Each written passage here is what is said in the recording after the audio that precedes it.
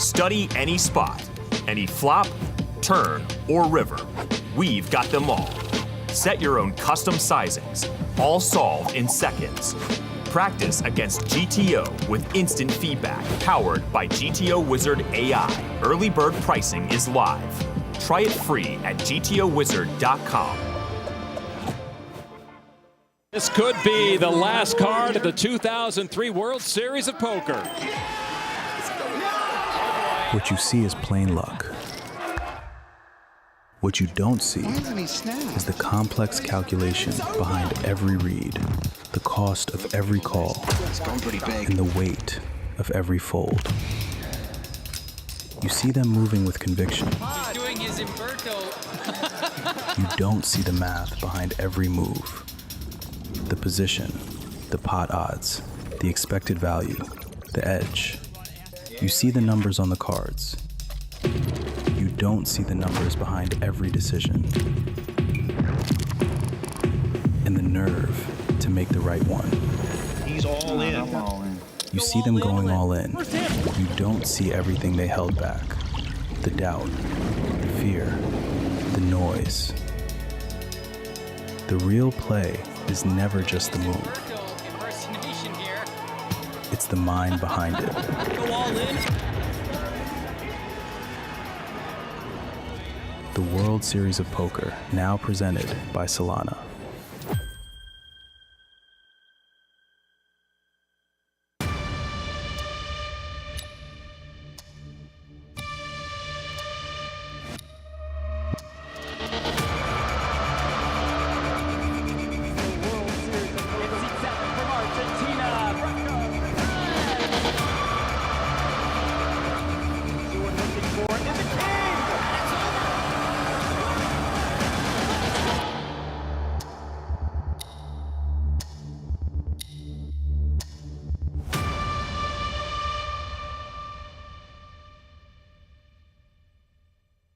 It is an honor to be next to Mr. Binion to open this marquee World Series of Poker store.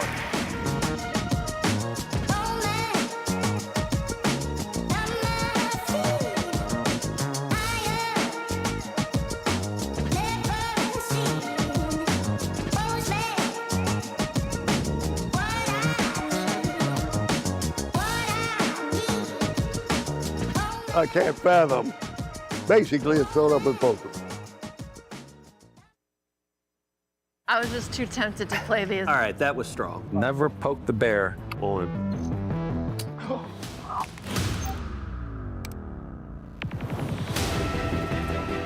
You're not better at Phil Ivey at, like, literally. Let's go. The course of 4 rounds of competition, U16 will be whittled down to just one. To be very successful, you have to have real discipline. You have to do what you know has to be done. My daisy, did he maybe fall? Oh! Oh my God! Oh! If Sergio's bluffing here, oh my God! All I do is win, win, win, no matter what. Poker is my life. I'm Vibhu Norby, and I'm the Chief Product Officer of the Celina Foundation. Yeah, so international payments is a huge problem. If you come to go play a tournament in the Bahamas, but you're a citizen somewhere else, how do you get money from one country to the other? How do you get money out when you win a tournament? How do you get paid out? Today, the old system is really inefficient. There are a lot of fees. The money can get locked up. Celina makes it easy and instantaneous and free. This is really the power of digital money. I can send someone $1 million or $1, pay a fee under 1/10 of a cent, and it shows up in your wallet instantly, no matter where you are in the world, it doesn't matter. So we're really excited to work with World Series on not just this brand partnership, but how do we enable the poker economy with digital finance and digital money? That's really the next step, and you'll see a whole bunch of stuff come to life later this year.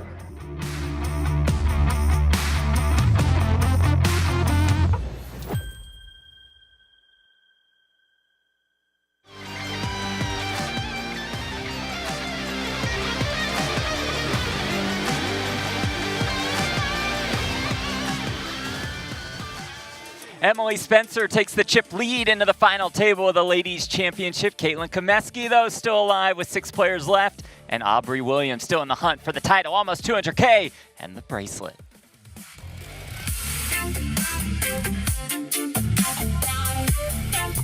And with that, we welcome you back to the 57th Annual World Series of Poker from the Horseshoe in Paris here in Las Vegas, Nevada. This is WSOP Countdown, coming to you almost live from the Paris Ballroom, which hosts Day 3 of the 10K PLO Championship and the final table of the Ladies Championship. Hi, everybody. I'm Jeff Platt, Norman Chad over there, Joe Stapleton over here. Hello, my babies. And our special guest, you know his voice from our live streams, you know his voice from the World Series of Poker main event, Mr. Ali Nejad has joined us, and we thank you for that.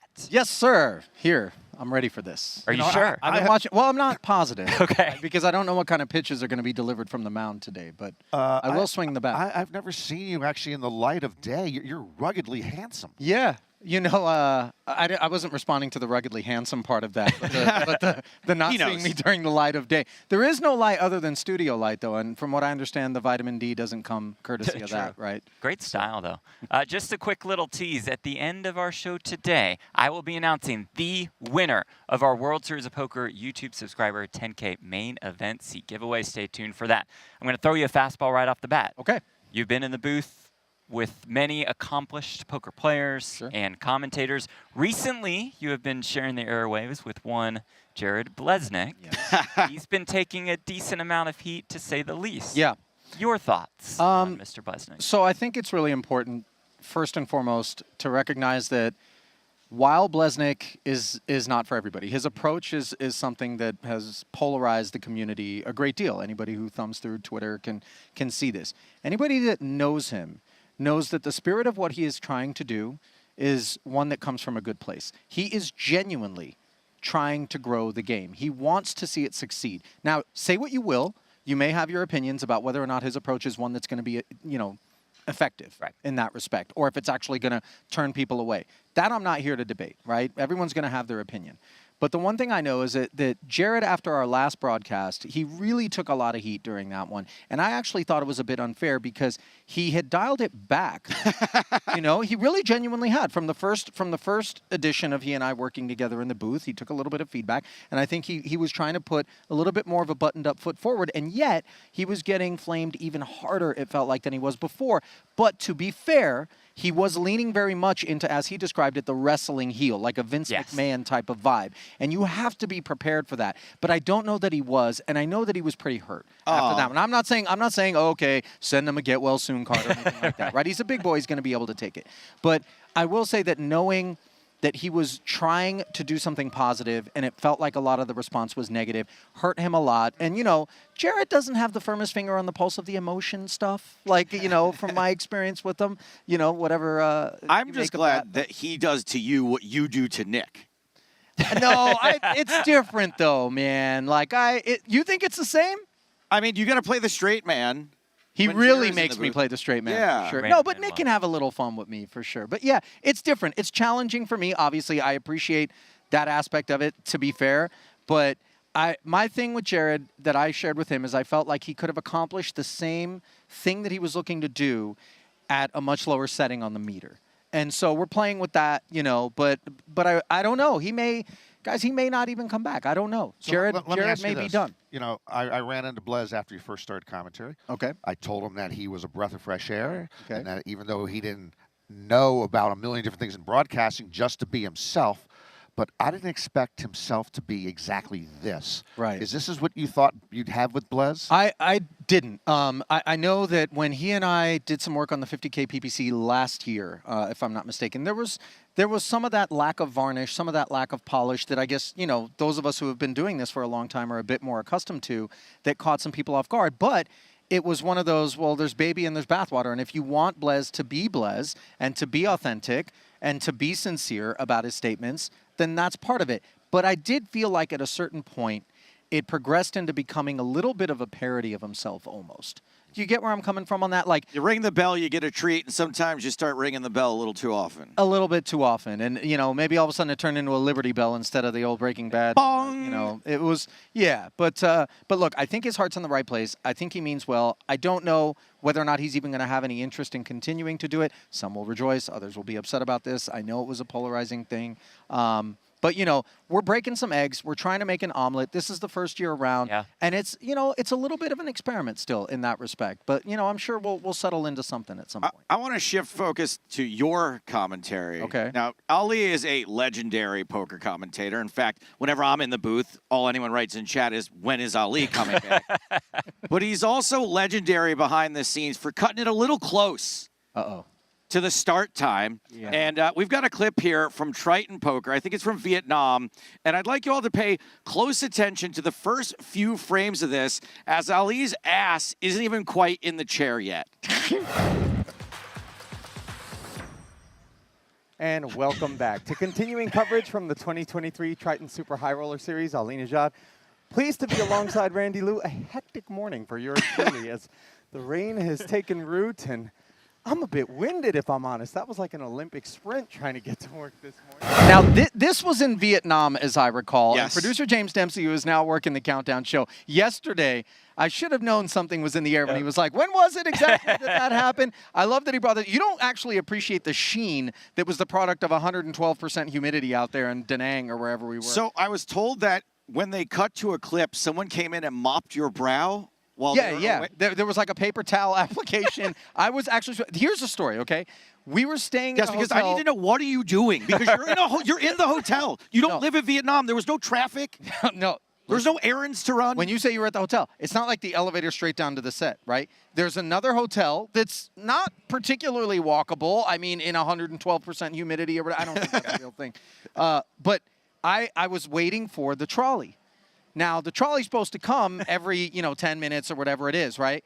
And now I'm waiting, and I'm like, okay, the trolley hasn't come, and now it's one of those, if I don't start booking it down to the set, then I'm banking on this trolley, and if the trolley doesn't come, I'm not going to make my call time. So all of a sudden, I was like, F it.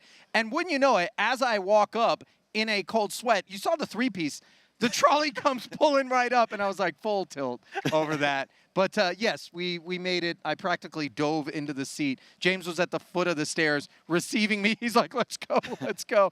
Like yeah, a that third was, base coach. But at least I made it. Unlike day 2 of working with Blez, I didn't actually make it. Some people suspected that I was boycotting. That was not the case. I actually just slept through an alarm for the 6 p.m. start. Doesn't a professional with your experience leave a little lag time to get in? I'm flattered at the use of the term professional, Norman. But yeah, here's the thing. When you're working from like 7 p.m. till 4 or 5 in the morning, right? Normally it's I'm in a foreign time zone thing. Here it was I have to willfully attempt to stay awake into the morning so that I can sleep and then wake up kind of at a normal thing. They pulled it back an hour the That's your following day. mistake, is sleeping at all. I just haven't slept like at all this I summer. actually believe you. Now, let me ask you this. You know, when I partner with you, I respectfully ask you not to take us down any dark roads. And I respectfully ask you not to end our 2 careers before the end of the street. Why do you always seem to work on the edge? I don't know that. Maybe I'm just reveling in it. It's not like just self-indulgence, genuinely. I don't know. I feel like, okay, if we're going to get serious for a minute, I feel like we, in the industry, had that cancel culture thing. You as a comedian can appreciate this more than the average person, where everybody was trying to be incensed about something. Everybody wanted to be outraged about something. And I felt like it really eroded what we're all here for, which is entertainment, right? I mean, if you're watching anything, you have infinitely less bandwidth than you have content to consume. When you make a conscious decision to give us 30 minutes or 60 minutes or whatever it is, right? Or 8 hours. Or 8 hours for some people, right? My thing is, I take it seriously that I am here to entertain you. Now, maybe there's a little education in there. You know, we play the straight card sometimes. But at the end of the day, I want you to have fun. I want you to feel like you're one of the guys, you're here at the desk with us, you're on the couch, whatever it may be, and we're just grabbing a slice and watching the show all together. And that's the spirit from which I've long operated. And it came as a piece of advice from somebody who actually directed Super Bowls for NBC back in the day. And he was like, you want people at home to feel like they're hanging out with you or that they want to hang out with you on the couch. And I think that's where some of the tongue-in-cheek, some of the tangential stuff comes in. Because let's face it, guys, it's poker. Some of it is boring. Some of it is authentically, genuinely boring. Let's call it what it is. Sure. And so having to fill those gaps, what are you going to do? And that's why me and Ali on air together last summer So Norm doesn't want to go close to the edge. Me and Ali were like Thelma and Louise holding hands, driving over the cliff. I've never seen more stressed out live producers than when me and Ali are on the air pushing each other in the bushes for 10 hours. We were trying straight. to outdo each other a little bit. Yes. It felt like But at you know, some you point. two deserve each other, because when you're done with a marathon live stream, you go play 12 hours of live. With a live stream, you go play video poker. I know, it's so good. You can't get bluffed. Royal flush, though. I did have a royal flush last night. We have a couple more questions, Ollie, that we might get to later. But first, Okay. I want to get to this because we did crown one more bracelet winner in our race to 100, and that means Joe Stapleton. It's time for you to take it away. Buckle up, buckaroo, because it's time for the tight laydown. A lot of idiots want to make jokes about the ladies' event Rich coming from a bunch of dudes obsessed with jewelry. Anyway, not this guy specifically. Taylor Atchison, who dedicated his stud bracelet to his wife and son. On to the aforementioned ladies. Last night, they played down to the final table and into the beyond. I would be very surprised if she folds, but she's got folding energy. Wow. Nice tight laydown. It was a night of intuition for a top prize worth of college tuition for 1 year at least. Yay, America. Here, Aubrey Williams and Victoria Ailloud go to the flop sixes and king five. Ailloud gives it the old college try on the turn. And on the river, bombs it like the Germans bombed Pearl Harbor. After announcing something didn't quite feel right, Williams gets stickier than Greg Marmalard's pants and puts Victoria on double secret probation. My advice to her is to start drinking heavily. Diamonds would not be these girls' best friend, the pocket queens, not the players. They're women or ladies, whichever they prefer. 1 diamond on the flop, 4/5 of a steel wheel on the turn, and the river completes the tennis bracelet. Spencer shines bright like a diamond. Up next, Skye Chen decides to take a flyer with Jack 8 against Shannon Fahey's Ace 8. Skye flops 5 in a line, and shit is right. Chen seen here having just 8 the canary, fades the backdoor sweat, and Fahey starts lacing up to sprint out of here like Jackie Joyner Fahey. No chop on the river, and it's na-na-na-na, Fahey, goodbye. Props for not turning the table over. With 13 left, Emily Spencer does it again with ace-4 of diamonds. Just kidding, that would have been insane. It's actually Li-Jin Chun flipping against Caitlin Comeskey's ace-king. Flop clean, turn clean. But the ace on the river lives Chun with crumbs and Caitlin believing in God, who is definitely a woman. And finally, in the GG mystery hand, Emily Spencer calls a raise from chip leader Lisa Tan out of the small blind with the aces of number cards, pocket tens. Caitlin comes along too. When the board comes all low, Tan fires a UV protection bet. Spencer calls, Caitlin doesn't. And the turn makes trying to rep a 4 pretty hilarious. Tan decides to rub a little more SPF on it, and Spencer stations. The river puts a full house on board. Tan jams. Spencer stations again, only this time the station is 10-10 wins. Tan's time and the sun is over, and we've got a new chip leader headed into the final day. And that was the tight laydown. Okay, a few things to note here. 1, stud 8 is the most underrated game in poker. I won't take any arguments. Number 2, Minnesota is the most underrated poker state. I thought they were just ice fishing year-round, but those folks are cutting their teeth on limit hold'em and doing damage here at the World Series, which leads me to number 3. Kudos to stud 8 champion Taylor Atchison from Minneapolis, a young gun who has correctly jumped into the mixed game streets and who shaped the chips to spell out the name of his son Jet in the winner's photo. Let's take a look. Chips Jet. Yes. Chips Jet, nice. Let's take a look at that ladies championship final table. Emily Spencer does lead the way with more than 10 million in chips. Skye Chen, Lisa Teebagy, Victoria Ailloud, Aubrey Williams, and the short stack Caitlin Comeskey. Our final 6 guaranteed, $37,192, about a 12K pay jump to kick things off. And up top, along with that World Series of Poker bracelet, is more than $194,000. Now, we're always focusing on the chip leaders in these events, but there's a bit of an underdog story here in Caitlin Comeskey, who's coming into the final table with 15 big blinds. She's been playing great this summer, has been working on her game quite a bit, mostly known as a poker content creator, but she did have some fun words for us last night. And a lot of people were looking at me sideways and like, why aren't you making content? Just kidding. I'm going to give y'all usable footage, I promise, where I don't say dicks and balls. Maybe. I don't know. I just heard a little whisper in my heart that said, it's time to play. It's my first WSOP final table. I did it. I said I was going to do it, and I did it. So now it would be a real dicks and balls Cinderella story, I think, if Caitlin were able to pull this one out. Ali, any thoughts on the ladies' event? My thoughts are more centered around the idea that there's so much heat when you are willing to put yourself out there as a content creator, period. But specifically in poker, and specifically as a woman, let's face it, this is a predominantly male, sport, game, whatever you want to call it. For her to be able to make it into a final table and get that validation that says, look, I'm not just out here parasitically looking to attach myself to something, but I am somebody who is about the game, can play the game. I think that's a big moment for her, regardless of where she finishes at this point. Kind of a monkey off the back vibe. For sure. Want to get your thoughts on Player of the Year race as well. Let's take a look at those standings as Alex Foxton does lead the way with more than 2,700 points. You see Schulman, you see Arya, you see Glaser right there. Josh Reichert has worked his way into the top 5 after winning his first career bracelet. Ellis Parsonen after 2 25K wins. Kihara, Deeb, Liberto, and Big Hooney rounding out the top 10. You've been on the call for some of these bigger buy-in events. You've seen some of these wins. What do you make of this Player of the Year race? I mean, I think the back-to-back 10K championship wins for, was it Calvin Anderson and Naoya Kihara? That is a staggering feat. I mean, because those 10K fields, if you've ever walked by in the room, they're small, they're all clustered in because it's not like thousands of players. They're indistinguishable because of it's the same insane players in every single one. It's literally like, you trash compacted a bunch of world beaters into a little, aluminum cube, and then they're there. And to win not one but 2 of those, navigating that minefield and not getting a limb blown off, that's good on the 2 of them for sure. I do want to point out that Adrian Mateos winning, Kristen Foxen winning, those were two really great stories. And then Joao Simão as well. I mean, in terms of these big buy-in sorts of things, like this dude, and he doesn't do it the same way that like Brazil originally etched itself in our minds, I feel like. Maniacs?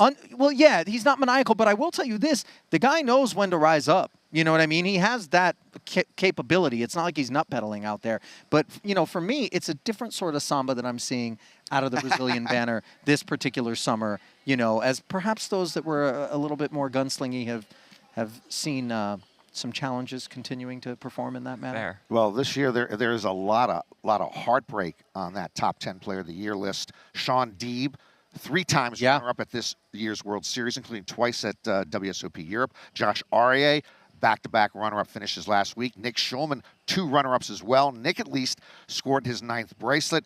And by the way, I am petitioning the World Series of Poker to force Nick Schulman to either just play or just broadcast. He cannot be the best at both. You're here. How frustrated do you think I am? The guy's like constantly peaking in his career, and there's no way to financially incentivize him to come into the booth. No. You just don't pay Don't that keep well. him out of the booth, please. Yeah. I'm financially incentivized to keep him out of the booth.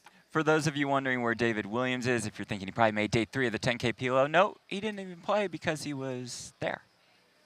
Hey guys, I'm here at SCG-Con Las Vegas playing in the Marvel Superheroes Magic the Gathering Team Sealed Tournament. I know that's a lot of words. Magic the Gathering has a lot of different dragons and fantasy elements, but for this set in particular, they've teamed up with Marvel. A question I get often is, what can you win? The first place team gets $15,000, so $5,000 each. The entry fee was only $240, so poker players like to think of in terms of EV. I will be honest, the EV in Magic tournaments, not very good. That's not what we play the game. It's mostly just fun. The cash is a bonus. There's a lot of pride and ego on the line. Me and my teammates have won before. We consider ourselves experts at Team Limited, so getting a win here solidifies that claim. Nerd alert! I knew that was coming. All right, the time has come for us to announce the winner of our WSOP YouTube channel subscriber giveaway. What are we giving away? No big deal. Just a seat in the greatest poker tournament in the world, the $10,000 World Series of Poker main event. This winner also receives $1,500 in Caesars gift cards they can use towards hotels, food, anything at Caesars property. I sure hope it's not one of the 500 people we had to ban over the last few days for being misogynists and transphobes. I don't know about that. We will see. The winner is... It is Grant Corey Tharrington. That sounds Corey made up. Tharrington. I had to scratch off Chris Mormon's name because we ran out of countdown envelopes. But Grant Corey Tharrington, you are the winner. You can check our socials to see how Grant's journey to the WSOP is going. We'll be checking in on him here on Countdown. Now, I did find a Grant Tharrington on the Hendon Mob who has a total lifetime earnings of $7,800. So it's pretty cool that this awesome. buy-in is worth more than Grant's total lifetime earnings. But Grant, I have an important message for you. you got to get in touch with us. We only have your email address, and if we don't hear back from you, we may have to move on to another name, another fake name, probably. Okay, before we go, Ali, I believe you have a question for one Norman Chad. Do I? Oh, yeah. I get to do the honors today of asking why so mad, Norman Chad. Why am I so mad? I am very, very mad today because I am mad at myself. I misstepped the day the Poker Hall of Fame nominations came out because I overlooked the fact that a nominee had cheated. 20 years ago, Justin Bonomo was multi-accounting online. He was allowed to stay in the game, and he has compiled admirable high-level results. Now, I am in favor of second chances, but in poker, cheating is the one act in which there really should be no second act. And frankly, cheating and the Poker Hall of Fame are not compatible. There are undoubtedly other cheaters in the HOF, but I can't do anything about that. There should not be a road from cheating the game to being celebrated in its most hallowed hall. Simply put, we need to do a better job to police our game better and hold the miscreants accountable. We have to stop excusing cheaters, abiding cheaters, accommodating cheaters. If you're a lawyer, you can get disbarred if you do the wrong thing. If you're a doctor, you can lose your medical license if you do the wrong thing. If you're a poker player, you should lose your right to play the game if you cheat the game. I know what a crime is. I watched Law and Order twice. Cheating is stealing. How difficult is it to grasp this? Cheating the game should get you the figurative death penalty. Send them to the brig. Put them in the hole. Solitary for 35 years. And even if we let them back into the game, how can we put them in the Hall of Fame? Well said. Amen to that. Grab your mug. Grab the mug. Here, here. Thank you. And with that, Ali, thank you very much for joining us.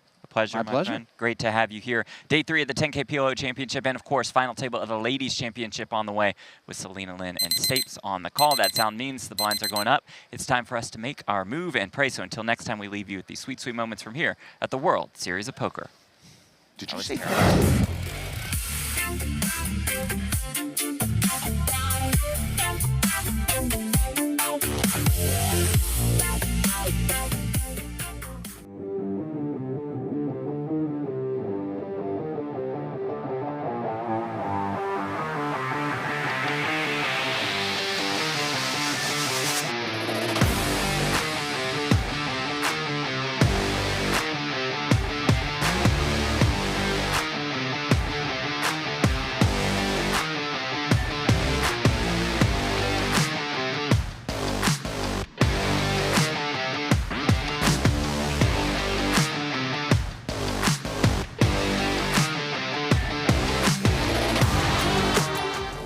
I've played against the best, I've won on the biggest stage. But what if I told you, it's not just about luck or talent. It's about using the right tools. GTO Wizard is the fastest and most efficient way to study any spot in poker. This is how you level up your game. This is how you unlock your potential. Don't get left behind. Get GTO Wizard today. Beat the best, crush the rest. This could be the last card of the 2003 World Series of Poker. What you see is plain luck. What you don't see is the complex calculation behind every read, the cost of every call, and the weight of every fold. You see them moving with conviction. He's doing his Umberto.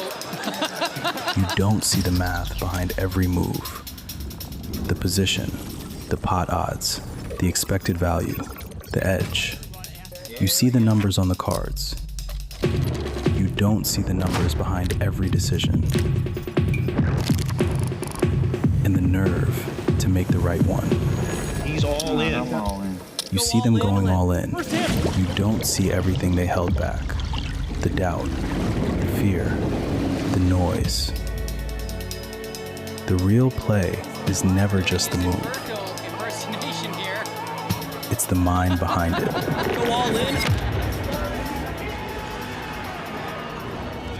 The World Series of Poker, now presented by Celina.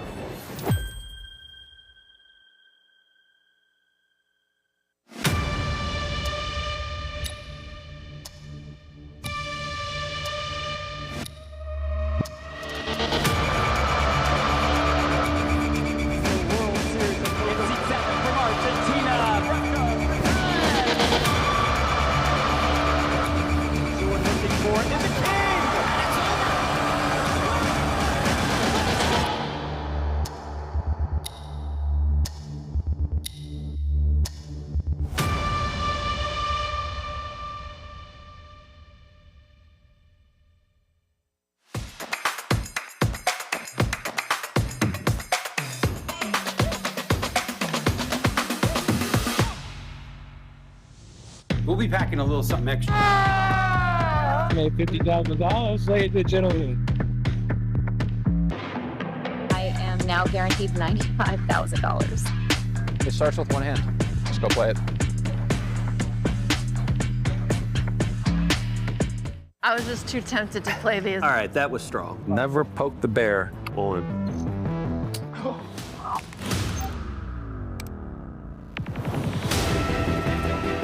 You're not better at Phil Ivey at like literally. Let's go. The course of 4 rounds of competition, U16 will be whittled down to just one. To be very successful, you have to have real discipline. You have to do what you know has to be done. Monte, did he maybe fall? Oh! Oh my God! Oh! If Sergio's bluffing here, oh my God! All I do is win, win, win, no matter what. Poker is my life. It is an honor to be next to Mr. Binion to open this marquee World Series of Poker store.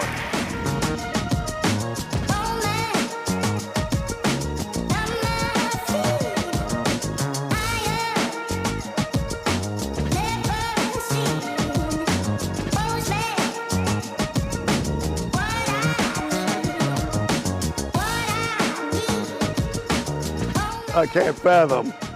Basically, it's filled up with poker.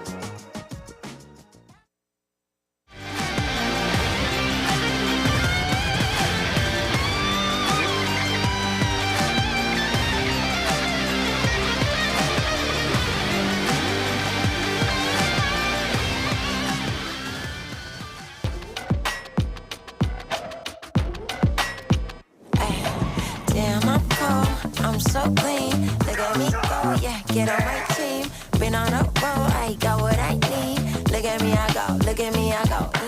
Damn, I'm cold, I'm so clean. Look at me, I'm so fresh, so clean. Bringing it on, stack it with ease. Look at me, I go, look at me, I go. Ay. You know it's going down right now. Ay. Yeah, we about to turn it up. One time for the one time. Talk that talk for me one time. Me and you another shame, that's no lie. Different shit, I be putting it in motion. I got it stacked to the rim, ay. Welcome back to Las Vegas, Nevada. This is the 57th annual World Series of Poker, coming to you from the Horseshoe and Paris. We're enjoying our gorgeous new home in the Paris Ballroom as we complete our coverage today on one of the premier events on the WSOP schedule and a personal favorite of mine, the Ladies Championship. A record-setting 1,475 entries, creating a prize pool of just about $1.3 million. The final 6 remain. Only one can take home the bracelet. Hey everyone, I'm Natalie Bodie, excited to have the Ladies Championship take center stage, where today we are guaranteed a first-time bracelet winner. Let's go ahead and meet those 6 players in contention for that gold bracelet. We'll start with Aubrey Williams, the winner of 2 WSOP circuit rings, who is guaranteed a new career-high score with a 4th place finish or higher. Then we have Emily Spencer, whose first WSOP cash arrived just last week in the Salute to Warriors Championship. She's already guaranteed a new career best score as she takes her seat today, alongside Comeskey, who's enjoying the run to her first final table in a WSOP event, fueled by a strong rail of supporters here behind her. Next, we have Teebagy, who has a poker resume that dates back almost 2 decades. She has cashed this event twice, but is making her deepest run yet. Victoria Ailloud joins this group representing France, recording just her second WSOP cash, with the first coming a few weeks ago in the $800 deep stack. And last but not least, we have Skye Chen, who is guaranteed her first ever WSOP cash as she competes at this final table. Talk about starting off strong. And with that, the stage is set. Who will be the next ladies champion? We're going to find out. And for all the action, I will send it up to Celina and Stapes. Thank you, Natalie, and hello, my babies. It's the World Series of Poker. Been following this ladies event, or women, for the last 2 days. 6 players remain. I am Joe Stapleton. She is Celina Lynn. Hello, Papa Joe, and so glad to be here and part of this record-breaking event. Caitlin Comeskey, the shortest stack headed into the day. Emily Spencer, the chip leader, and Caitlin's going to start with ace-jack suited under the gun. Not much to lose for Caitlin. Yeah, a little over 10 bigs here with ace-jack under the gun. She has an option of possibly just raising it up, but a lot of times, you know, there are players who's going to just shove it in pre-flop here as well. She has now opted to just raise. There is an argument to not being all in here. You know, just raising. If 3 players go in behind you, you can get away. Definitely. You know, there's always going to be some big hands that's behind you. That's very possible. No, maybe even 2 players, right? So that way you could just easily fold your ace-jack and still be in the tournament and ladder up that way.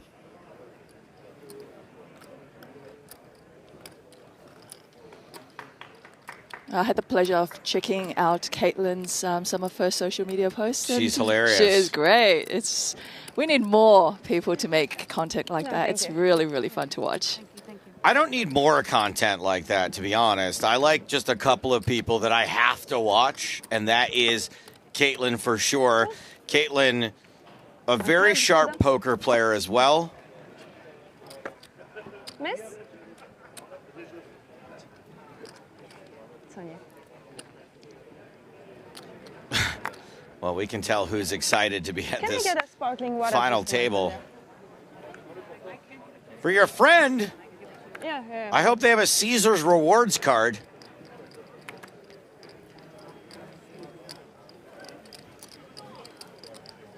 Folds around 2. Chip leader Emily Spencer in the small blind.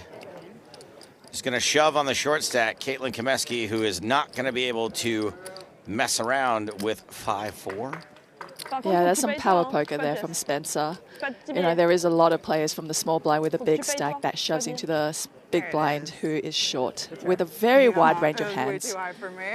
Sorry, I would just love if all of the misogynists and transphobes could just make yourselves known right now in chat so we can ban you now. Ahead of time? Yeah, so that would be great because I would like to focus on this.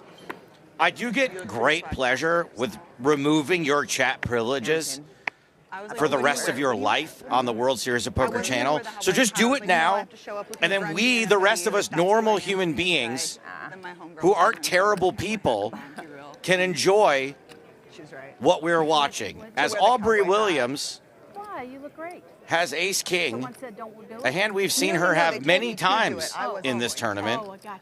Yeah, every time I see Aubrey get involved in a hand, you know, she's had the goods. You know, even though, yeah, she sometimes does look like one of the more aggressive players on this table, but she's had her queens, kings, and aces and a bunch of ace-kings.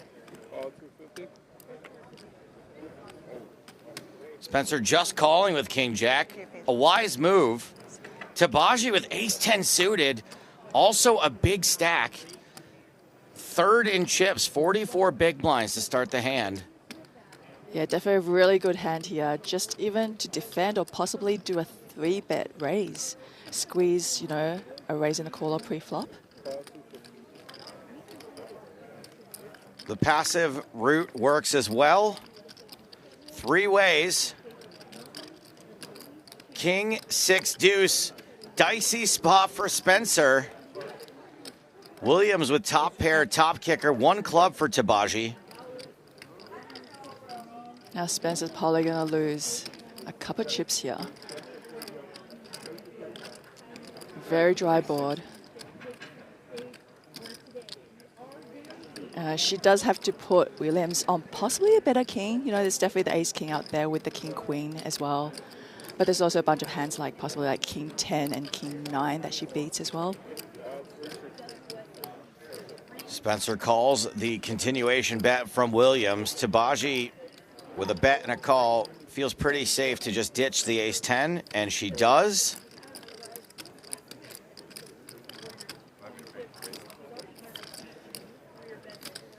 Queen on the turn. Williams should feel pretty free to continue betting. Top pair, top kicker for value.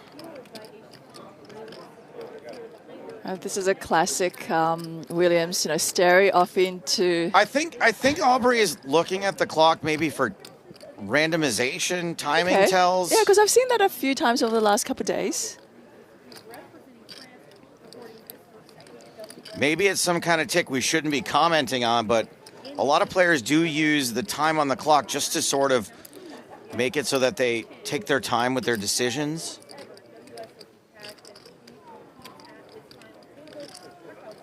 And if in their head the solver says 90% of the time I should do this, 10% I should do this, they look at the clock to decide which of those two options. Exactly. And there are times where, it could be also how much you're going to be betting as well. That could be randomized. I mean, this comment from Twitch is amazing. Aubrey waiting for the DVD to bounce right in the corner. Amazing. Amazing. I love it. Spencer calling the 550 to the river. No improvement for Spencer. Williams with about half pot left behind. I can see Williams here definitely going to be making another bet. Now the question is, do they just put the rest of their stacking here, or do they make it smaller? Just more, getting a hand like King Jack to call. I don't know if Spencer on this board, is good enough to fold top pair, Jack kicker. I agree with the Mayor Pete on Twitch, who says she has to ship if she's betting. I mean, if anybody was to lose a little chips and doesn't really hurt their stack very much, it would be Spencer.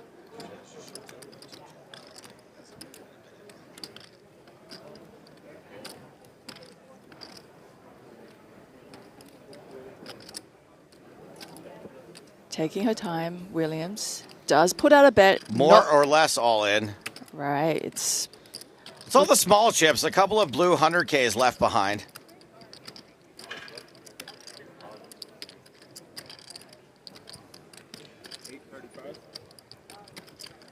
$8.35 is the bet.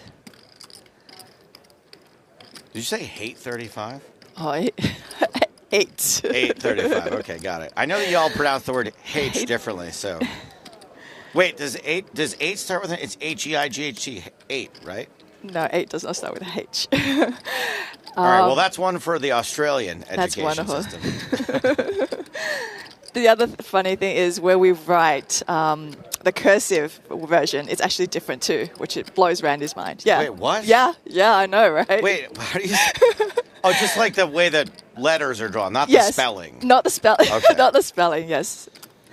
So, yeah, interesting enough, Williams has decided to go for a very enticing small bet on the river here. And Spencer calls out her hand. She says aces or ace-king.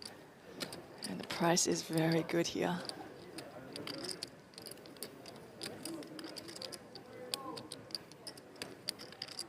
Now, does curiosity kill the cat?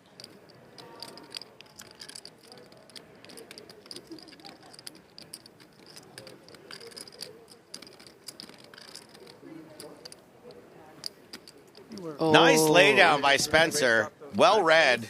Very nice. And a very generous after-hand show from Aubrey Williams. Yeah, kudos to her, because there's a lot of players with her chip stack just kind of shrug and be like, you know what, I'm really curious. I'm just going to call and look you up. And she did not do that.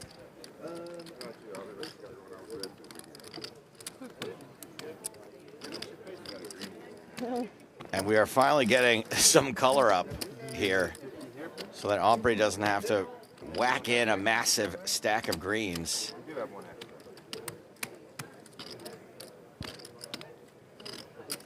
I've been very impressed by the way this tournament has been playing, especially these players on the table. Will you be impressed by who wins the color up right now? We don't get to see these very often. I see the ace of hearts for Skye Chen. Yeah, I don't think it's really up to the players here. I think she played it great, Celina. Oh, no, it wasn't Skye. It was Victoria. Victoria was the one that won that one. Victoria. J'aimerais bien qu'on regarde le stream pour savoir les mains là. Horrible. Bah dans 2 heures si je le saurais. Mais il faut regarder dans 2 heures. Acorn says, I'm confused what they're doing. So they're getting rid of all the smaller denomination chips, but what they do is they sort of do a little mini hand of poker for the leftovers. Right, so because the blinds go up, they get rid of the small chips. And what happens is if you have more of those smaller chips, you get more cards dealt in front of you, which means you get higher chance of drawing some higher card to get the color up chip, if I explained that well. Sure, it's like if they're saying, hey, we're not playing with quarters anymore, we're only playing with dollars. And they cash in everyone's quarters for dollars, but all the leftover quarters go into a pot, and the winner of that pot gets $1. Mais non. 150.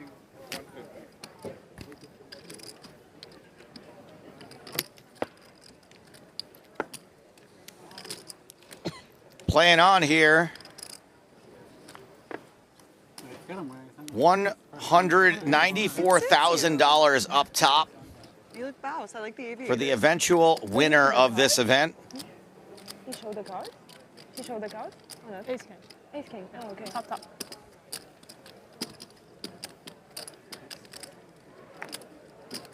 I don't remember the suits, but it didn't matter though. Yeah. Flush on the board, so. It was opposite. Now with the blind level going up, Comeskey is going to shove her stack in here with the ace-3 of hearts.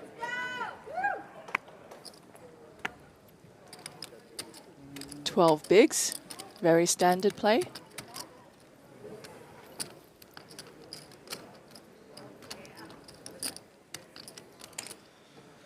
Just had the blinds to get through. Teebagy's folded the small. Ailloud folds ace-6 in the big blind. Understandable.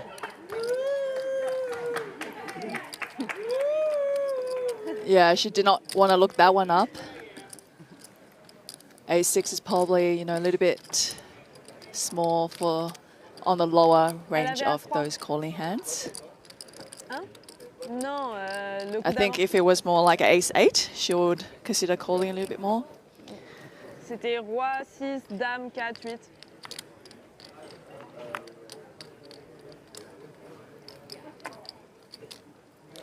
The free men event seat, by the way, y'all were hoping to win, was announced during the WSOP countdown show. Gary Tharrington, which sounds like a fake name to me, but Gary Tharrington, not Brent Harrington. Grant Corey Tharrington, thank you. Thank you, WSOP YouTube account. Caitlin Comeskey, all in with ace-king. This one, Ailloud is not going to be able to fold. Sorry, not all in, just a raise. But Ailloud is not going to fold this one. Yeah, much better holding this time. Ace-10 of diamonds. And the position there, it's also late. Oh, there it is. How things can change. You know, there was... Comeskey beats her... Slaps it in. Stands up. As-3. Hein? Dis tout de suite. Caitlin, the favorite against Ailloud.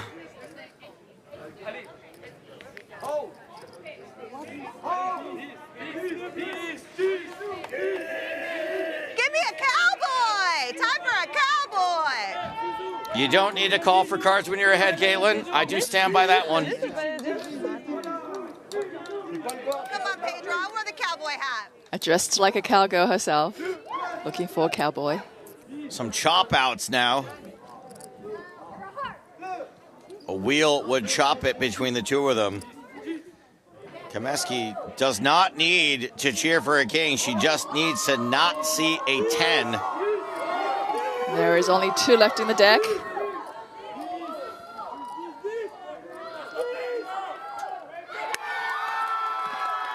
That's good for a double. Caitlin starts off winning a small one and then doubling completely. 14.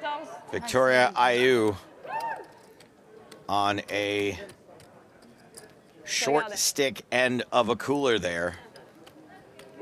Yeah, Joe, that's one of those things where sometimes if she's going to, obviously she will, go and look back on the stream and see that hand. that Comeskey had shoved on the button earlier, and she folded at ace-6 too. That she was dominating her. That's right. Right? And then how the fate can quickly change like this.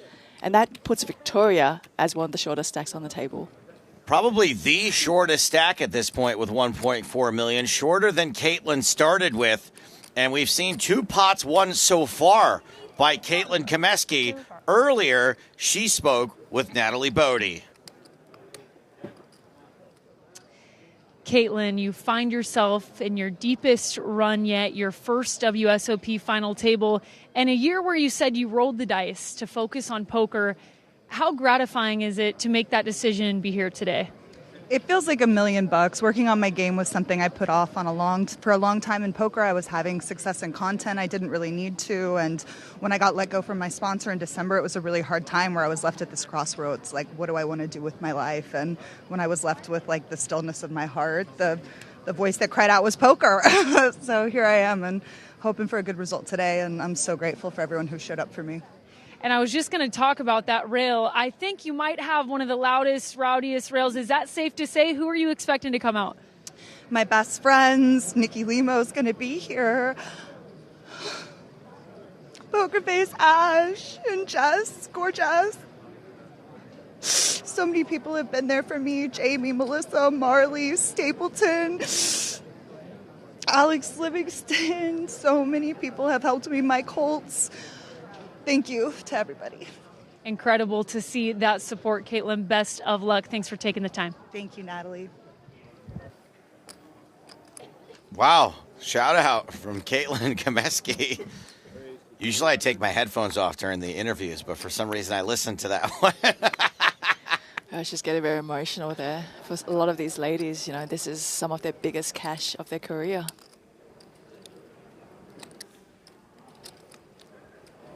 It is a huge moment for many of these players, probably all of them. I don't know if anyone has been on a stage this big, in grasp of money this large. Emily Spencer has opened to 300K. Victoria Ailloud, Spencer keeping up with her aggression pre-flop. You know, I don't mind six-handed, raising the 7-6 as the chip lead off the table. And Victoria luckily finds queens here. Don't think she's going to be getting a double up. Spencer just trying to figure out if she's priced into this call. Yeah, Victoria does have around 10 bigs. It's going to be a little bit wide to be calling with the 7-6 of diamonds.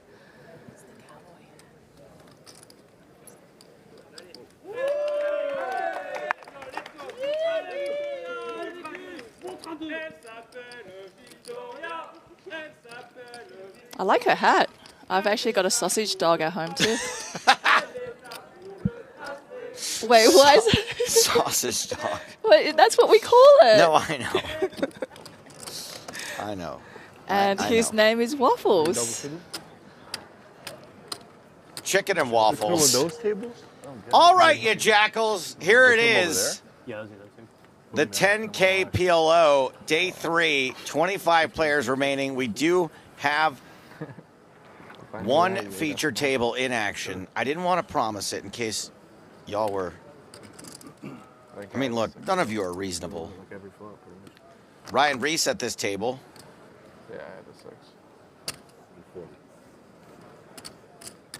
Liberta, Joe Liberta, who final tabled the... You got 6 cards over there? 1,500, I want to say. It's all a blur at this point. But Mike the Grinder, Mizrachi, is who we focused on yesterday. He busted, I don't know, 7 people on the way to day 3. Starts today with an insane number of big blinds, 5.4 million at a 40K big blind. That's over 100 bigs, right? I'm just looking at everybody else's stack, and I don't think I saw one person over $1 million. Near you. I won the main, you won the millionaire maker. All in. All right. I got a pretty Joe good Liberta won, actually. Won the 1,500 millionaire maker, I believe. I'm just going off memory here. He's gotten it in bad here. I'm just looking for an ace. And when I say bad, it's Omaha, which means he's a dog at Which 39%. hand you would take right now? Well, we know which Queens one with to a have. suited ace queen. Yeah, but the equity is very, very close. Yeah. Against Mizrachi, who's got kings. It's definitely His gonna be suit two hearts in the flop. of That's hearts how it is goes. covered, but he's got live diamonds. I Yeah, wouldn't mind double it. suited kings, they call this one. Yeah. Let's see the flop. There's a heart. Like how? The jack? Wow. Oh my god. Two hearts on the how do you get flop, this but flop even? Yeah, it's a movie flop. Liberta does real flop. flop? I mean, he can't, yeah, he can't hit the straight flush. Grinder's blocking both of those. Grinder's still the favorite with two kings at the moment. Trip jacks. And trip jacks. Sorry, you're right. Trip jacks, thank you. Two kings would have been good, but trip jacks were even better. And Joe Liberta's out in 25th place. I'm still catching up to Omaha. Thank Oh, you, no, Celina. no. Trust me, I'm making sense of that board myself as we go along. You did a great job there, Joe. Almost a great job. Doesn't matter. Grinder wins. Back to the ladies' championship.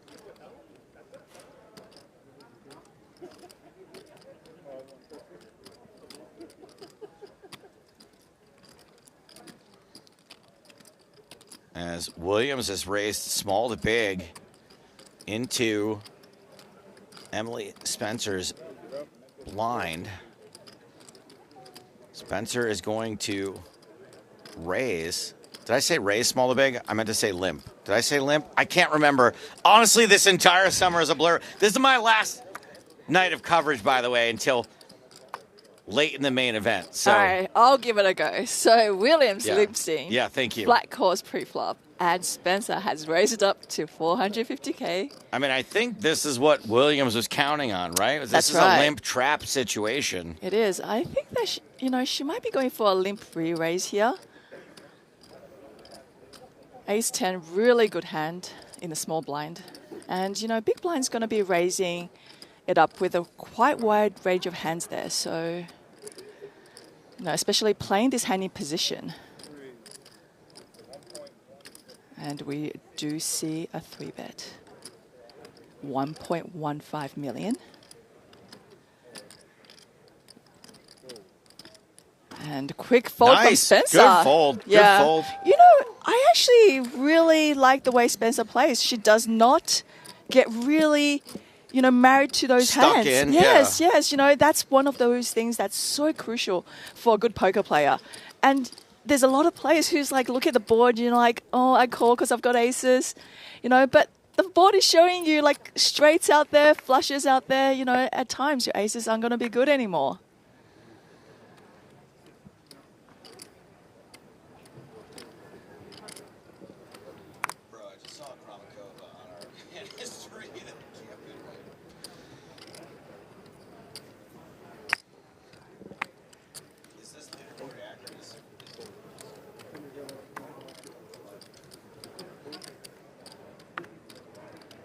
Small blind, big blind again here, Spencer. Wait, Nano Noco just wrote in chat, all good, I'm here just listening to my wife and Joe. Are you married to Randy Lou? Apparently. Apparently? Oh, Lord. Oh, we're like the same person, just a boy version, a girl version. Y'all are very similar, and it's adorable. Just two people bumbling through life with a child. Yeah, she's learning fast, I can tell you that right now. There are days where she's like, Mommy, why does Daddy ask me everything? Isn't he the adult? And Spencer, once again, exhibiting the qualities that you like to see from her, just not getting super aggro or super sticky, or there's no ego really, it seems like, with these hands. Yeah, for sure, because, she knows she's the chip leader on the table. She knows that the players are going to play, like they're going to put up a fight here and there as well, right? And she is not getting stubborn, and time after time we have seen the players not getting out of line. They're doing it with, actual holdings. So, yeah, really good that she's so disciplined. Pocket queens for Victoria Ailloud. Chen with ace tray, folds. Aubrey, 2 nines could be a bit of trouble for her. Definitely. We're talking about 6-handed, right? When it's 6-handed, you know, there's a lot less chance there's going to be big hands out there, let alone like pocket pairs. So I definitely see some fireworks here. Caitlin texted me before the start of play today and said, make sure everyone talks about how beloved Aubrey is, how well-respected and well-liked she is among other crushers and women. And a good fold there from Williams. Ooh, I was wrong there. Wow, she picked up on something that I did not. She didn't even come for a call, nothing. Just straight into the muck. Heck of a fold.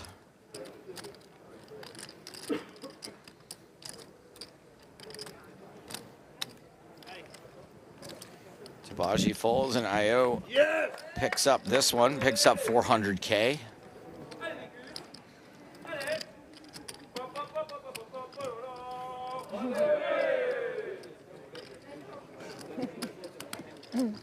How many jingles do they have prepared? So many. So many. Oh, I like jingles. Wish I I hope they're understood them. gonna have the time to do them all. Jingle, as they say in French. I don't know if that's what they say in French. I just Frenchified it. Pocket nines for Skye Chen. I just know the airplane jelly one. Airplane jelly? Oh, do you guys don't have that here? Sure don't. Please Oh. regale us. Oh, that's interesting. I think it must be an Aussie thing. Lots of things are Aussie things. Yeah, airplane jelly. No action so far for Chen's nines. Teebagy is going to be folding 7 deuce. Cancer moon, though. Ailloud with 6s.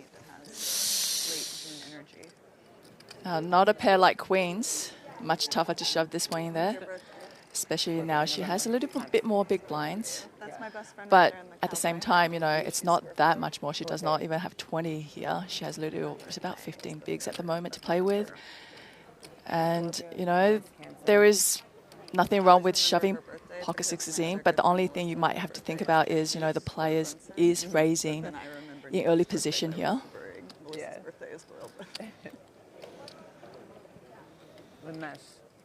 Otani's bookie says raise and take a table. That happens a lot of final tables when there's big money on the line from folding. I was wondering, I was thinking about one of my cats. Totally, 100%. He's right next to John right now, cuddled up, being like, go, Aubrey, go. Not a doubt in my mind, he knows. And just a call. Taking it slow. He's probably what? Ace, 10, 8. 2 overs for the nines, 3 for the sixes.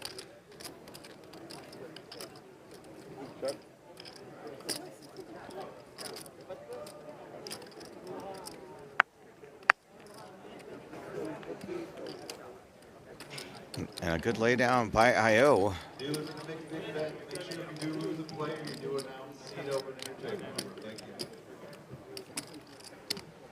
Michelle Nelson asked, why isn't the ladies' final table being played on the feature table on the big stage? It is on a feature table. It is on the biggest stage we have right now. Currently, the table you're talking about is being converted for main event coverage. There's a lot of work going on, a lot of equipment coming in and out. For the ESPN broadcast, there's a whole new crew coming in. This is the feature table as we check in on the 5K 6-handed no limit event. This will be a big one. This is probably the biggest one prior to the main event. The last one left. David Ream, Kitty Quo. Love playing a game on Twitter with her called Did Kitty Quote It, because her old Twitter used to be Oh my God, what a racket that was. phenomenal. I loved it. I loved it. And it was the way she translated directly from Chinese. So if you don't know Chinese, when she says go to your side, it doesn't make sense. But if you know Chinese, it makes perfect sense because she did a direct translation. But it just makes everything she tweets so funny. Yeah, go your side is one of the best poker catchphrases of all time. Barack Wisbrod was a tag team champion in 2019, but he was featured heavily in many of the high rollers thus far this summer. Jennifer Tilley was in the booth with us last night. She does have a bracelet. I believe she was sitting next to, when I heard this afternoon, it's morning in Vegas at 2 p.m., next to Bill Fagerbakke, who was our guest on yesterday's World Series of Poker Countdown show, the voice of Patrick from SpongeBob.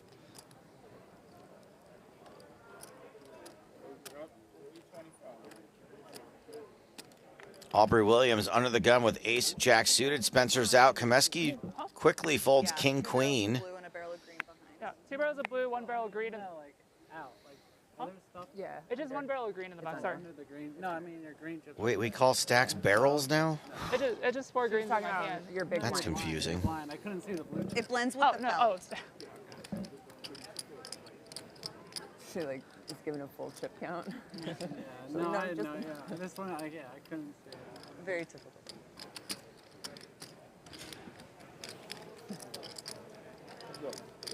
Chen will defend this 8-5 suited hand. Queen, jack, jack. Trips for Aubrey. Definitely not a good flop for Chen here. It's not the flop she's looking for at all. Hopefully it's not such a bad flop that she feels like she has to bluff at it. Yeah, for sure. This really hits the range of Williams all over the place. I mean, under the gun, you know, you're raising it up. You're just really hoping, you know, your opponent caught something. Chen folds to the bet.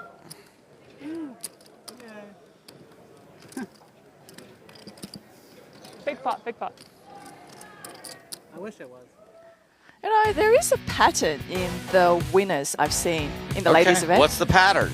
They actually start to play open events and seem like they rack up a bunch of, you know, career earnings that way after winning a ladies event. Oh, yeah, for sure. I mean, look, that's the whole point of the ladies event.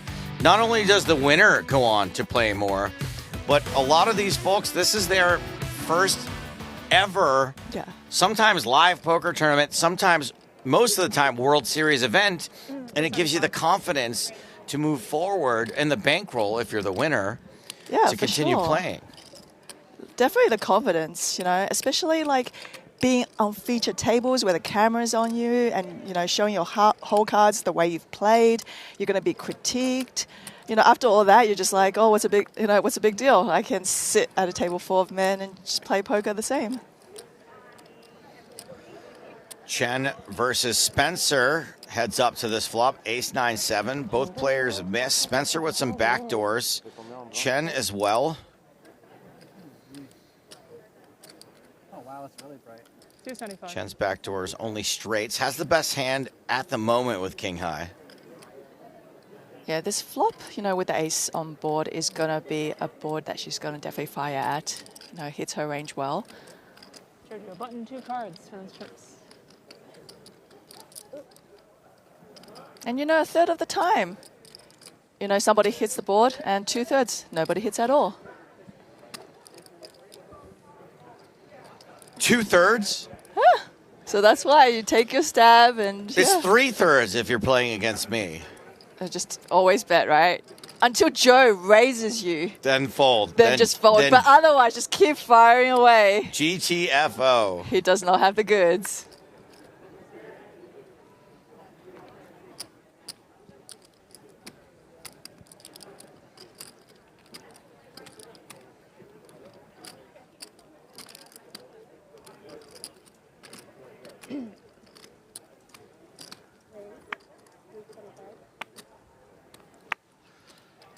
Teebagy with pocket sixes. King, jack of diamonds for IO. Shortest stack at the moment. This is an under the gun raise, but we're 6-handed, so UTG not the same as a 9 or 10-handed table, which is how this last table came together. Exactly. Oh boy. Another pocket pair.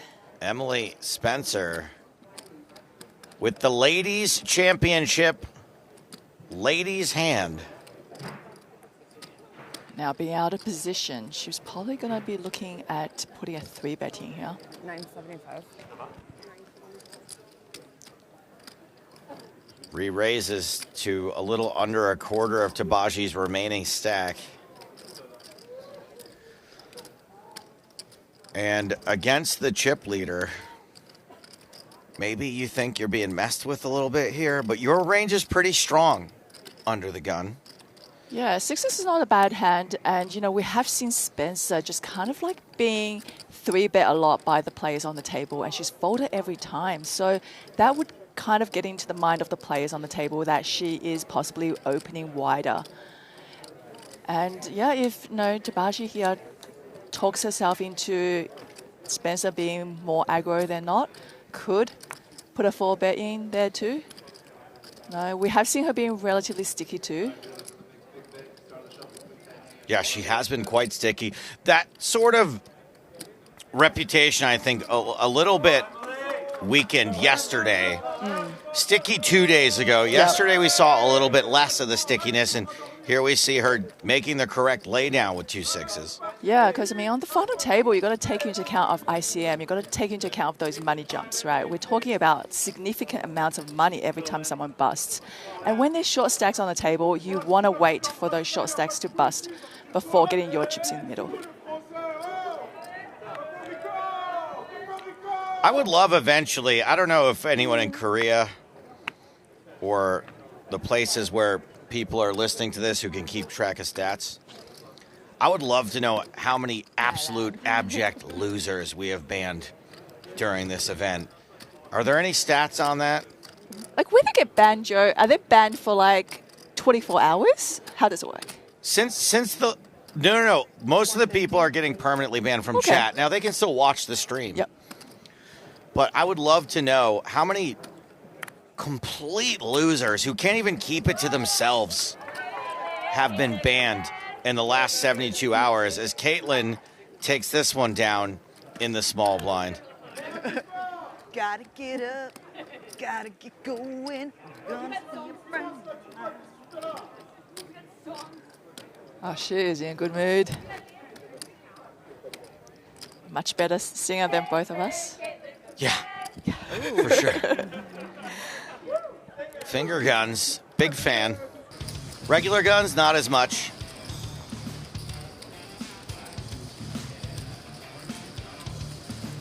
This is the day one of the last biggest event before the main event starts. I'm just saying that. I don't even know if it's true. John Wozniak was the runner-up last year in the main event. Just $6 million. Not shabby at all. Man, I can't even, how many cars can you buy with that? You can't. Colby Covington of UFC fame is playing the 5K. I feel like there's a lot of celebrities in the 5K field. Half the price of the main event and not as much of the commitment. It's hard to get the celebs to come out. They all have auditions they got to do. It's like a 20-day commitment to play the main. Thomas Bova, #1 on the Belgian all-time money list.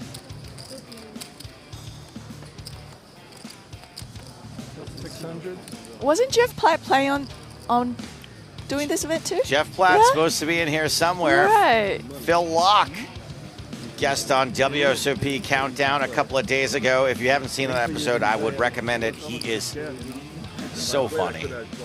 Just a delightful human being. Just kind of like you and Randy, he and Jennifer are a perfect match for each other. Rob Kuhn has an U.S. and online international 9-4. bracelet. I wasn't even the man. I think. I'm not sure when it says online whether it's a bracelet or not, but I think so.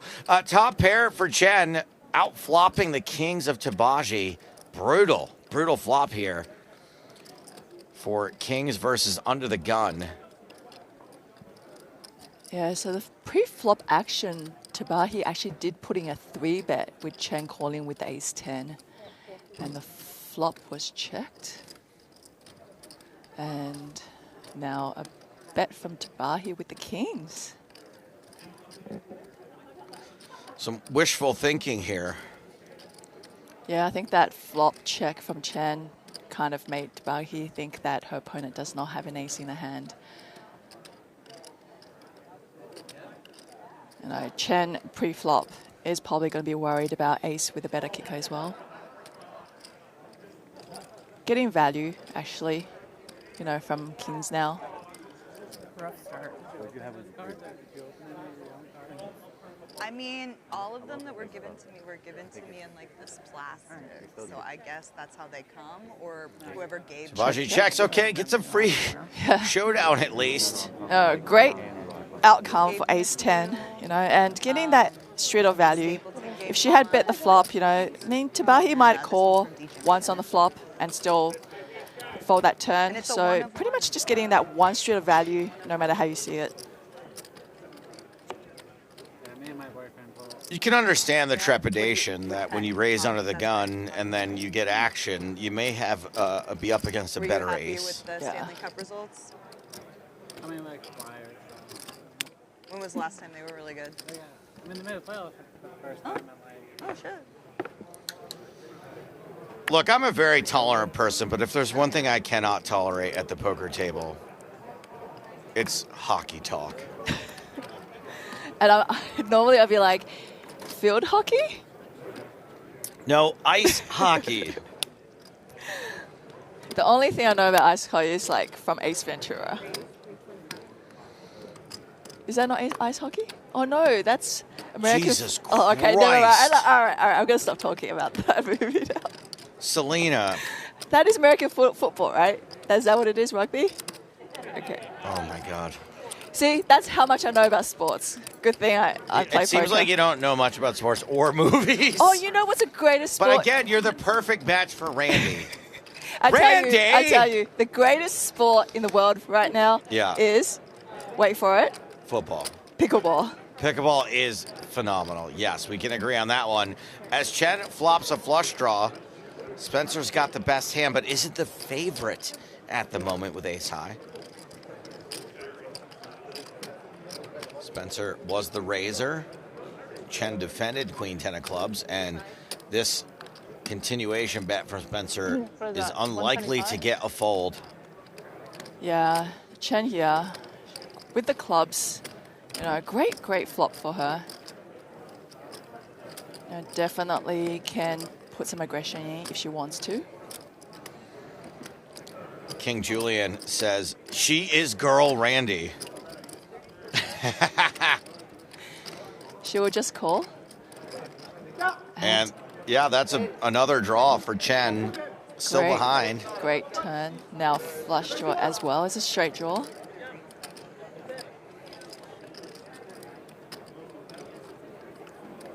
Sherry says, can you ask Celina to say, Randy? Randy! Okay, that's close. We'll work on it. That's my American accent of Randy. Spencer fires another barrel. How can you fold? How can you fold? You cannot fold. Open-ended and a club draw? Yeah, Spencer is putting Chen on a draw of some kind, and therefore she, you know, she's firing. She thinks that it's very likely that Chen would have put in maybe a raise on that flop if she had the king to shut out some of the draws. And Chen's gonna just call. River is the king of clubs. It pairs the board, but it's a flush for Chen. Now with this river, it's probably a hand that Chen's gonna think Spencer is not gonna bet at. So she could look to lead out here instead. You know, probably not gonna get called, but she has opted to check. Spencer quickly checks behind. Flush is good, and I believe that is going to put Skye Chen sky high. I was trying to get her to bet. Yeah, she's overtaken that chip lead. Good save. 54 big blinds for Chen. Flip-flops with Spencer as a result of that hand.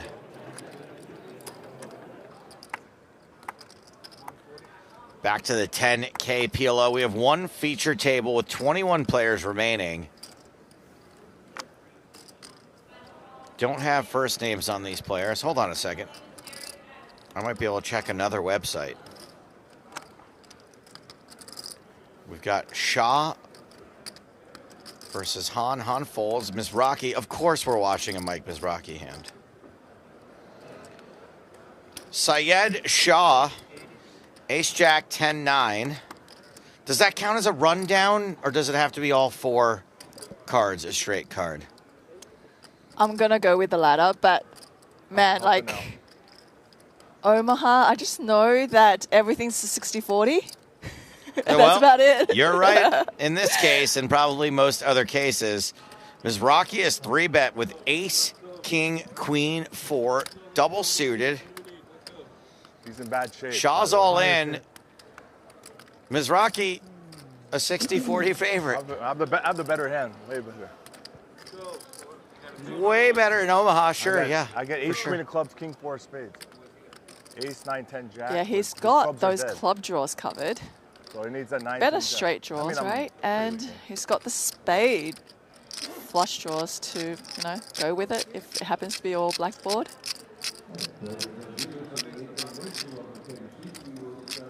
Million. That's not a good card. Spades. 10-5 tray. Deuce. Mizrachi's got spades. 2 spade, king, queen. Shaw has paired his 10. Way too many outs to name. Mizrachi loses a little equity there for Shaw's straight draw on the turn. The river. Oh, no, he's straight. He's got straight. Shaw makes a straight. Thank you, Grinder. Jack 9, good for the straight on the runner.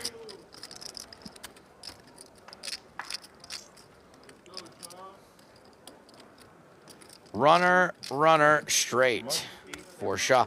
I think that's the first hand we've seen Mizrachi lose. Yeah, I don't see that guy lose any hand. He's got that secret, you know. You know that book, The Secret, where you just always think you're going to win, and he just does.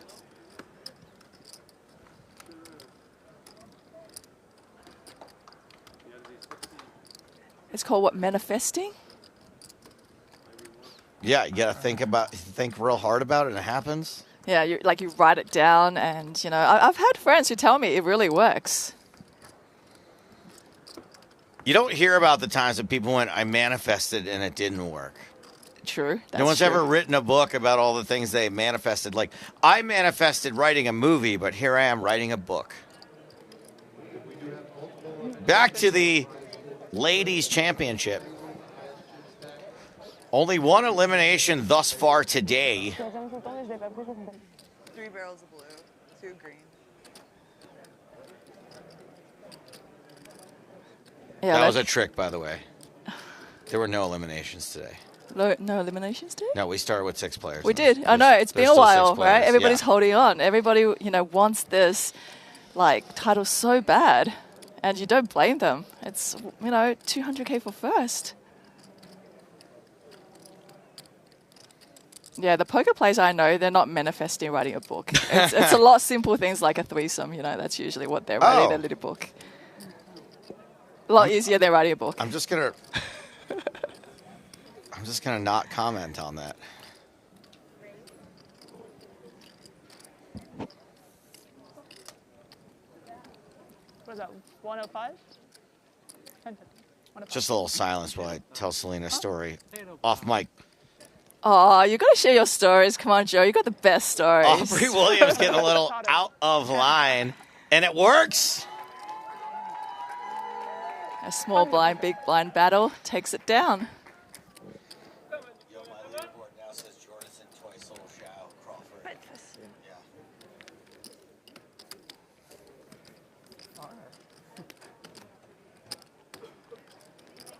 V-Jane asked Joe, did you manifest a beautiful fiance? Yes, I will. I will cop to that one.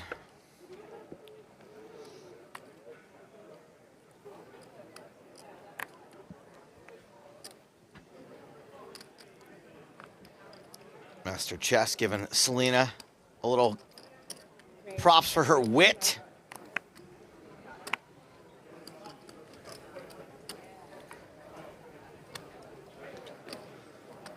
And Comeskey has decided to try an under-the-gun steal with 6-5 of diamonds. It's going to get through the small blind. Has the big stack in the big blind to contend with. Emily Spencer, ace-9 of spades, not going anywhere. Yeah, Comeskey here, she is getting very confident, raising up with the 6-5 of diamonds pre-flop. Is Caitlin going to feel compelled to continue on Yes, this she is. Razor's board? Yeah, it's not a great board because there could be a lot of, you know, check raising hands in play here.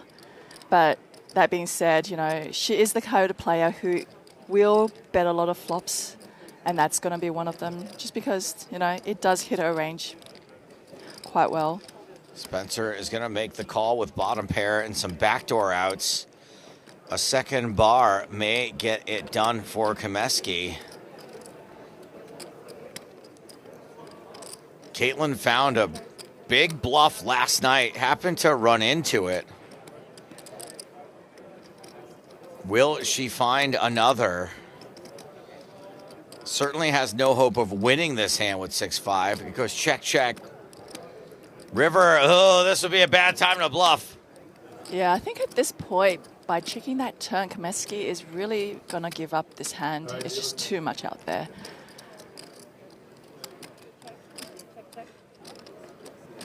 Comeskey does give up after the flop, and luckily does so on that river where Spencer made a full house.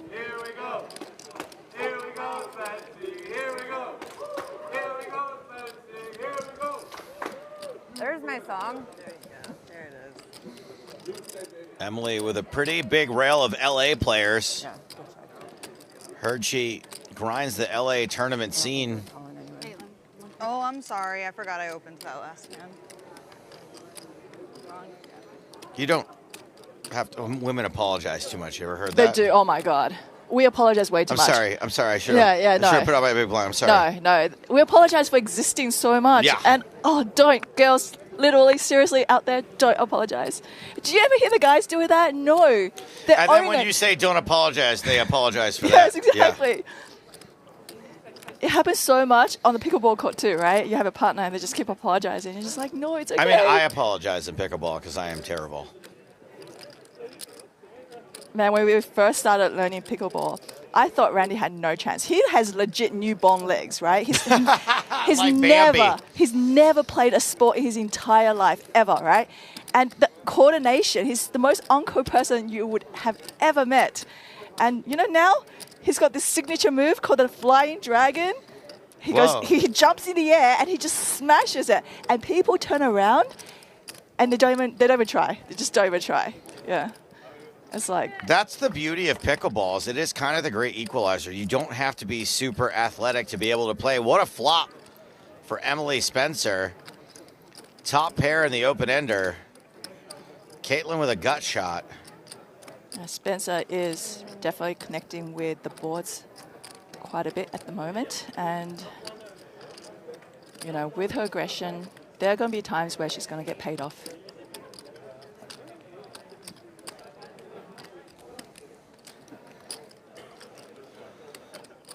You gotta see one. You don't gotta see one.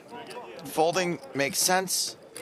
Yeah, she kind of got a vibe, didn't they? She kind of looked over at Spencer and just kind of felt like, you know, it wasn't worth chasing. Drawing to a gut shot that might not be good anyway is never that advisable. Exactly, especially when there is two hearts out there as well. Take what I can get. Eric Seidel coming at you, stylish in a cartoon sweatshirt. 5K short-handed. Level 3, day 1, Eric Seidel, 10-time bracelet winner. I wish he wore all of them at once. Just clanging around out there. Faraz Jaka, what do you think he's getting paid to wear that Jaka coaching badge? Himself? Here's the thing, you pay yourself $1 million for that, and that's a tax write-off. Oh. Learn about it. Oh, damn. Celina. Man, is there anyone more likable and more charming than Leo Margetts? I don't know. Who could stack up to Leo? I think she's that girl crush for a lot of women out there. And men. Not me, of course. Zhao Samao won a bracelet this summer in one of the most emotional and impossible to ignore victories. You'd have to be completely heartless to not feel something watching Zhao win that tournament. Chance Cornuth, not Cornuth, Cornuth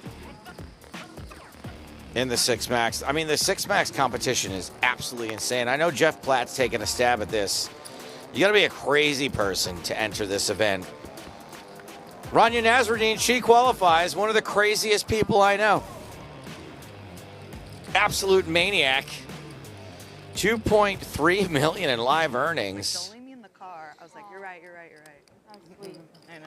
Especially with the windows up. Caitlin Comeskey, 10-9 suited, limps in the small blind. Teebagy with 10-7. 10-7. Oh, wait, that's not it. She checks.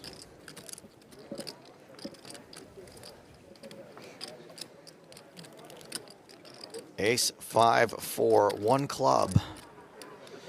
Comeskey, first to act, checks.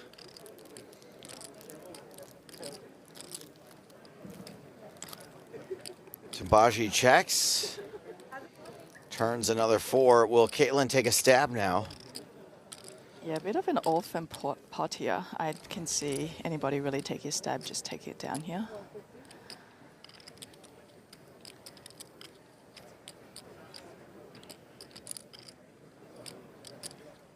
Andrew says, don't give tax advice, Stapes. You don't know anything about it. Well, you know what I do know about? Jokes.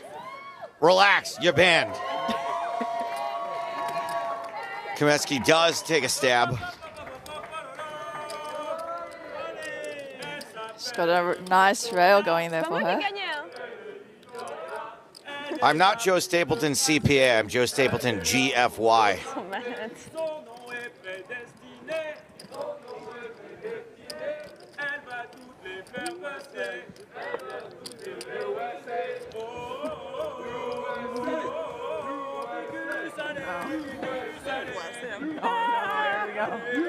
We're coming up on the 4th of July, France. Be careful. Although, without the help of the French, we would have never won our independence from the United Kingdom. So keep that in mind. They were our allies because they didn't like England.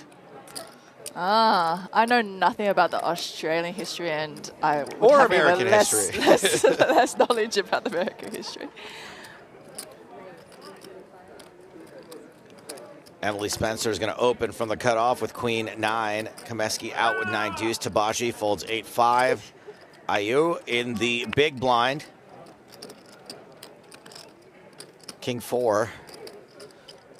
A lot of folks in a normal tournament for chips will defend King 4. Ailloud's the shortest stack.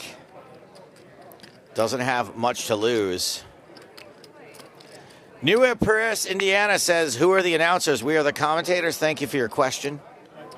As we go heads up to the flop, which is Queen, Jack, Trey, 2 spades, top pair for Spencer.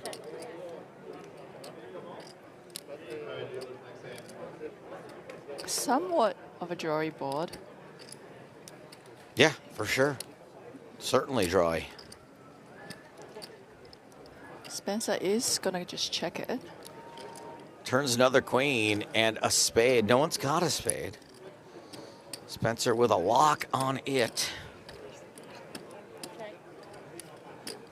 Probably want to start looking for a little bit of value, just in case your opponent, have a hand like Jack 6 or whatever, Jack 9, maybe that defended out of the big. Ace 3, possibly, those kind of hands.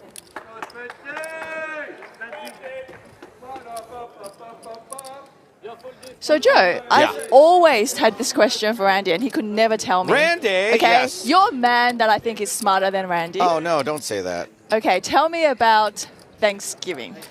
So Thanksgiving is a made-up American holiday in which we have fictionalized this situation where the American pilgrims... So who are the pilgrims? The pilgrims, so there were people trying to escape religious persecution because they were too religious for England. And they came over on the Mayflower and landed in Massachusetts. And there's this fictionalized story where instead of slaughtering and being enemies with the natives, that they broke bread with them and the natives showed them how to make corn and turkey and things like that. And it's a nice story. And the idea behind it, I don't disagree with, that we shall be thankful for the things that we have. And there was a big feast before the winter in which the Native Americans and the New Americans, as we will call them, all got together and had a big meal together. But it's a fairy tale. But ultimately, in my opinion, the story of giving thanks is something we should all get behind. And we do live in a country of abundance here in America. Yes. So we gorge ourselves, eat a massive meal, watch football, fall asleep, and that's a fun day. As we do take a peek at the 2,500 mixed big bet 7-handed. You guys can see what's happening on screen. Nacho Barbero, so far with a bagel on my fantasy team. No bagels at the first Thanksgiving. That's one part of the story that's true.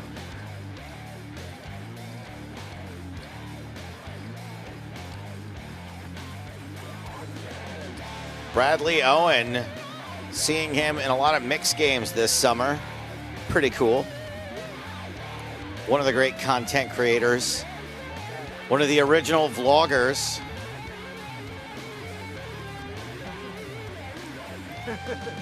John Racner's seat. Is he all in? Oh, he's chip leading in the Mystery Million, so he's blinding out of this event. He's 2 off the money. He's going to be all in the next orbit, which is 5-card draw. I didn't know there was a game that had 5-card draw in it.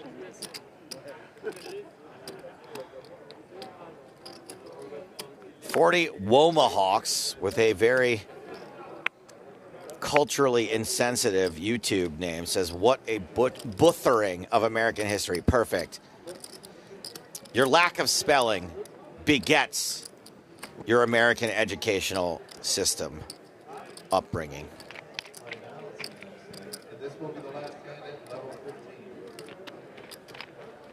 That's all. Not far.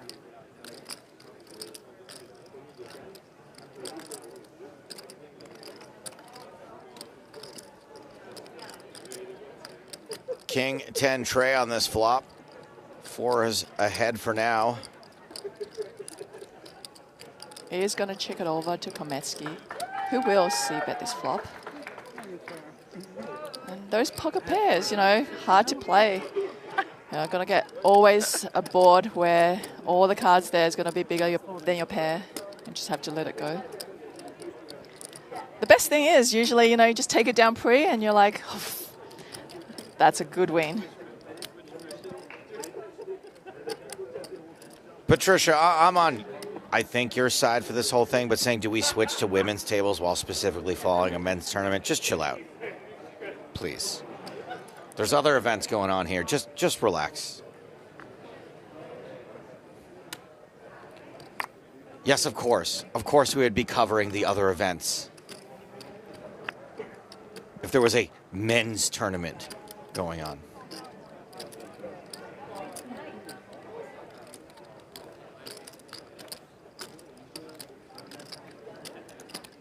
There's a lot of people very upset right now that I didn't tell the version of Thanksgiving. Oh, so there's a different that version. they learned in school. Oh. Yeah, the fairy tale version is what we learn in school. Yeah.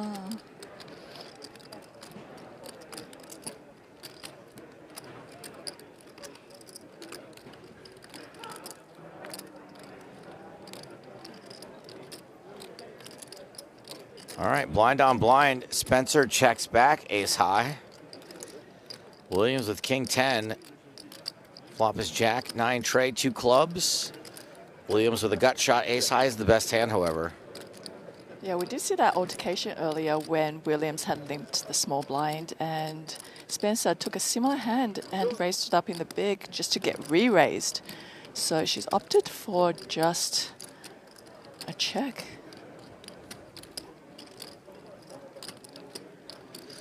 funny. Someone out there thinks that what I was just telling you is politics. No, I don't think that was politics. It wasn't politics. It was just sort of explaining where the holiday comes from. Yeah. No, I was, I don't know. When Randy was telling me, it was a bunch of turkey and pilgrims, and maybe there was gypsy in there too. I don't know. Yeah, I don't know. I think he kind of put them two together. That's okay. I mean, it's no less untrue than the rest of it.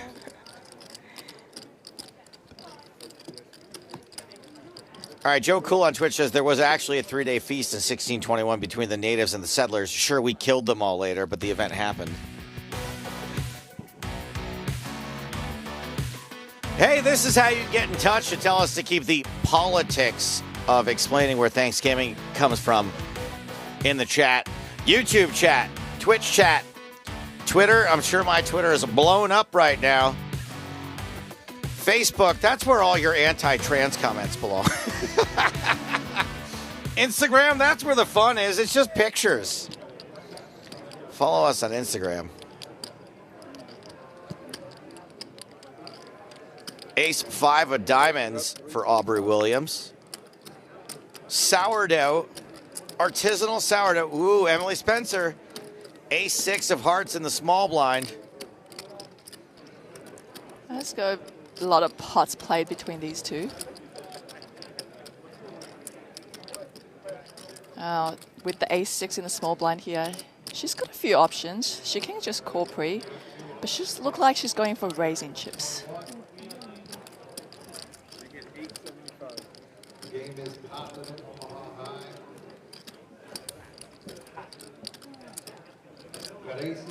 Three Bizzle, 875,000. Serious. This is a 4-bet candidate for a lot of people, but not for Williams. Yeah, Williams actually was sighing already and picked up her cards and looked for the final time, and you know she's going to be folding. Oh boy, you're not supposed to show. Is that Racner? Oh shit, my bad. Are we good? Racner came back just in time. Some discrepancy here between whether or not this all-in should be shown. We're here. It's all good.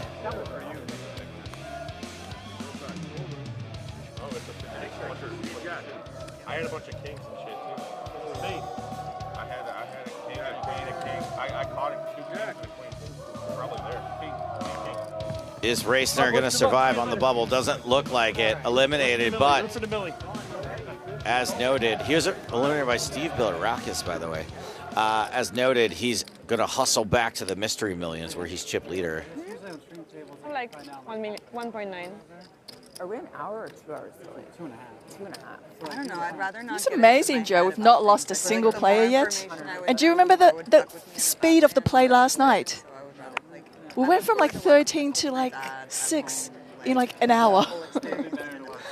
I mean, you can tell how important it is to these players and also the skill level.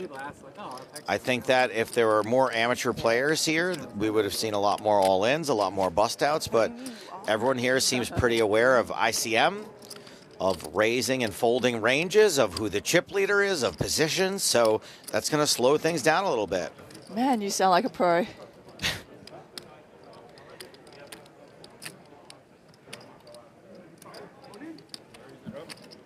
Now with 10 bigs.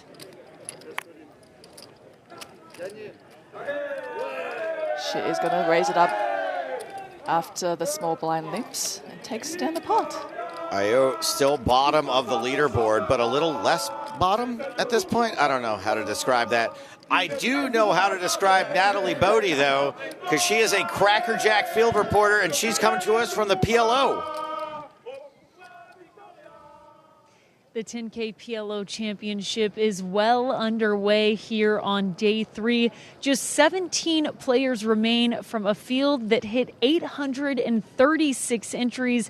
It's currently led by none other than reigning main event champion Michael Mizrachi. He's got the largest stack in this field currently. Right there behind him, though, is Jesse Lonis, who is among the chip leaders. We will have more updates from the floor as we get closer to a final table.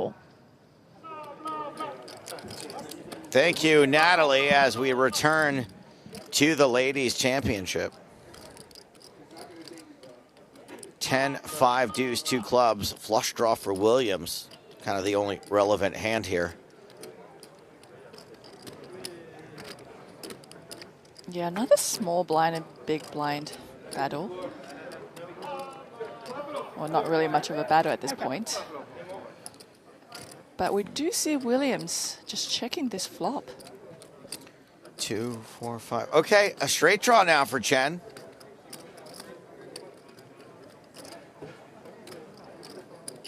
She is going to take a stab.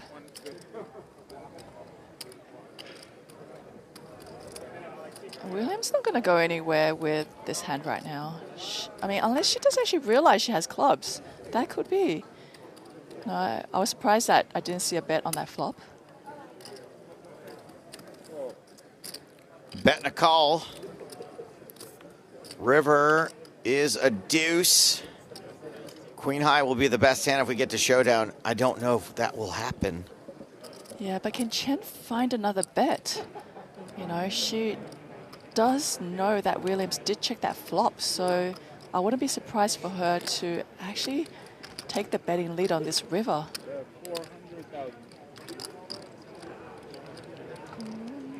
Make it 400K. I like this play. Tough to call it down with queen high. Yeah, good river. I mean, the river doesn't change much. So if Chen was, you know, betting her 10 or even possibly like a 5 or a 4, you know. I mean, I don't think she's betting the river with those hands, but yeah, Williams here just cannot call. Nice bet by Chen. Gets a slightly better hand to fold.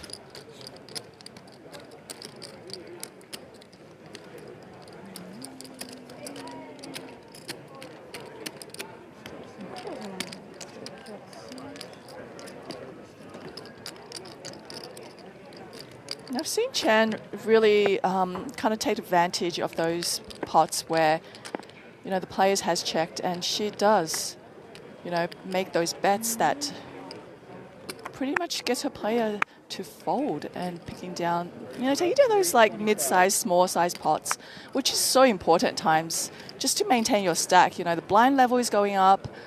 You know, there is going to be times where you're card dead, and you know those small pots are very crucial. Some of the ladies are going to get hair everywhere. Ugh. Mine are way prettier. Raise and take it for Comeskey under the gun. I totally believe you.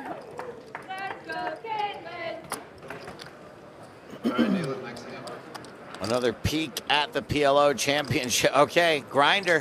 140. We're following Grinder here. 6.2 million in chips at 50K big blind. Oh, well, this player is close. 4.5 million. Close, yeah. And that there's a decimal point in it.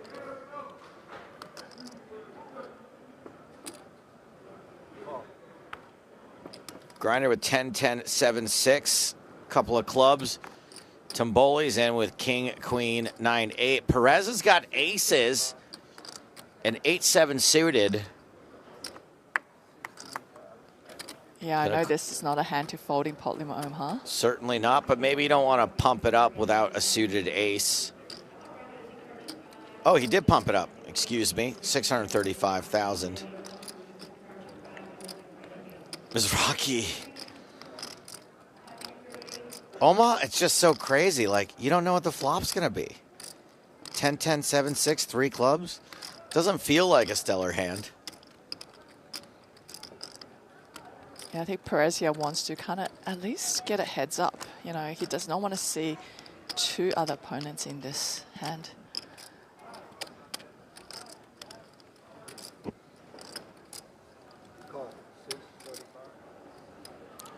Grinder does call. Tomboli getting a pretty insane price. Does have a suited king. Yeah, the thing for Perez is that both of those opponents have so many chips, and everybody just wants to see a flop in Omaha. No gamble? No dice for Tomboli. Bad boy. does get a heads up. Perez, a pretty big favorite in Omaha, 67%.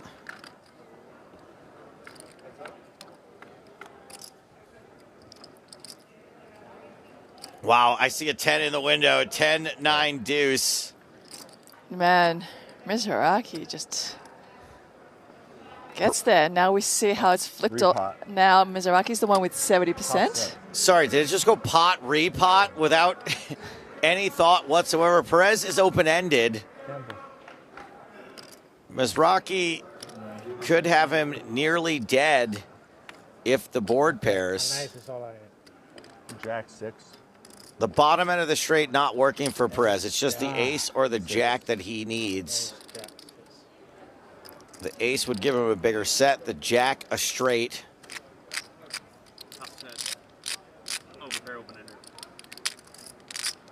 All the sixes have been folded. Turn card is a diamond, not very relevant. Both players hit that 7. Still the same outs for Perez. Perez's outs now just plain out. Mizuraki claims another victory, another victim in the 10K PLO. He is unstoppable. Dangerous, bro. I'm not free betting this guy for sure. I'm still used to free betting. If he's just going to peel every time. It was a mistake not to have rehearsals, probably. Agreed. That's why Celina and I are just floundering in here. If we could have rehearsed this, we would have been better. No, it's better like this. It really is. Every time I get worse if I've got a script and I have to rehearse. You know, we just have a cup of margaritas and we're good, Stapes. I mean, you've had 1/8 of a margarita. Hey, but you do have I'm a lightweight. You do have 2% body fat, so it's probably hitting you real hard. I've had 9 margaritas. Not today, right? Well, certainly not lifetime.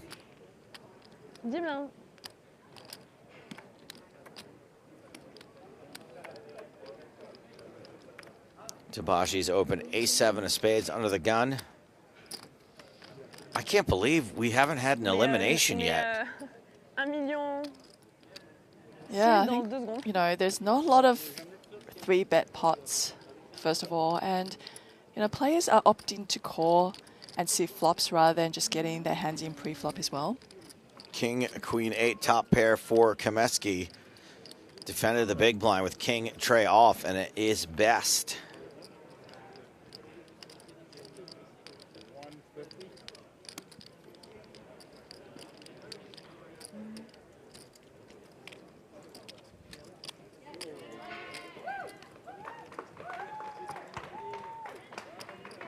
Ladies, we got new blinds, 100, 200. Blinds are up. What did we just say at the same time? I know. Jake, you owe me a Coke. We're just so sick now, Joe. All right, we're back in the 10K PLO, but we're not actually featuring Grinder for once. Having a peek at Ryan Race on 33 big blinds, main event champion from 2013. Really grown to like this fella. Family man, good dude, Ryan Reese. Paul Volpe went deep in an event recently. I can't remember which one. PPC maybe? PPC. Almost positive it was the PPC. Bart Zamani, always entertaining. And he may be entertaining for a while as he's on 127 big blinds. Hell yeah.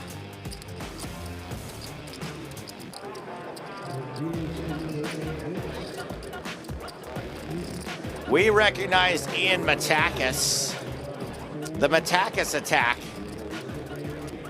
won the WSOP Online Bankroll Builder. And it's not just beautiful people like Natalie Bodie that we hire to do interviews. We also hire other perfect 10s, like 10 out of 10 Norman Chad, who's on the floor with Ari Engel. By Ari Engel, all-time leader on the Hendon Mob list for live caches. How'd you manage to do that, sir? Played a lot of tournaments. I think I've busted out of more tournaments than anyone else also, but they don't keep track of that, but I'm pretty sure I got that record. So you're approaching 700 live caches. Is 1,000 a reasonable goal? I lost my mind a long time ago, so I would say, yeah, why not? Ari is the all-time leader in World Series circuit rings with 20. Also has 4 bracelets. You have a contrarian take. You contend that the circuit ring is the most prestigious title in poker. I don't believe that's contrarian. I think it's well established. The most prestigious title in all of poker is a ring, not this kind of ring, but a ring.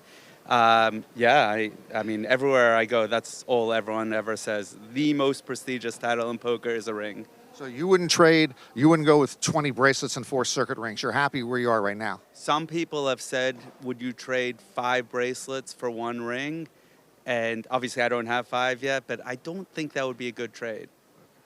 Just one final question. Are you less likely to take poker advice from me or relationship advice? What is it? The 5th, I believe, is something that should be pleaded in these kind of... Okay, fine. Well, I'm going to take the 5th, too. Get him out of here. Get him out of here. That circuit ring record in contention by Maurice Hawkins, by the way, who, say what you will, also has a lot of rings. Good luck. Teebagy all in. Did quietly slip into the bottom stack, and Spencer is going to put her at risk. Potentially our first elimination of this final day. Teebagy here chose to go with a hand like 8, 9 of diamonds. You know, faced with more aggressive play at the table, and you know, if you get caught, it's not a bad hand to to get to the C5 cards with. You know, good drawing hand, suited connectors. Definitely don't look too bad up against A7 here. No. I see an 8 and a 7. And 2 diamonds, Joe. And 2 diamonds. Un 8 et deux carreaux. Don't make the diamonds are a girl's best friend joke. Oh, maybe they're both girls. We're above this. And it's a 9 on the turn. 2 pairs now. Il nous faut un 7 ou un as, mais sinon c'est mort. Mais pas de carreaux. 2 pairs, diamond draw, how can you lose? Answer, you don't lose. Double up Teebagy. No elimination still. GG. Thank you. Yeah, the blinds are really catching up. GG, how about NH? What a board. What a board. We're going to see a lot of players getting very short very You were soon. ahead, then you were ahead, then you were ahead. Man, I wish I had thought of that.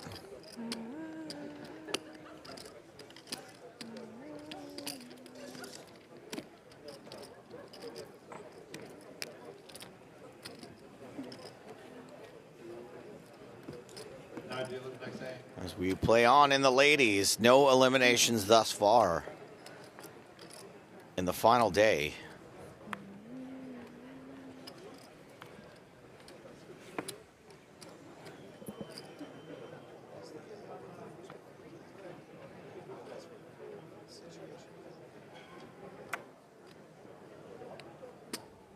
$450. A6 of spades for Skye Chen.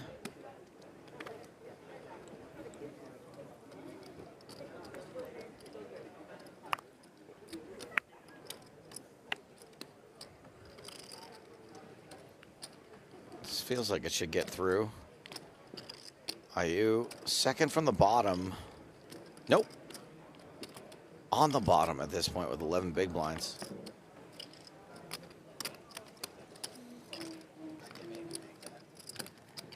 Yeah, not many chips to play with. Victoria had a look at her stack and opted to fold there. Now, this is day 4 of an absolute marathon of a tournament. You know, 1,400 people.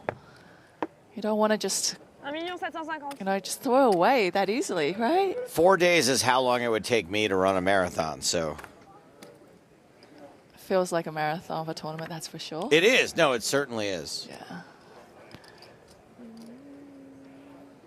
Spencer folds Jack 10, 8-7 for Comeskey in the Comeskey off.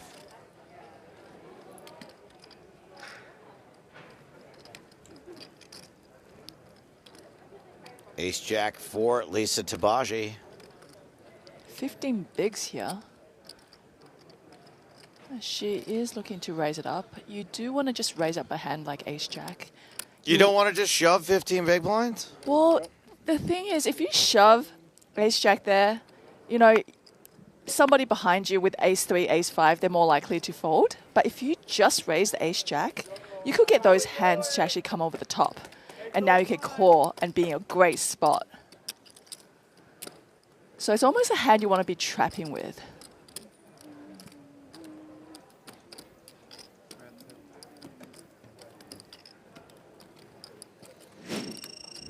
Oh, here we go. I love these. The GTO Wizard optimal play hand. We're going to get to see what the computer says to do. Oh, this is my first time. It's an honor to be with you for your first time, Celina. The optimal play virgin. I love it when I sort of go there, and then my co-commentator definitely goes there. Teebagy with Ace Jack in the hijack. All right, talk me through how this works. So usually it doesn't kick in until post-flop.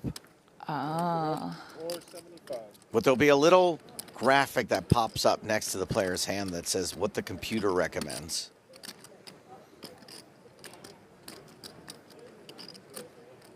So the raise here, pretty standard, you know, Ace Jack. Looks like it's going to be against the big blind, Emily Spencer, Ace 5.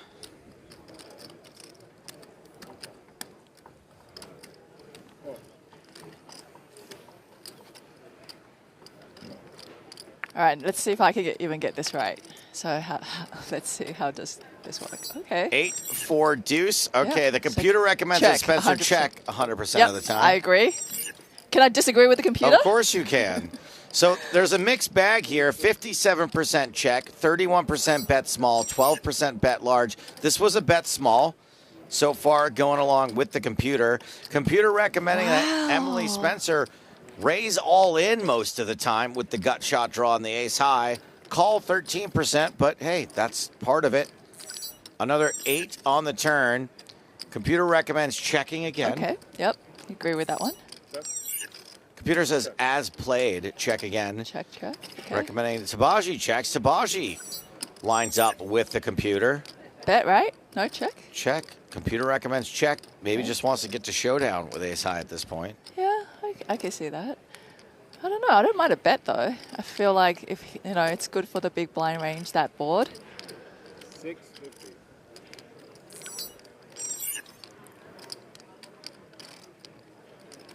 So the computer recommends most of the time just a call. Although sometimes, 3 out of 10 times, Teebagy's supposed to fold. Well, she's looking like she's going for some calling chips here. I feel like I could say what the computer said here. Hey, most of the time ace high is good, but sometimes it won't be.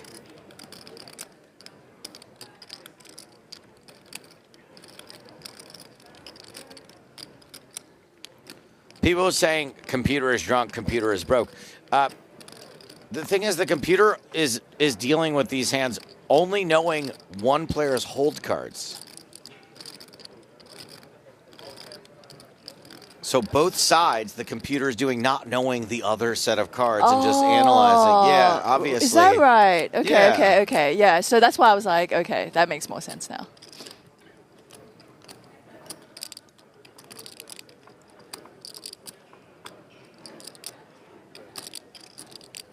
Carl Hunga says targeting a deuce, I guess. No, could be targeting other better ace highs as well. Plenty of them out there. But a deuce would qualify.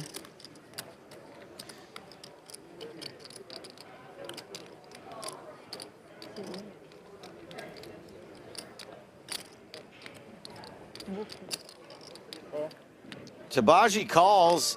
What a call. Nice Very call. nice. Yeah, absolutely. Nicely done. Ace high, you got to show. There you go. Now you win. Nice end. Thank you. Good call. A lot of folks call me out for saying hold cards there. So I just want to let you know, they're the cards that they are holding. Yeah. And we're playing No Limit Texas Hold'em. So I don't know where whole comes from, but the correct terminology is hold cards? Hold cards, yeah. Hold cards. Well, I think of hole as in like it's dark and it's a hole, and you know it's something that somebody doesn't see. That's kind of like how I always thought about it. Look, if they want to change the name of the game to No Limit Texas Hold'em, I'd be all about hole cards, but they're the cards you're holding.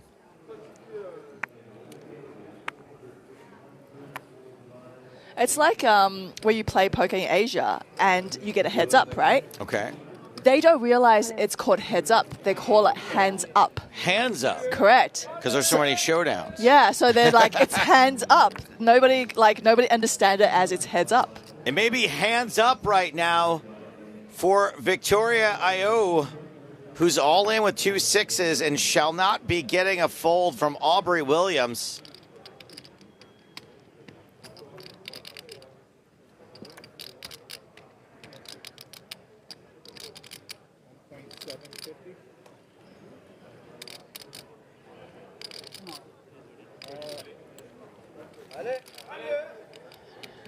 Williams is going to isolate.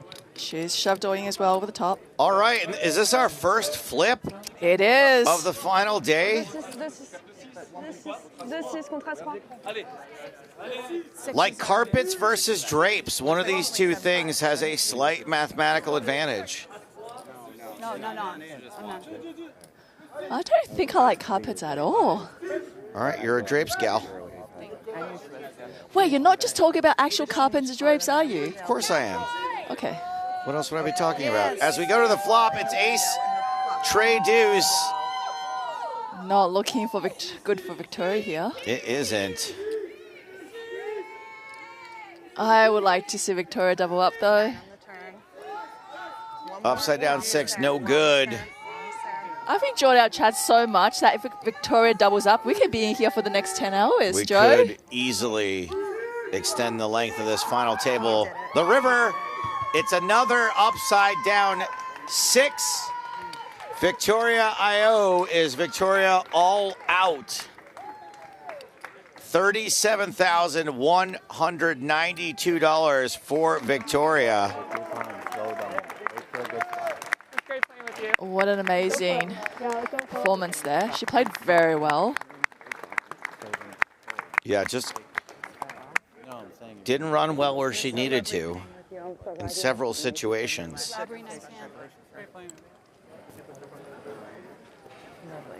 Good luck. And that brings us to 5 players left. Everyone now guaranteed $49,874. For all the people, by the way, out there saying, why would it be hold cards? It's an ace in the hole. What game are you talking about where there's one hole card? That's a totally different game. Ace in the hole? That's not Hold'em. That's not Hold'em. An ace in the hole? Yeah. It's not Texas Hold'em. Of an course ace in the not. hole. What are they talking about, an ace in a hole? I don't know, but it's not Hold'em. No, it is. There's 2 cards that you're holding in your hold cards in Hold'em. Is there a variation where there is one card down and then cards up? Stud? And stud, you start with an ace in the hole. Yes, Sure, right. right. Yes, that's it. Of course, Yeah. but not Hold'em. No, not Texas Hold'em. Stud Hold'em. Stud Hold'em, that's right. All right, back to the Omaha for a second. Grinder involved and flops a flush draw. And is that a straight yet? Is that a wrap? You guys have to excuse me. My eyes are adjusting, and also, I don't know what I'm talking about. But Mizrachi seems to have a lot of this board.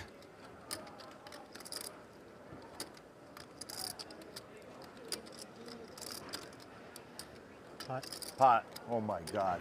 The biggest flop ever. If you have spades, you're in trouble. I got top 2 and gut shot. You have flush draw? No, got Oh, top I 2 got a gut big shot. hand. Top 2 and a gut shot for Shaw, who is technically ahead, but a statistical dog. Lots of good cards for Mizrachi. I will try to determine which of his outs he hits.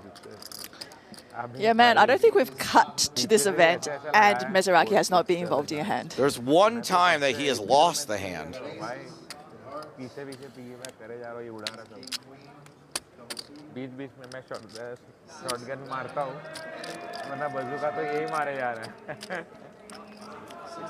Here comes the turn. Does he get it right here? Nope. That doesn't hit him. Rare for a grinder to need both the turn and river. Yeah, he's like, how is it not hitting me right now? That's the straight That for is Mizrachi. straight. Oh, man. What hope do you have as your opponent, really? Just don't play against Mizrachi. Syed Shah out in 19th. I missed that one. What a flop. Crazy flop. Mizrachi more than triple the average on almost 200 big blinds. Absolutely insane. And right now we are going to sweat with Mike the Grinder. Mike Mizrachi, follow me while I'm playing the 10K Pot Limit Oman Championship. You win the guy to your left? No, there's only one pot. There's no really big pots. No big pots yet. That was the biggest pot of the day so far the last 2 hours, so nothing crazy yet.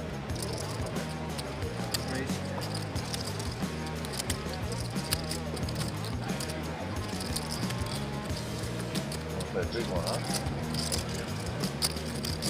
Yeah, it's up to you.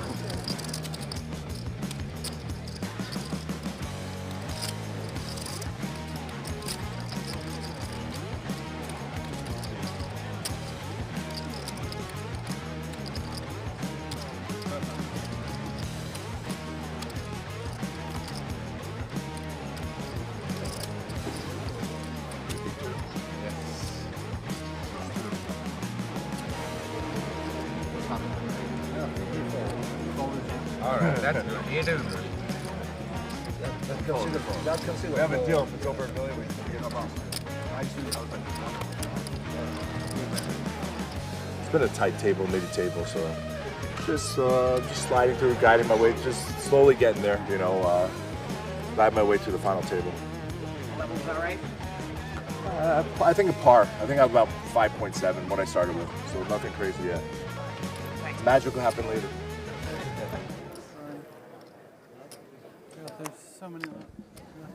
Man, Grinder is just so entertaining, so good, runs good, is just an unstoppable rebel force. King 10 suited for Aubrey Williams back in the ladies. Or women.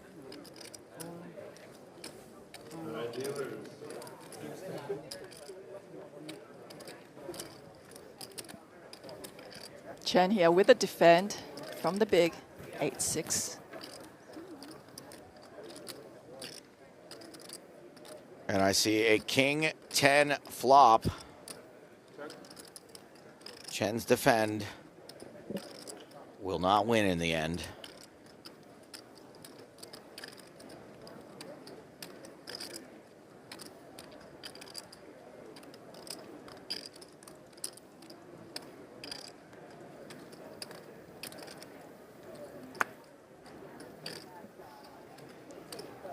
A good board for Williams. And I don't see Chen sticking around much. Nay. So a lot of times when I'm talking about hold cards, people will cite the movie Ace in the Hole. What movie is that? Well, it's from like the 50s or 60s, which is like 20 years before Hold'em was even invented. So it's not good proof that it's called hole cards because the movie's not about Hold'em. I'm talking about No Limit, Texas Hold'em. All the other variants, maybe it's called right hold Hold'em, cards. yep. But in Hold'em, They're hold cards.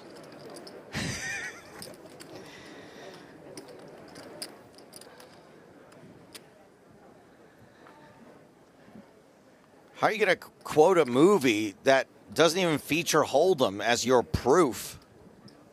Yeah, 1951. Thank you, Japan. Oh, those old movies. I remember Maverick. I think that's... Maverick is not from the 1950s. It's from the 1990s, but I do like it. That's a draw poker movie. Yep. Not enough poker movies, in my opinion. So David says, think it came from the whole camera. The game Texas Hold'em predates the whole card camera. Correct. By several Yeah, years exactly. as well. There was no streams. There was no video like being recorded, right? There was Exactly. no IFD thingamajiggies. Spencer with queen, 4 of spades, raises onto the gun. Aubrey Williams in the big blind. Ace tray.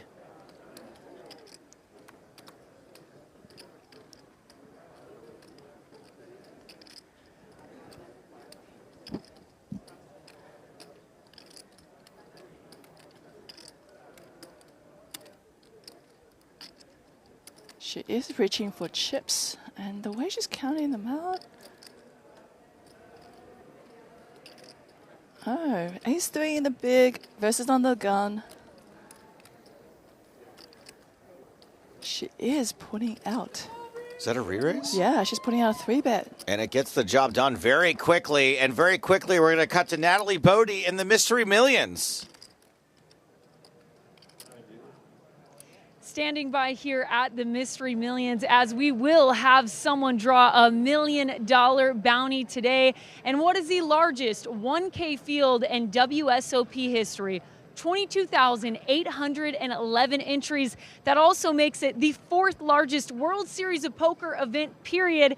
We did just have someone come up, our first gold chest of the day, for $500,000. There's one more of those remaining. There's 3 250Ks, and of course, that $1 million bounty. Lots of excitement in this room as this one is underway. Thank you, Natalie, as we rejoin the Ladies Championship. 1 player eliminated so far today. 4 to go before we reach the winner. Now a more respectable hand here with the ace king under the gun from Chen, raising it to 450K. Spencer now in the dealer button. She does find a hand.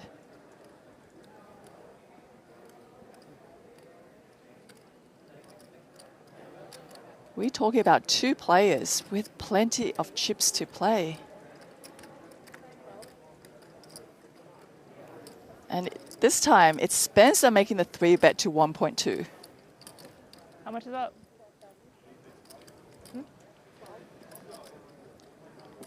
You mean 1.2? This is a pretty dicey spot for Spencer. Maybe she 3-bet folds ace-jack. Yeah, I don't really see her calling it off if Chen comes over the top. You know, ace-jack is a great hand to 3-bet with, but... No chance to come over, to fold to the come over the top. Oh, no, wait. It was a 4-bet. Excuse me. I thought I heard a call. Oh, wait. She does wow, call. 5 bets all in. Wow, she did not give Chen credit for having it. Sorry, I misheard Chen say call. Chen said all in. Spencer did call, and it's a domination situation. Chen has Spencer covered and dominated. This could be a devastating elimination for Emily Spencer, who was nowhere near the bottom. 3rd on the leaderboard to start the hand. 2 diamonds on the flop. Spencer does have the ace of diamonds.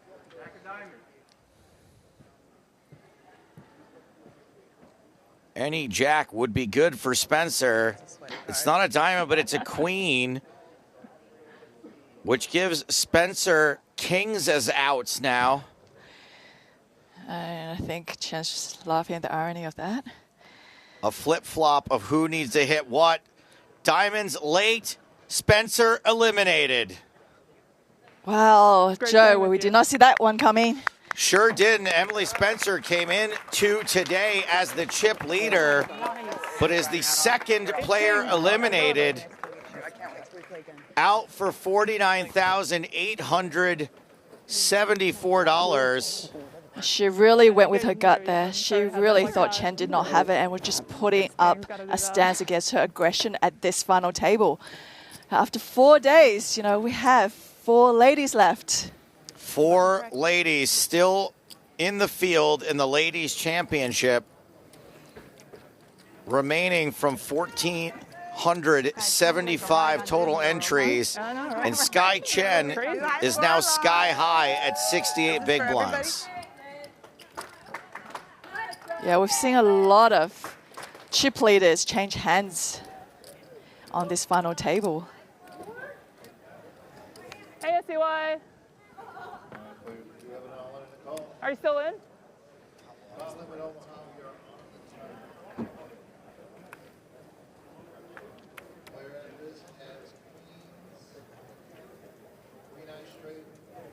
And don't forget, this is, you know, a record-breaking event. We can see the ladies event just getting better numbers every year.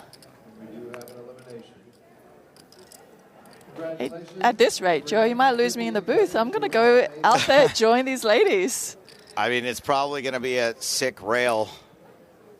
It's just so fun. Sometimes where you just watch poker, it makes you really, really want to play as well.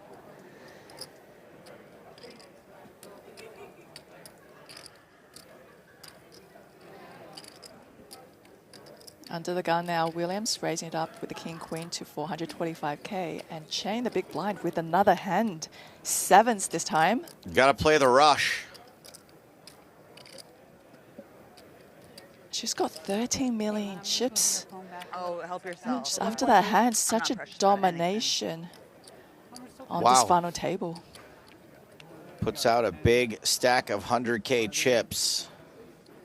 This is what you like to see, you know, when you have those chips, you want to take that commanding lead of, you know, hey, I'm the boss of this final table now, and, you know, if you want to play a hand, the pot's going to be big.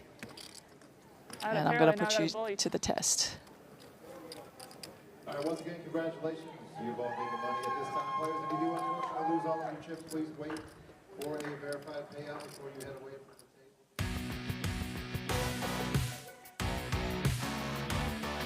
Wow, I can't believe we're here. 1,475 total entries in this event, down to the final 4. Everyone now guaranteed $67,735.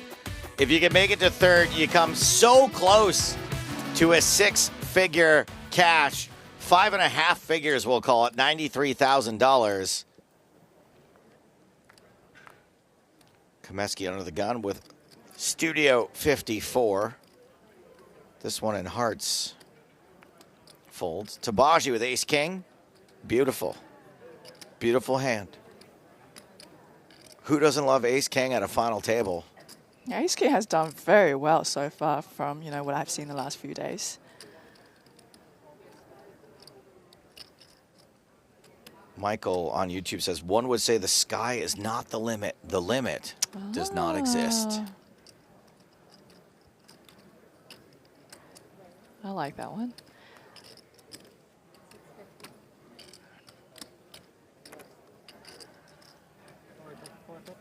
Making it 650K to go on the button. King 5 suited, definitely a defend in most situations.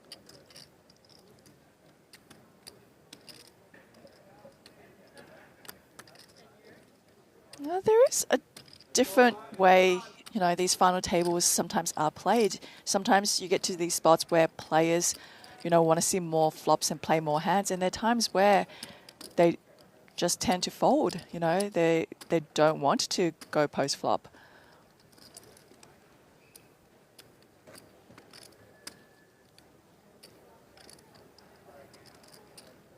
That was a large open. Maybe a bit of a sizing tell Aubrey picked up on. Yeah, it does make the big blind range a little bit tighter what they're willing to call if the pre-flop raiser makes it bigger. You know, back in the days, people make it 3x, right? They did. We've since determined that's not optimal. But there are, of course, certain situations where a larger sizing is called for.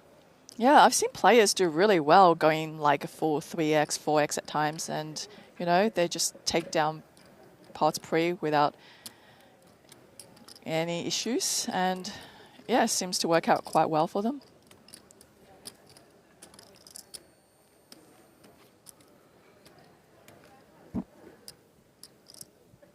We did see Chen, you know, really play a lot of hands like yesterday, and she did, you know, was pretty quiet when she became middle stack.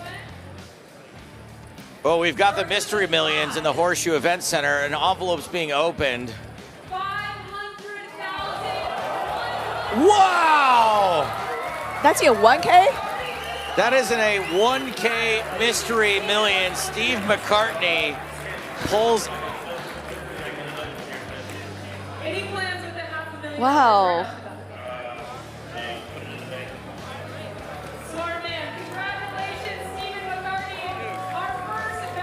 $500,000 plus.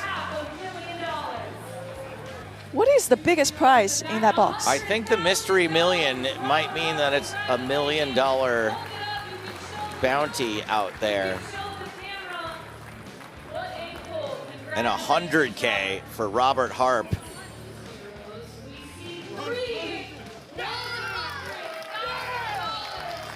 Another six-figure pull. This event had many starting flights, many re-entries.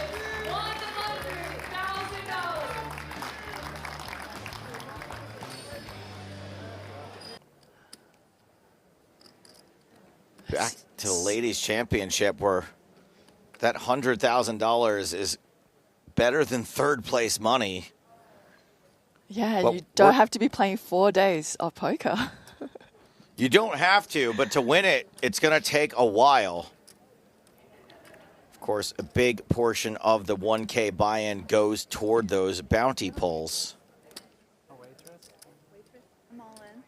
Seems like a really fun event.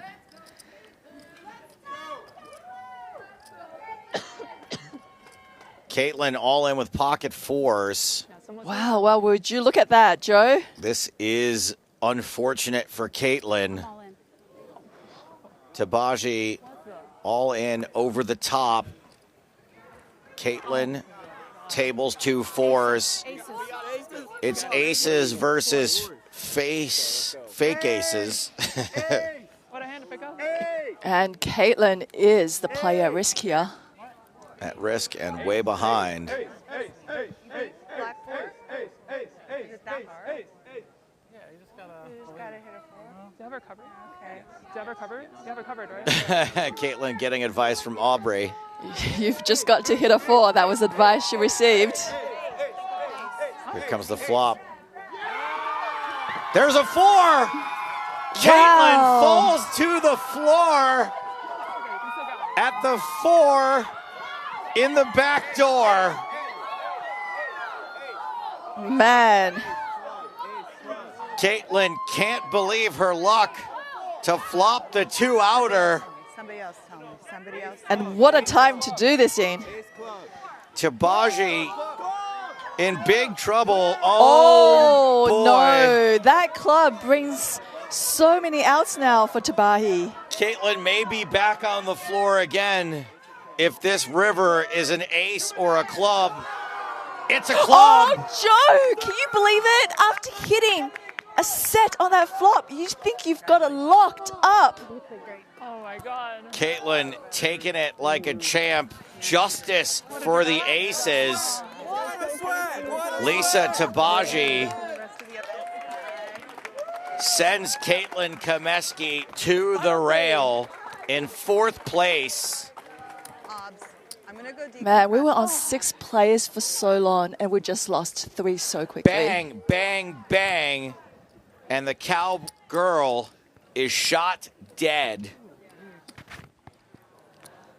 out in fourth for $67,735, a new career high for Caitlin Comeskey.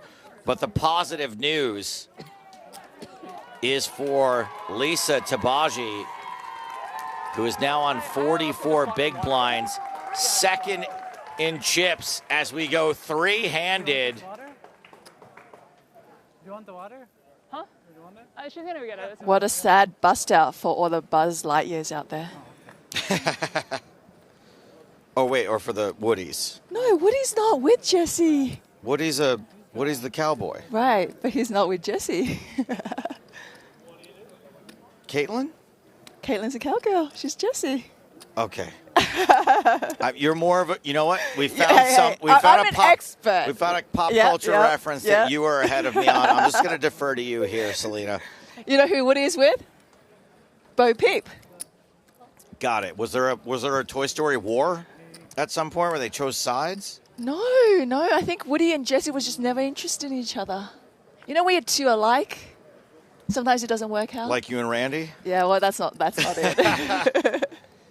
All right, three-handed threads up play has begun. Limp check, Queen Tray versus King 5. Jack 10-6 misses both players. Who is going to win this pot? Teebagy's going to bet.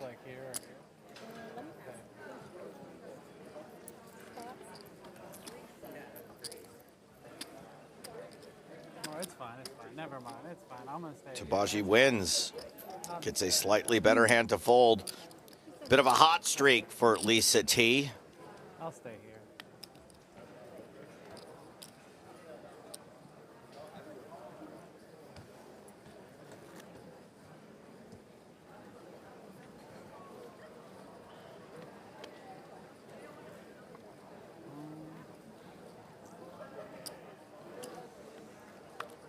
Lisa on 48 bigs, 71 for Chen, 30 for Aubrey Williams.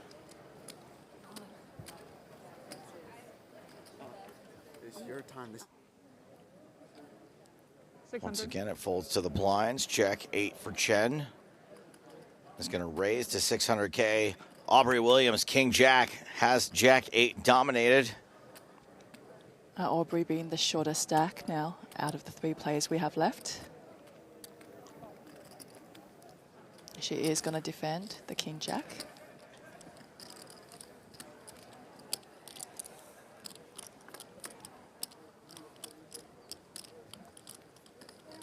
King high flop. Gut shot for Chen. Top pair for Williams.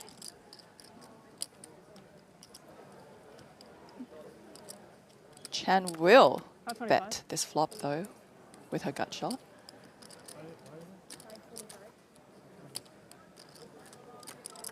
Just a third pot. Aubrey's got to be feeling pretty good about this. Top pair, good kicker. No flush draws. Some straight draws out there, as we can see. Chen has got one.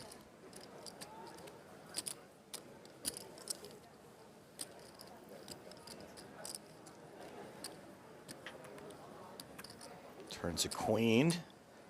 Things get a little dicier for King Jack. Jack 10 just got there.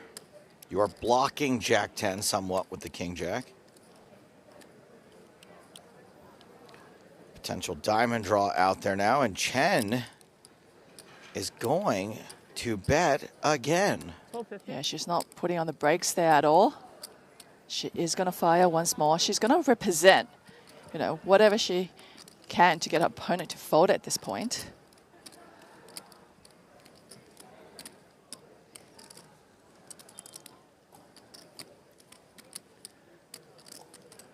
And with that sizing, you know, it looks like if Aubrey does make the call here, will Chen just put her to the test for the rest of her chips on that river card? Aubrey will have less than pot behind. I think when you get called twice here, you have to start considering your opponent has a king. Or worse.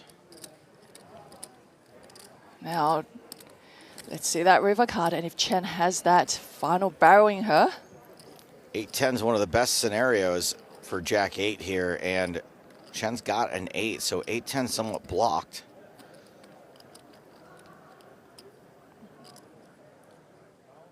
She is asking for a count.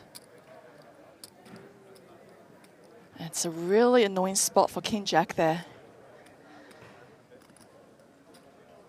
You know, it's a matter of guessing if you're ahead or behind. Chen doing a quick accounting of Williams' stack. And it's always tougher when it's for your tournament life.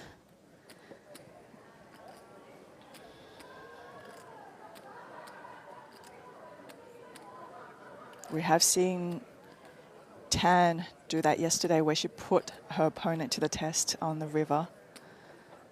And Chen does not do it. Chen's going to check, and I think Aubrey's going to be really happy For sure. to see the result of this hand. She knows she has the best hand. I think you're right. Free showdown for Williams. Picks up a big pot. Adds 2.3 million to her stack. I was calling. I was gonna complain for like And we know that fourth place finisher, Caitlin Comeskey, is a big fan of Aubrey Williams. Let's see how she feels right now as fourth place finisher. She's down with Natalie Bodie. Well, Caitlin, an incredible run here, your first World Series of Poker final table. How do you sum up what this ride has been like?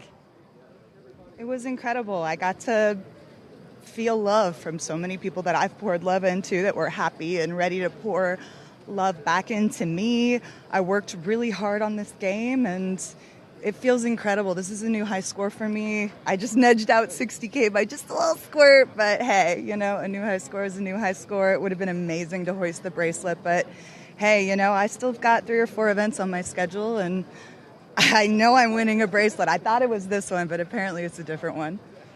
I know that you also dedicated this run to one of your friends, and I wanted to give you a chance to share with everyone the meaning behind that. I met Caroline Gaston Dyer when we were 4 years old, and we made it through childhood together, and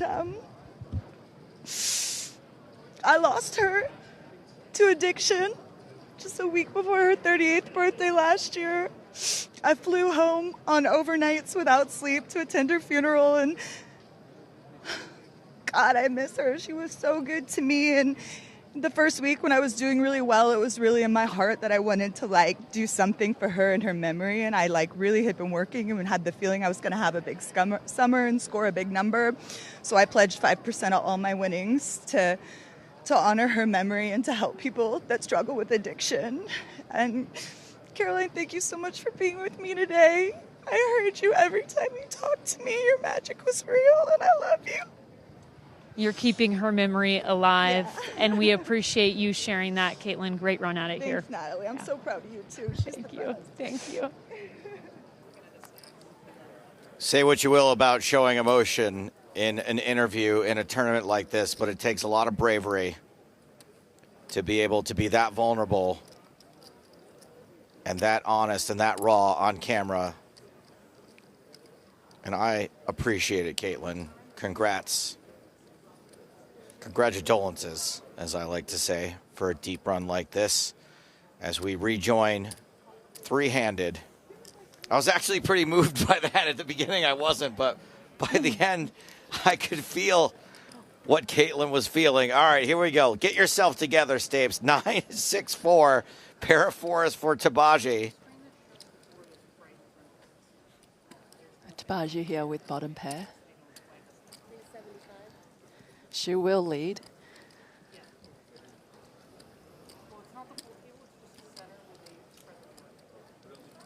Oh man, that really did get me. Yeah, but like great result for her, and For sure. No, I'm very happy for Caitlin. Absolutely. and being able to put that money to a good cause as well. Chen calls with the gut shot. Does have an overcard to this board. 2 overs to the 4. No longer.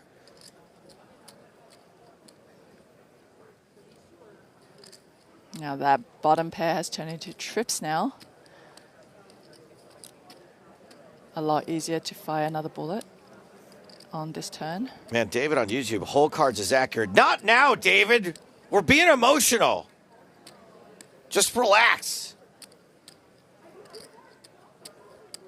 Yeah, this gut shot and 2 overs to the board, a lot less appealing now with the board pairing. But Chen... She has some chips. Nevertheless, makes the call. River's a 10. That is not a good card for Chen. It is not. It is a card that Chen is going to possibly pay off. Quite a bit of chips, you know, depending on how she sizes it. I could see Teebagy going for at least 1.5.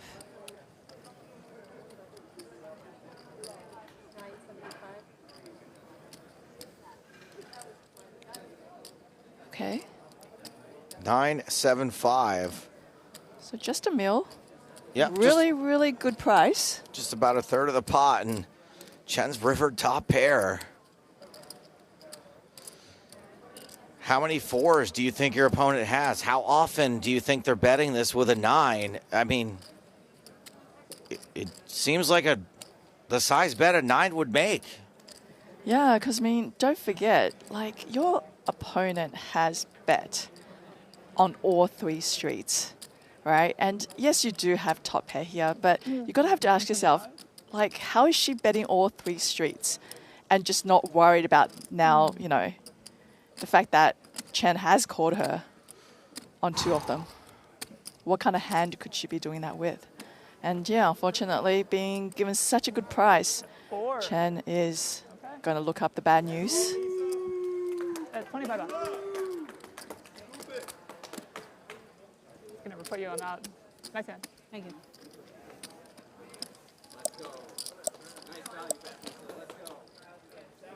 Nice hand for Lisa Teebagy.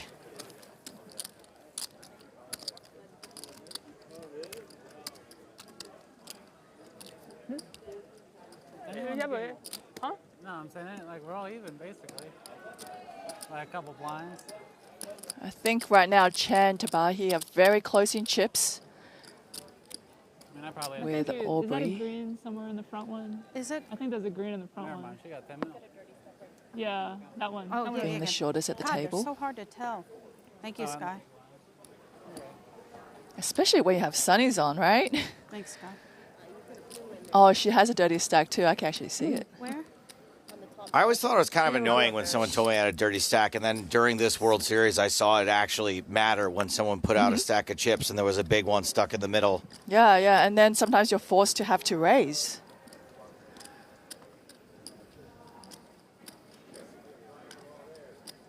Are those all green stacks in the back? Yeah, these are all green in the back. Yeah, I mean, with the sunnies on, I can imagine the green and the blue looking very similar too. Thank you, Aubrey. Oh, what do they say about not wearing sunglasses indoors, right? I often agree with that, although with the TV lights, it can be quite daunting. Yeah, especially if you're stuck on, you know, these feature tables for a very long time. We were on 6 players for so long, you know, that I'm pretty sure these players are pretty sick of those lights in their eye.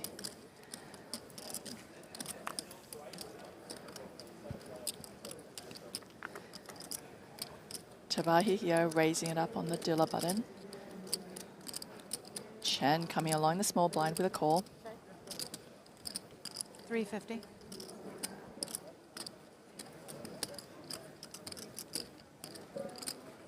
Teebagy is not, you know, just take it easy. She's not checking. She's actually betting a lot of flops, which is, you know, so good for her here just to chip her opponent down slowly. Just ride this wave. Running good, playing good, keep the aggression going.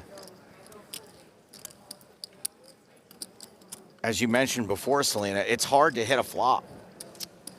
Yeah, if you know the odds of actually players connecting with the flop, you'd be betting the flops a lot more. Some people want to know, how is the number of entries this year compared to the other years, Joe? It is record-breaking. What was it the previous year? I don't remember. I think it was, I heard that this year was 100 more than last year. So simple math will say maybe 1375, somewhere in that range. Yeah, and you know what? I think it's got a lot to do with Sheena. Like the fact that she has won 2 back-to-back ladies championship events, as well as coming second the year before that. You know what I mean? Hey, those 100 players could all be from Japan.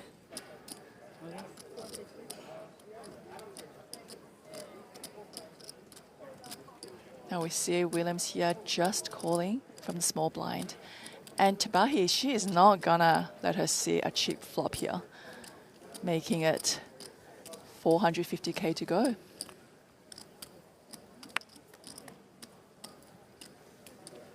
Loving this late game pedal to the metal from Lisa Teebagy. 994 on the flop.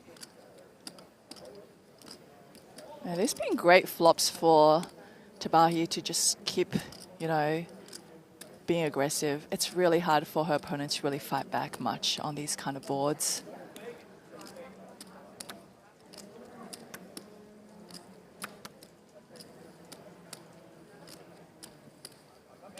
Williams checks. Teebagy's bet 325,000. Oh, Aubrey getting sticky. Yeah, Aubrey's probably thinking, you know, king high could be very good here. It's not far off. And Teebagy turns a gut shot draw with the best hand already. Doesn't keep up the aggression. It goes check, check. Rivers of 5. At showdown, Teebagy will win. Yeah, Williams is going to just think whether or not the king high is going to be good enough to take to showdown at this point. And she does say yes. It goes check, check, and Teebagy wins with king, queen. 2 high cards. Williams smirking at maybe a missed opportunity.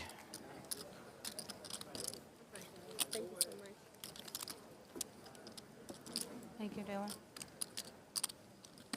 Thank you, dealer. Humble. I like that. Polite. And thank you for this run of cards. This is when you want to get this run of cards, right? Like, yeah. Short-handed, 3 players left. You know, after 4 days of play.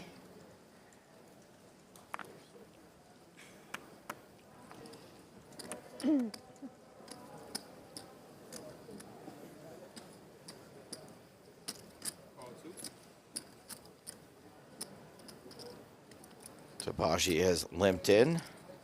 Small to big, 10-7 of spades.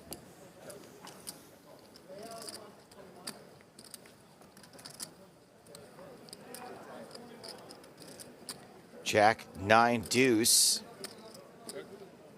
10-7. With the best hand, 10 high, and a gut shot draw. Check, check. Turns a 6. That hits Chen, who now has the best hand.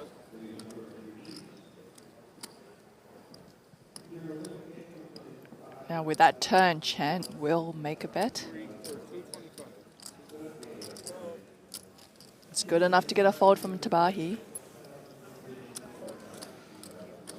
Nice hand there for Skye Chen.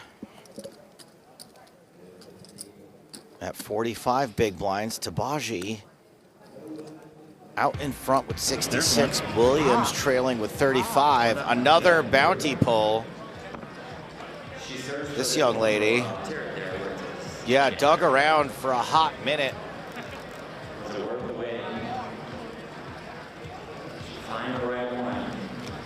This is Libby Wilson. Libby really making a meal out of this. Let's hope she can buy a couple of meals with it. Ooh! What is it? $100,000. Nice.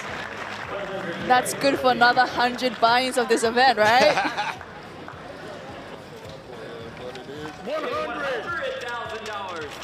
Another $100,000 for Arnaldo Gordon.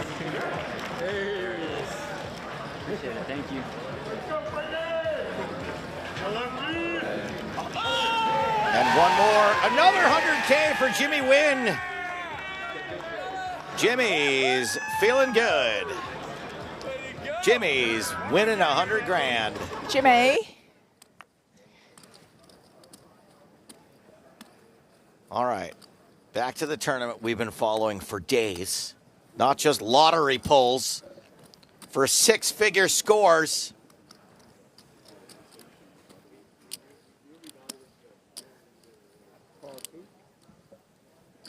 Blind on blind.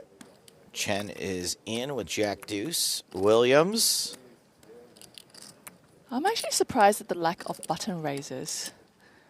Seeing a lot of small and big blind play out here. It feels like with this amount of passive action, maybe you could take advantage of that either from the button or the small blind. Yeah, for sure, because that's not something you very commonly see. A lot of people take advantage of, being in position and, making their ranges very wide, three-handed on the button.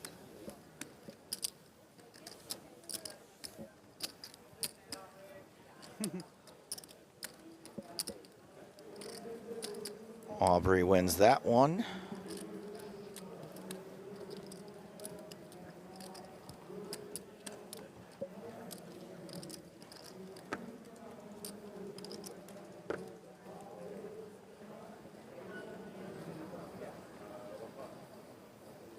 Do you think the main event will be a record-breaking one this time? It's tough to say. Was I think 6,000 something last year? No, more, closer to 10. Oh, close to 10,000. Yeah. I think that there are some things working for us and against us. I think that live poker is as popular as it's ever been. I do think the price of crypto being where it's at hurts a little bit. And I do think that some of the immigration regulations have deterred some foreign travel. Yeah, very I just insightful. keep forgetting the table's too big. I know it is. I'm like Yes, sitting here I eating know. food The chips poker and market it's does too big. move with the crypto market, doesn't it? What we have going for us is that $10,000 ain't what it used to be. Yeah, you can't buy anything these days with $10,000. Aubrey Williams, 7-6 on the button, folds. Oh, a real hand here.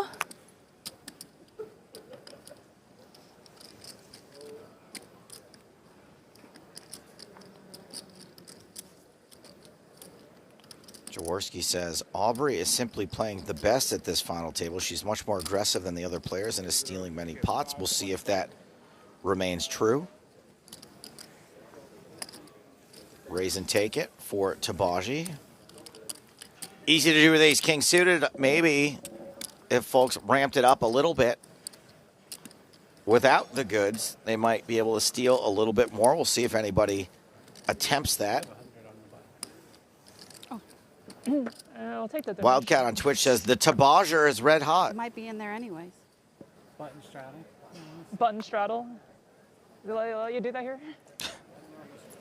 The old Mississippi straddle. Do you guys have a Mississippi in Australia? Okay. You're missing out. It's great. Well, you guys have a Melbourne in America. I There's know many that. Melbournes, yeah. Oh, there is. Oh, yeah.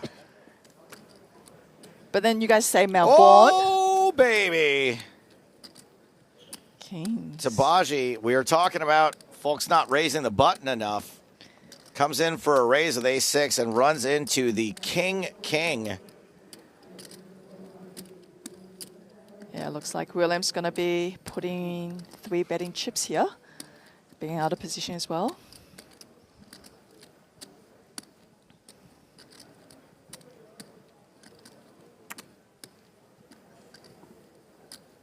How much is it?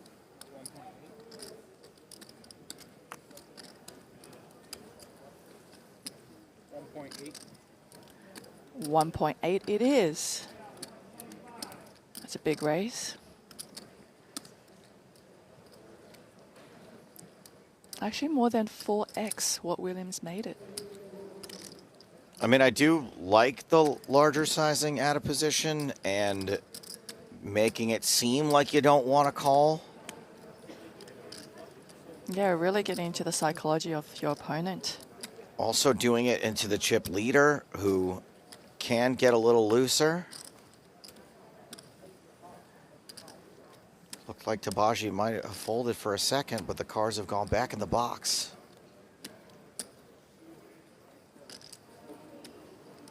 Yeah, I think overall, from the players on the table, Williams has been the one to show more, likely to do the 3-bet raise more than the other players on the table. So that might get into the heads of some of her opponents.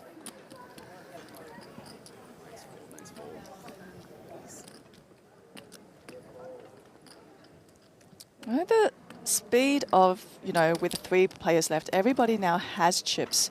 It was just because we were on 6-hander for so long, and then all the short stacks dwindled down to, 10, somewhere between 10 to 20 bigs. And then the play happened really quickly, and we lost 3 players.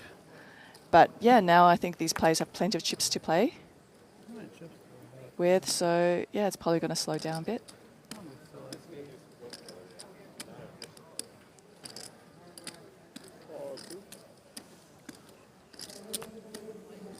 Williams limps in with Queen Jack suited, Ace 10 suited for Teebagy.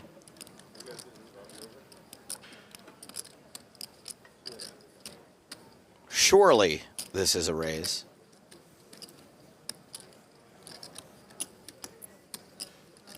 $650.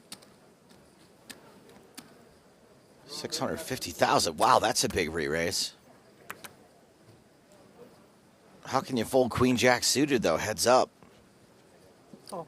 Yeah, 450K more to call. Yeah, I know. Can't see. Oh, blinds 100, 200 now. Thank you, Celina.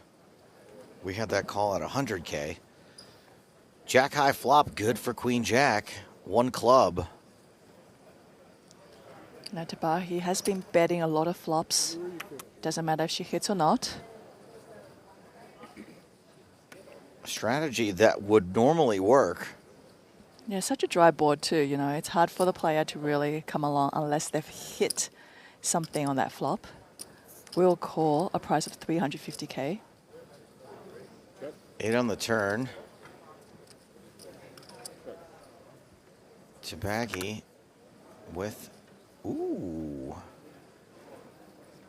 Teebagy does river a pair of 10s just below Williams looking jacks. at that board. Yeah, it's like a 9 makes a straight, right? Yes, it does. And check from both players.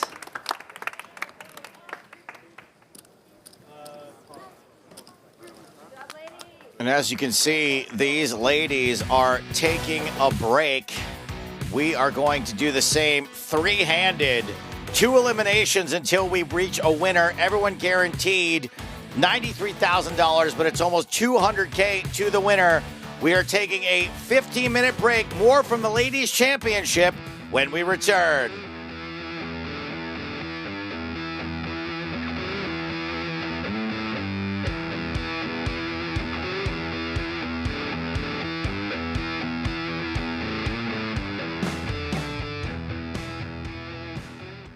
For centuries, poker was a game of instinct, bold bets, and leaving the rest to fate. Vegas turned the game into a dream worth chasing. Players started asking a different question. Not did I get unlucky, but did I make the right play?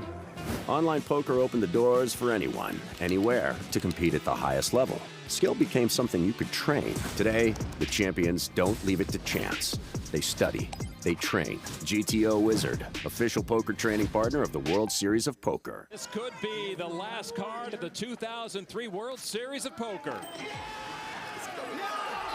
What you see is plain luck.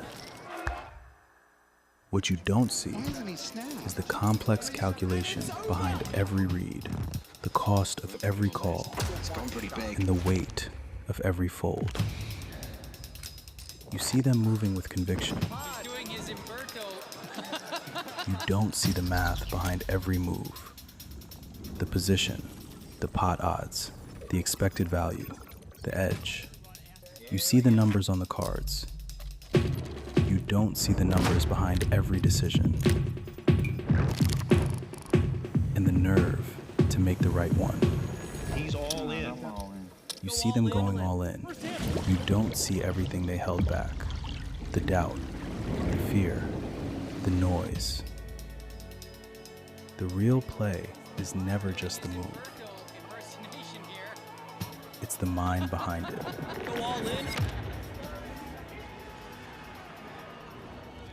The World Series of Poker, now presented by Celina.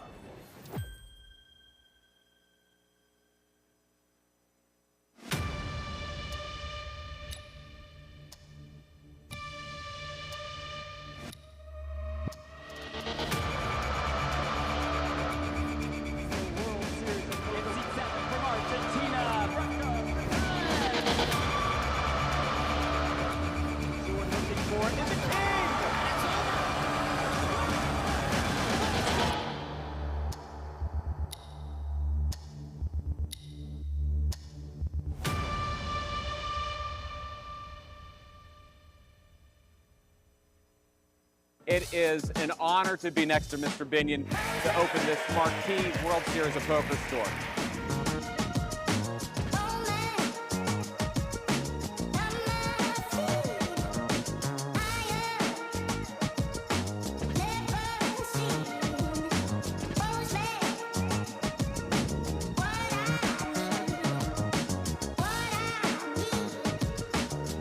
I can't fathom. Basically, it's filled up with poker.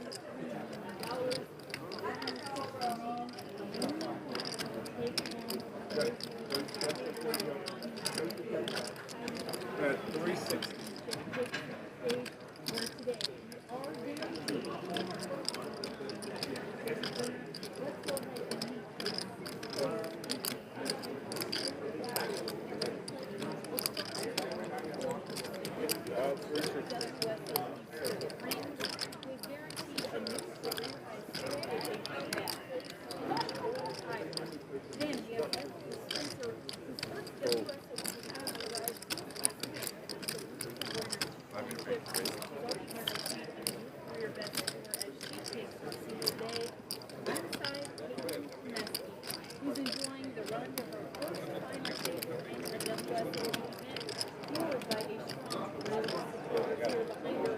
Next, we have Teebagy, who has a vocal resume dates back almost 2 decades. She has purchased of it twice, but is making her deepest run yet. Victoria Ailloud is representing France, recording this her second WSOP cash with the first play a few weeks ago in the $800 gift tag. Last but not least, we have Skye Chen, guaranteed first ever WSOP cash that she competes at this final table. Workout starting strong. And with that, the stage is set. Who will be the next ladies champion? We're going to find out. And for all the action, this is now on the winner and table.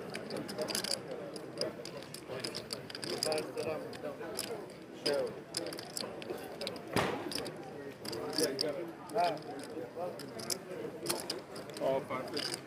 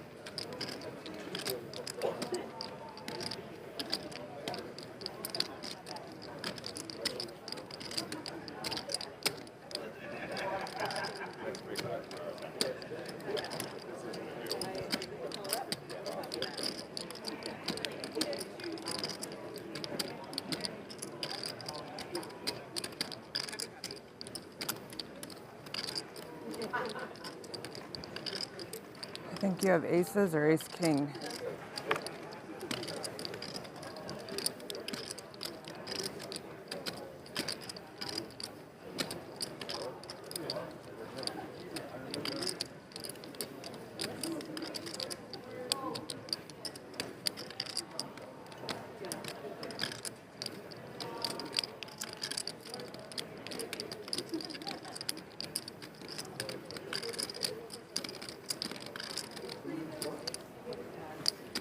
You were correct. Yeah, ladies, we're gonna race off those 5Ks. Maybe we could set some.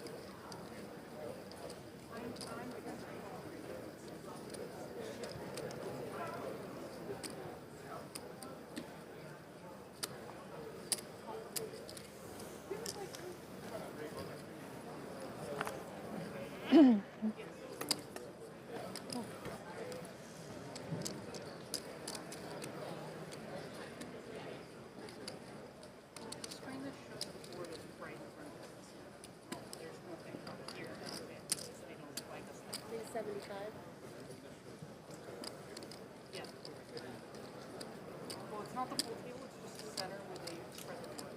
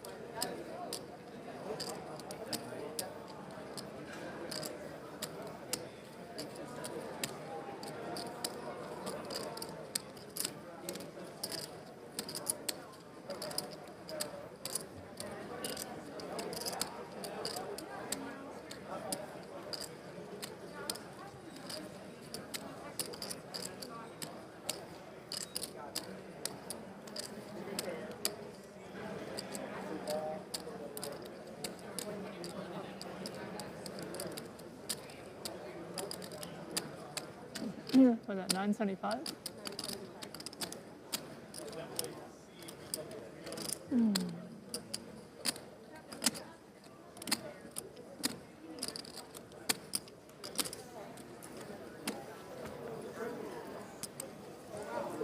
Four. Okay. That's 25 bucks. It's gonna put you on that. For centuries, poker was a game of instinct, bold bets, and leaving the rest to fate. Vegas turned the game into a dream worth chasing. Players started asking a different question. Not did I get unlucky, but did I make the right play? Online poker opened the doors for anyone, anywhere, to compete at the highest level. Skill became something you could train. Today, the champions don't leave it to chance. They study, they train. GTO Wizard, official poker training partner of the World Series of Poker. This could be the last card of the 2003 World Series of Poker. What you see is plain luck. What you don't see is the complex calculation behind every read, the cost of every call, and the weight of every fold.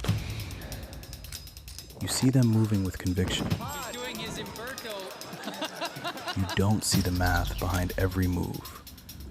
The position, the pot odds, the expected value, the edge. You see the numbers on the cards.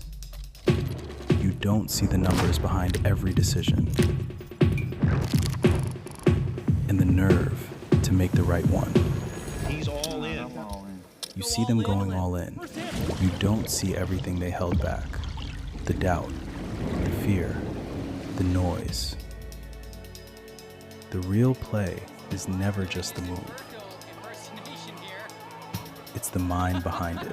Go all in. The World Series of Poker, now presented by Celina.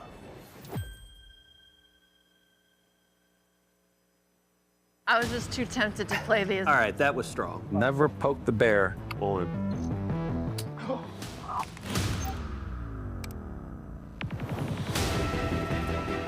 You're not better at Phil Ivey at like literally. Let's go. The course of 4 rounds of competition, U16 will be whittled down to just one. To be very successful, you have to have real discipline. You have to do what you know has to be done. Did he maybe fall? Oh! Oh my God! Oh! If Sergio's bluffing here, oh my God! All I do is win, win, win, no matter what. Poker is my life. It is an honor to be next to Mr. Binion to open this marquee World Series of Poker store.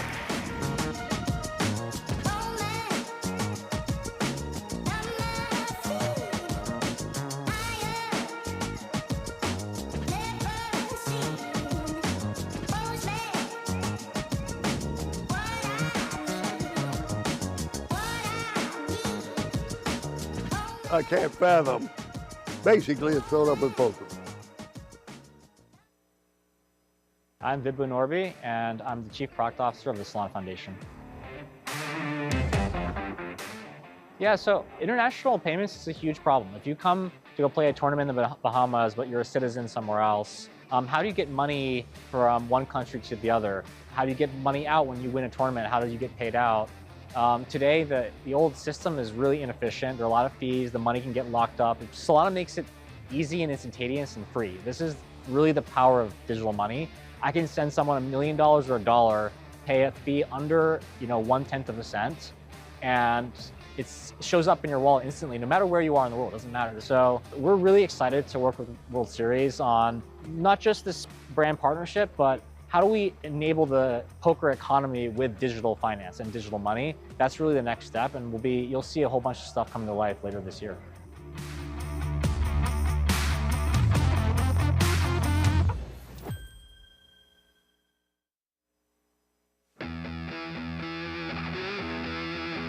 Hello, my babies, and welcome back to the 2026 World Series of Poker. It's the final table, the final day, the final 3 of the 1K Ladies Championship. 1,475 total entries, now down to 3. Everyone guaranteed $93,000. I am Joe Stapleton. She is Celina Lynn. Hello, Papa Joe. And we are down to 3 players in this field of 1475. And what a marathon it's been for these players. 4 days of play. And we're guaranteed a nice chunk of money right now. Almost 6 figures for everyone involved. 129,000 for second. 194, nearly 200K for first.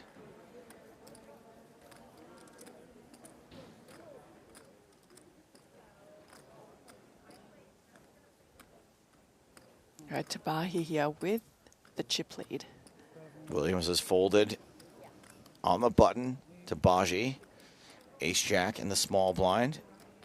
Coming in for a raise. Blinds now 100,000, 250,000.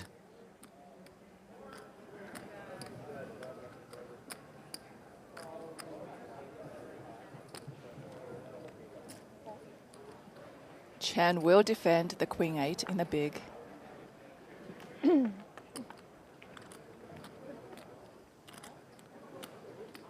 8-4 deuce, top pair for Chen. The power of live cards.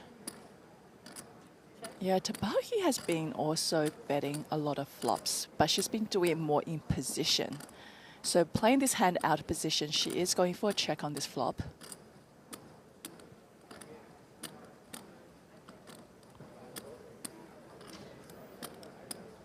Now with that check behind, she is very tempted to make a bet on the turn.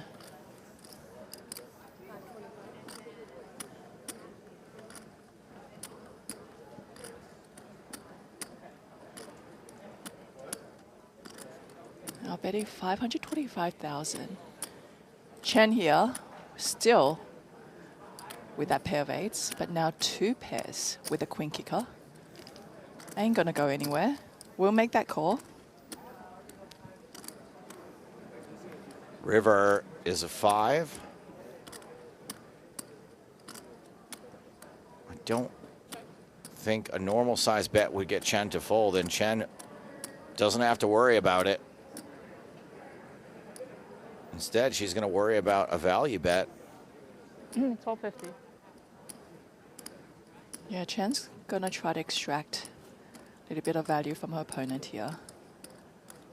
There could be a hand with that's a worse kicker to the queen 8 she's holding. And there's a chance that there could be, you know, an ace 4 type of hand in her hand, possibly.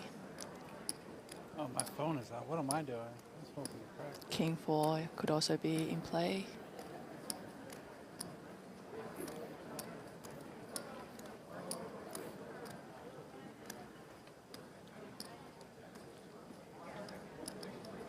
Teebagy is really staring down her opponent. Yeah, you have to give her credit. Yeah, I mean, calling with ace-jack here isn't insane. What do you have? Yeah, Chen once again extracts that value from her opponent by just checking back on that flop.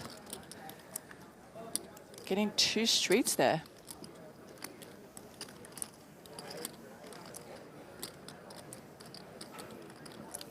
New chip in play, 500,000 for the pink chips. Do you think they did pink because it's the ladies' tournament? Probably not, right? Isn't it the same chips colors throughout all the events? Look, Celina, I'm not here. I mean, I do think the green, the blue is very close in color together. They should have like a yellow out there, you know. But yeah, I think the pinks are very pretty. And these pink chips are the ones you want to be collecting right now. They are indeed. I'm just saying, it's a little suspect that the most coveted chips are the pink ones in the ladies' event. I don't want to play this. You can have it. I didn't look. 2 of the worst hands you can have in poker. One, I believe, is multi-way, and the other one is heads up. 3 deuce off and 7 2. Yeah, I was like, I'll give you a 2-3. It's not even suited. How generous of her.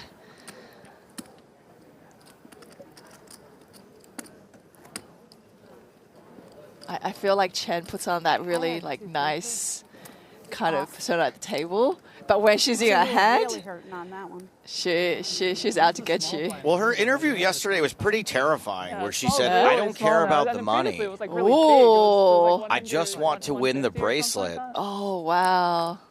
And that, you know, that is to me someone who is really just going to play their cards in the way that they think will make them win this tournament. Yeah, it's almost like saying ICM throughout, like out the door, right? You know, out the window. I don't care. Yeah. Let's just go heads up, put both prize money for first and play for it. No holds barred. Queen 5 versus Queen 4. Queen on queen.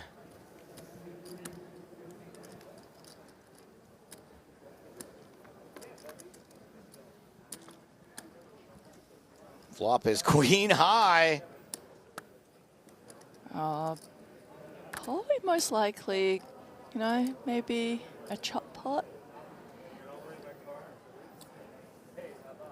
Good question here from Bruner on Twitch. He said, would you rather finish 9th in the main event for 400K or win a bracelet for 300K? Nah, the money. Definitely. We're talking about 100K. I think that I would probably rather win a bracelet for 300K because No. you would never okay. hear me. Okay. I Take can the still 4. brag about the 9th in the main, though. Yeah, look, take the 400K, go onto By the way, eBay. 9th in the main is oftentimes $1 million too. $1 million? Right? Yeah. Okay, so it's way more than that. But seriously, take the 400K, go onto eBay, find a World Series bracelet, and just buy it for like, you know, $500. Believe me, I've considered it. Eight of hearts on this turn. Teebagy is going to bet top pair again. With just barely the worst of it.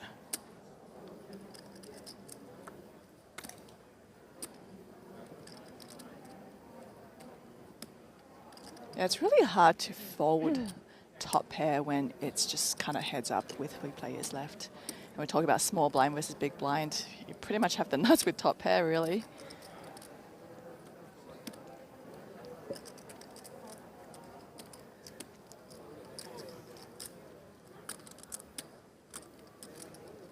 Bet is called. River is a 6. So these kickers are not playing. Queen. Well, this could have been a brutal hand for someone. Ends up being a brutal hand for no one. It's a chop. First chop in a while. Yeah, first one. Right? We haven't had one since today, I think. I mean, today I don't think we've had a chop. I think it's the first one.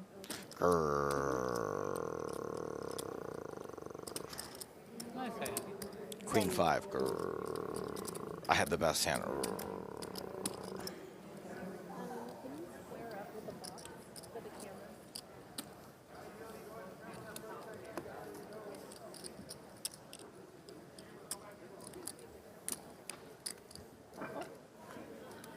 Caught on the edge. Aubrey, is that a stack of blues behind? Yeah, this is. Yeah, could you move out? Thank you. Big chips in front, where everybody can see them.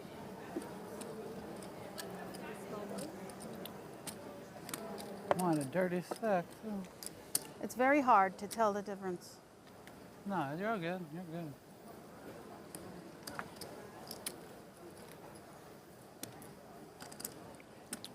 For deuce on the button for Aubrey Williams. Folds.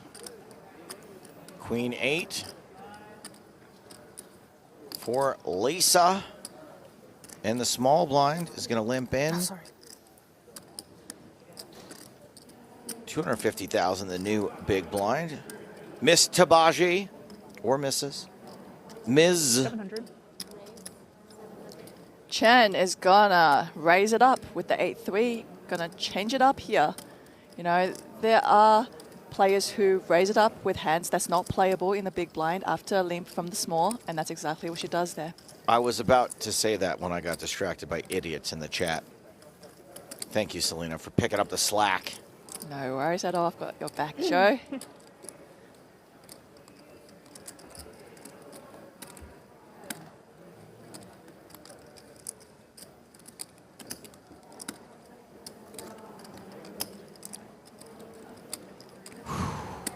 Pretty tense here, three-handed.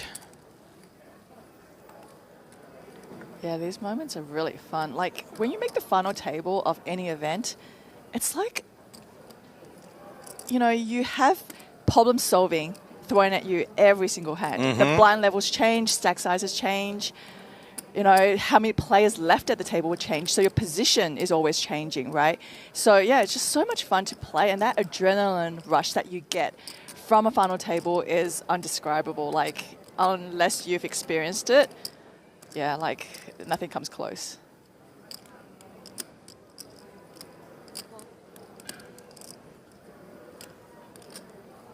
Oh boy. Teebagy raised the button. Chen called from the small. Aubrey with ace-jack in the big blind. Expect the price of poker to go up. A lot of playable hands here, but I think Williams will look to raise it up here. Some of these hands are only good if you can get it heads up and not multi-way.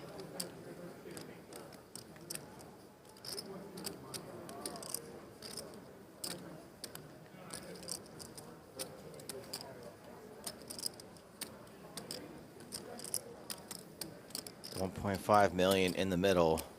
Yeah, she's going to really look into take account of not just the raise from Teebagy here to 500K. She also has to look at the fact that Chen has made a call, and now there is already 1.5 million in the middle. That is a big old stack of 100K chips. Looks like more than 2 million.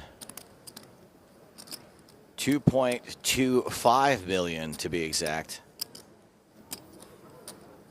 Yeah, she's gone with a little over a 4x raise. This should get 2 folds. Should get 2 folds for sure, looking at their hands.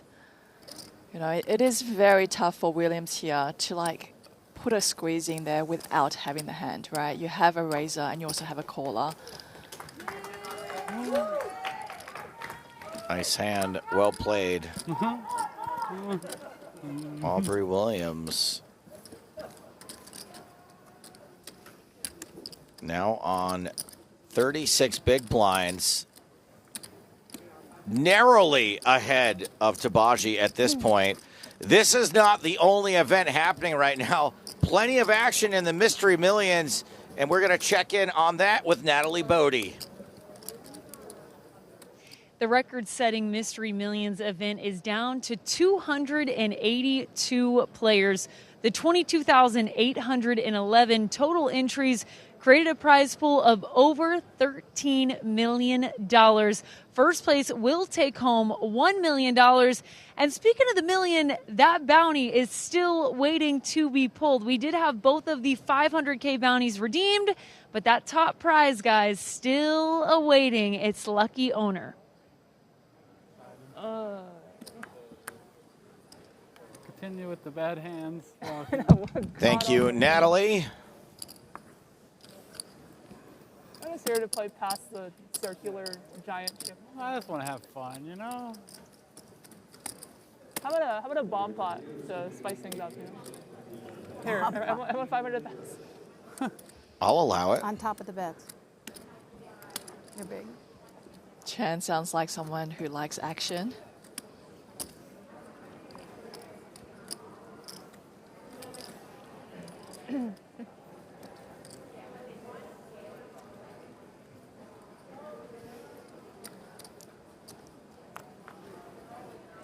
Aubrey on the button this hand. King, queen. Seems good enough for a poke.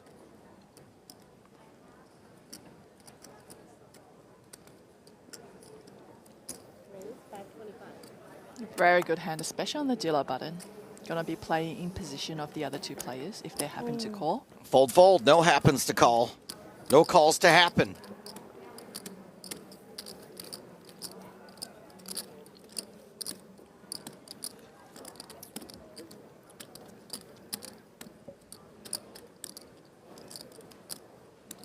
Oh, I think Aubrey's sunglasses prescription, huh? Because I can see she's got like her glasses. Are there bifocals in there? Yeah, I think so.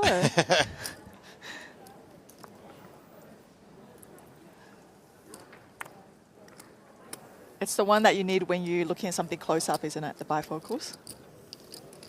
Feel like I might be needing those soon. Do you get that yet, Joe? Where you look at something like afar and then something really close and your eyes don't adjust very quickly anymore? So from a young age, I was, what's the word? Prescribed? Oh, hold on, more mystery bounties to pull. This is Blake Fanning. How many people played this event? Because we've got another 6-figure bounty. Man, how many 100Ks there is out there? We pulled at least like 10. Now there's tons of bounties being pulled. Spoiler alert, we're showing you the good ones. Oh, that's a whopper. $250,000 for Coltrane Mendelssohn.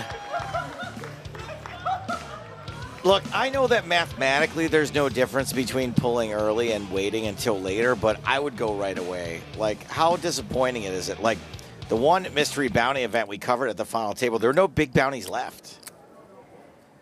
Yeah, is this like the multi-mole? No, the door. I have no idea what you're talking about. Because, you know, you get these 3 doors. Oh, the Monty Hall problem. Yeah, that's it. Oh, my God. Sorry, I say Monty Mole because Randy always calls it the Monty Mole. I can't even believe I speak Celina. Yeah, he trolls me all the time and he calls it the Monty Mole, so now I call it the Monty Mole. But yeah, it's 3 doors. Johnny asks, how is he so chill about winning 100K? You have no idea how many entries he's in that event for. How do you think we got that many 6-figure bounties as Chen opens 9-7? King Jack suited for Williams. A very nice hand in the small blind there. A few different options you can opt for. Where does Monty Python get his shoes? At the Monty Mall, says Gamba Enjoyer.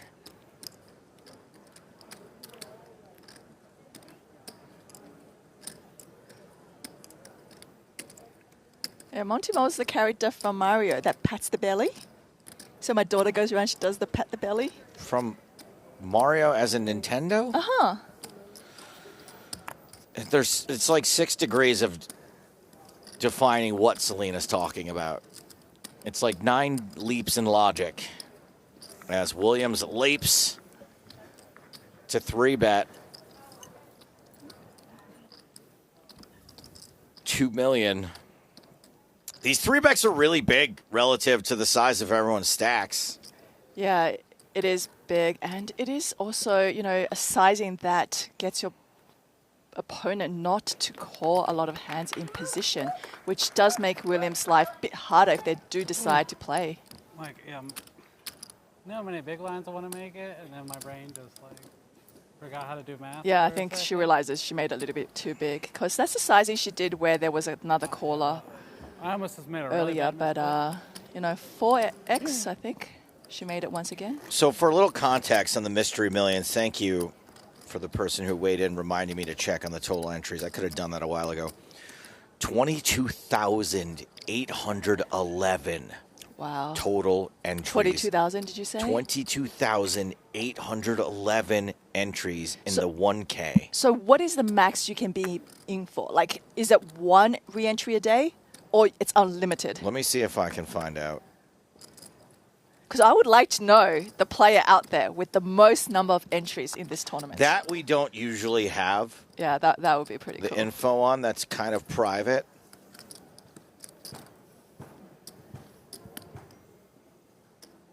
You always hear those players like, oh, I got to come in 9th to break even. Okay, 20-minute levels in that event. 2 re-entries per flight.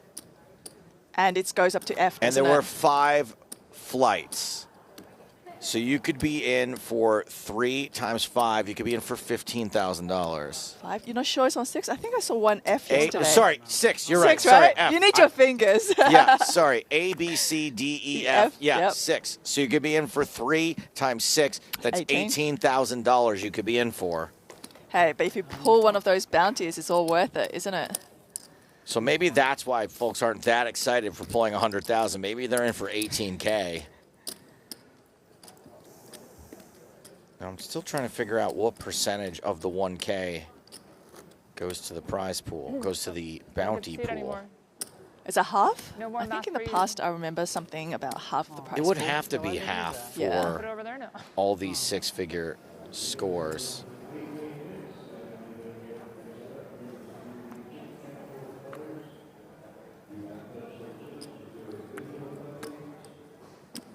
It's $1 million for first place just in the payout section.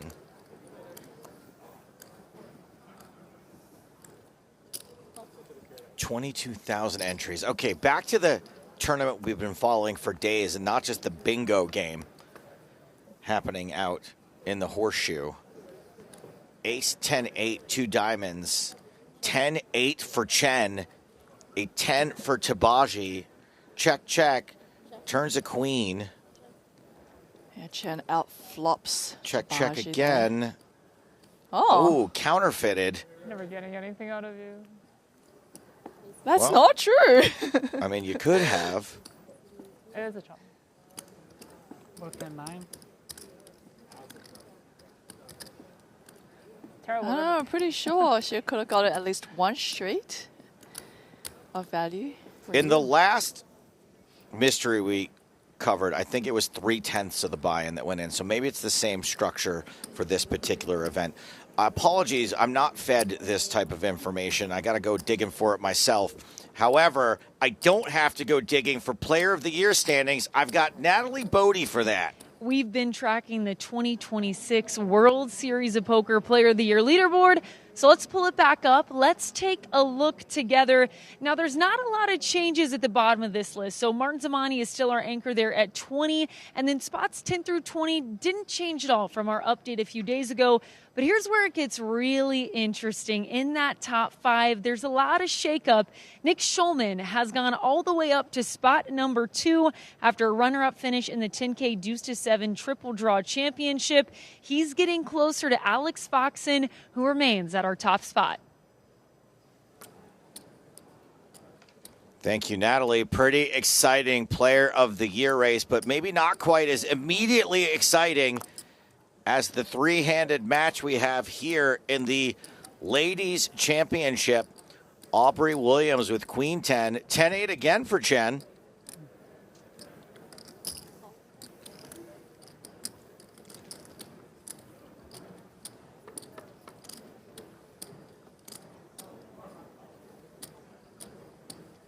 Five, 6, 5. Chen checks.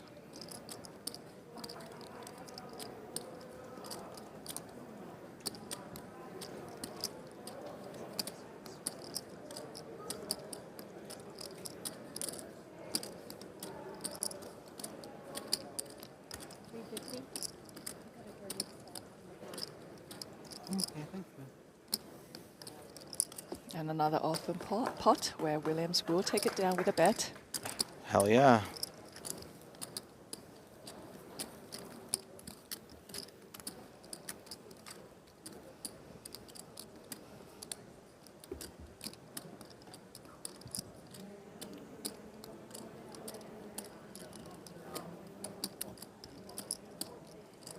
These kind of field sizes does make the game so exciting. Yeah, like the 22,000 people who entered the Mystery Millions. Definitely. A quick peek at some of the Player of the Year contenders.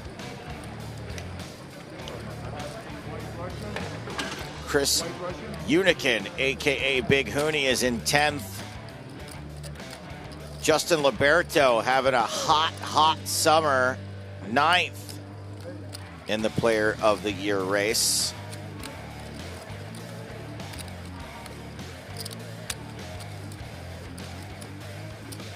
Sean Deeb having a bit of a disappointing summer, does have some runner-up finishes, but not the summer he would have predicted or hoped for. 8th on the leaderboard. I believe came in to WSOP Vegas as the leaderboard leader.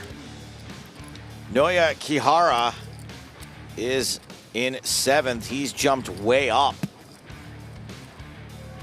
And of course, it has been the summer of the Foxens. Alex Foxen not foxing around on the Player of the Year race. He is first, although his lead has dwindled from about a week and a half ago. He was about 600 points behind when I first started paying attention. Now Nick Schulman is nipping at his heels. Yeah, it's hard to not see the last name Foxen on these leaderboards these days. It's amazing as a couple, the kind of results they're putting up. Yeah, justifiably so. They're both freaking phenomenal poker players. Yeah, well, Randy and I have to retire to commentating. You know? Those who can't do, teach. Those who can't teach, do commentary. And those who can't do commentary are in live chat. Oh. Yeah. Oh, I think you're going to get a lot of hate from We're the chat second now. from the bottom of the food chain. But I think the chat out there, a lot of these players might have more result than you, Joe. Yeah, of course. I don't play poker. It's like saying there are better bobsledders out there than me. I don't bobsled. You're a good video poker player. I love video poker. You don't ever have to fold.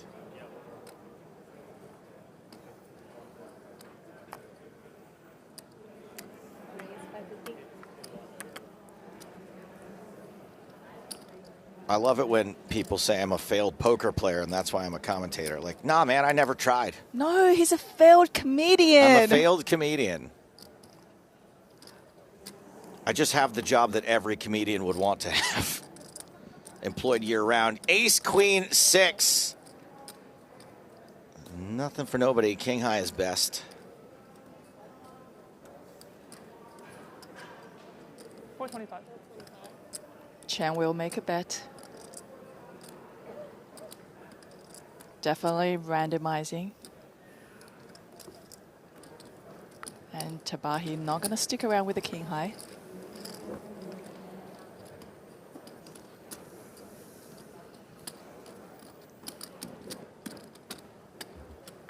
I had a Celsius on the break, so expect me to be all... Caffeined up? Yeah. I had no idea those sparkling water has caffeine in them.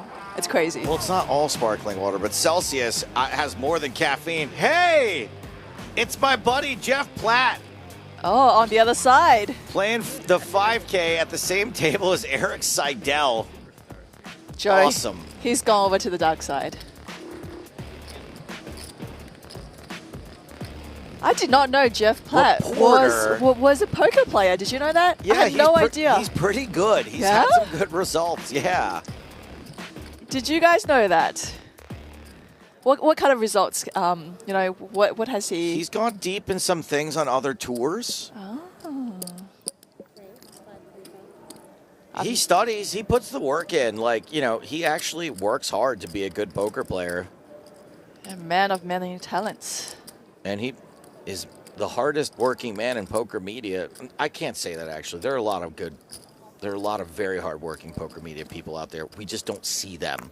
You're a very hard-working poker media person. I am, but, you know, there's Poker News, and Poker Org, and there's all kinds of people out there grinding every single day. I did that job my first year in poker. I was a tournament reporter for Card Player Magazine. Oh, is that right? Yeah. Oh, I had no idea.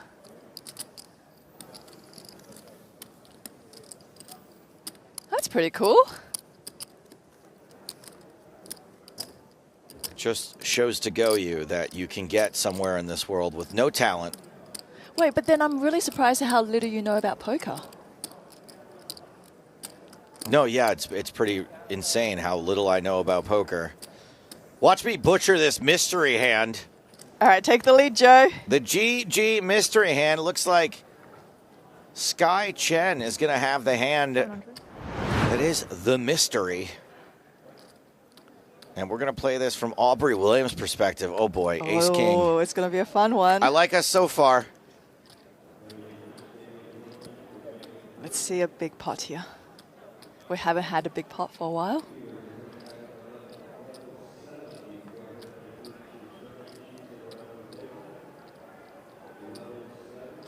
Re-raise all in. I don't like playing post-flop. That won't be no fun for a mystery hand. Gonna have to break it down. Seriously, just give us an easy mystery hand for once. Mix it up. Maybe that will be the mystery. Every once in a while, we can just do a pre-flop mystery hand. By the way, the choices of GG mystery hand have been really great, by the way. Yesterday's with the pocket tens, fantastic. Yeah, really good. You know there's people that know poker back there, right? To pick these great hands for mystery hands.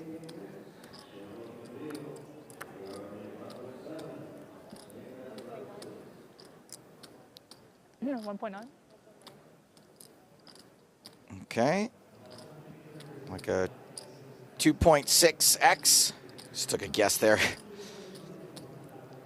Wow, if Chen calls here, and you know most likely she does because we're watching a mystery hand, this is a big pot. 4 million in the middle. Man, 4 million in the middle pre-flop. I mean, you don't love it, right? Already with Ace King. No, you're going to have to want to really hit that flop. And the flop has not been hit by us And that is a pretty coordinated board for having ace-king, no club. Now, pretty standard for Chen to check over My to the goodness. pre-flop What do you aggressor. do now? Checking is very weak. You've got really no piece of this. Yeah, you just kind of have to, you know, like sometimes people close their eyes and make a bet out there, you know. It's not bad to check. Right, just try to get to showdown with ace-king. Yeah, and it's also a board where, like, you know, what do you do where you get check raise, right? You just have to chuck it into the muck. So maybe it's not so bad to take a free card. Hey, Celina, do you think because this is the ladies' event that this is the Mrs. History hand?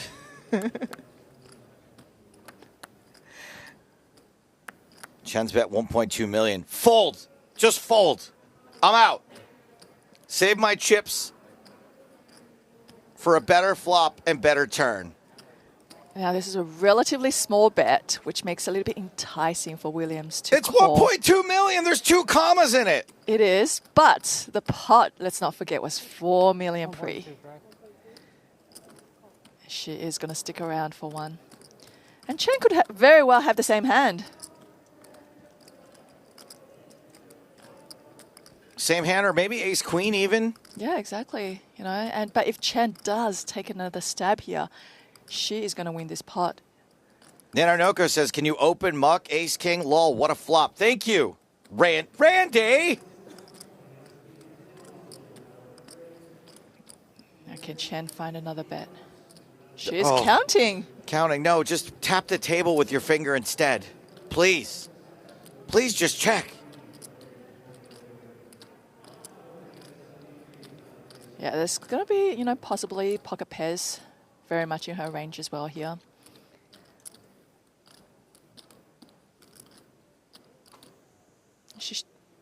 If she does have those hands, she probably should know she's pretty good here.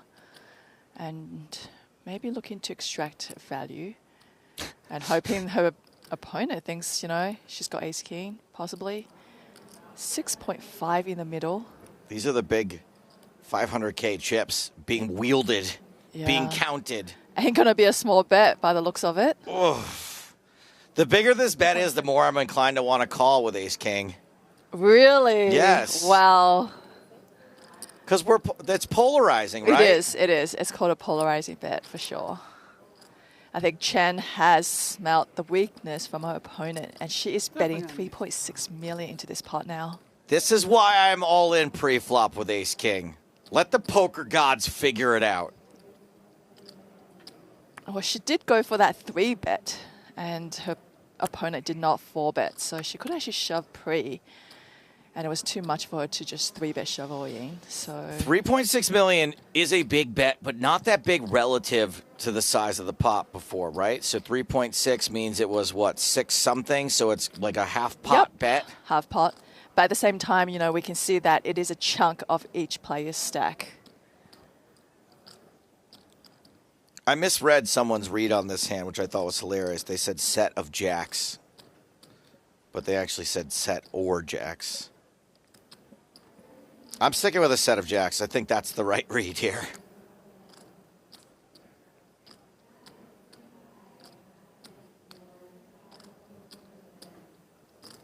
Aubrey makes the call. Oh, look at that, Chen Joe. was bluffing.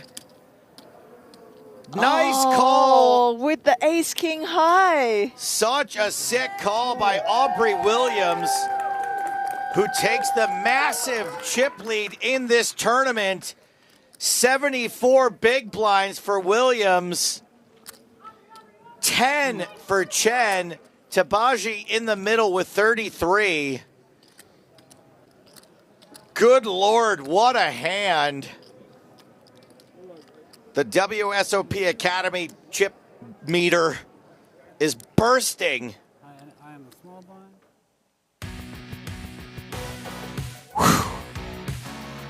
Yeah, let's take a break for a second. Let's all calm down from that. I did say, by the way, that I was inclined to call with ace-king there, right? You did, I get credit for what? that. Yeah. No, amazing read, Joe. Thank you. Like, gotta give it Low to you. five, Gotta high give it five, to you. Whatever it is. I'm the greatest poker player in the world. Yeah, like he's like that pot size, the bet on that river, I'm more inclined to call. I felt like value maybe would go a little smaller. 3 players remaining. Second place pays $129,000. Everyone out guaranteed $93,000. Maybe this is the year for you to jump into the main event? Nope. I did play the main event once. Worst day of my life.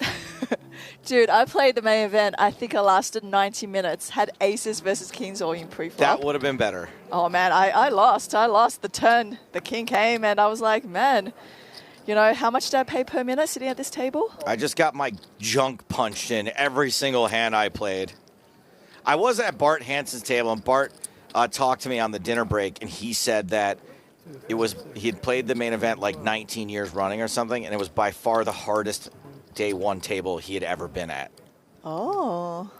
But I got completely owned every single time I entered a pot. It was torture. Yeah, you have players from all walks of life in the main event. You know, it's tough. Like, you know, I hear some stories from Randy, and he has a tough time navigating through some of these casino players, that's for sure. Especially the older they are, the harder he has, you know, try to guess their hole cards. Good thing that, like, you guys don't see his hole cards on cam, what he folds to these casino players. Pocket tens for Teebagy. Williams attempted to limp in with queen 7 of spades. And looks like she is going to make this call.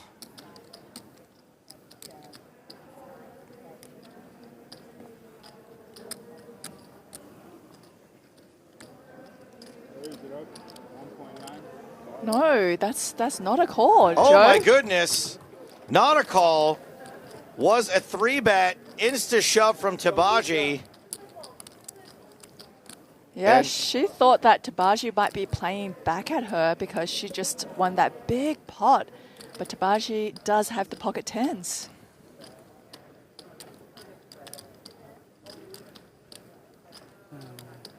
Teebagy with a 8-figure stack now.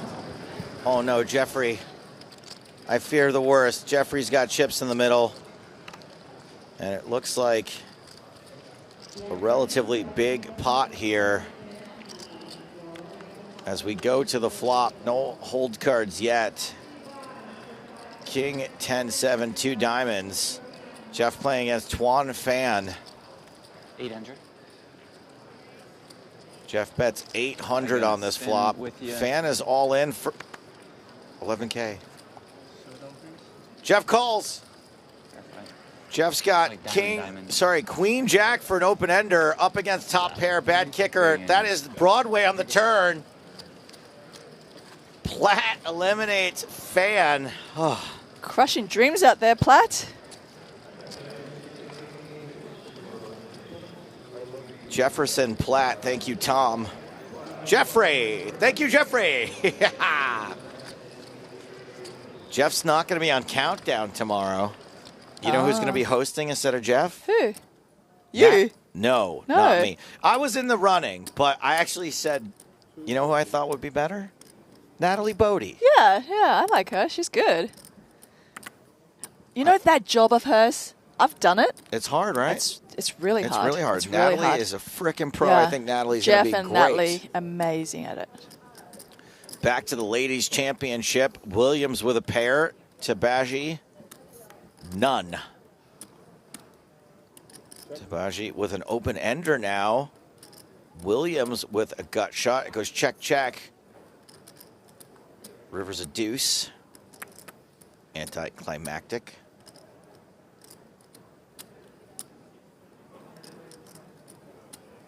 Do you think Jeff Platt will interview himself and then get knocked out of the tournament? I think Natalie would do the honors there. Not a 7. A 7 is good at showdown. More chips for the chip leader.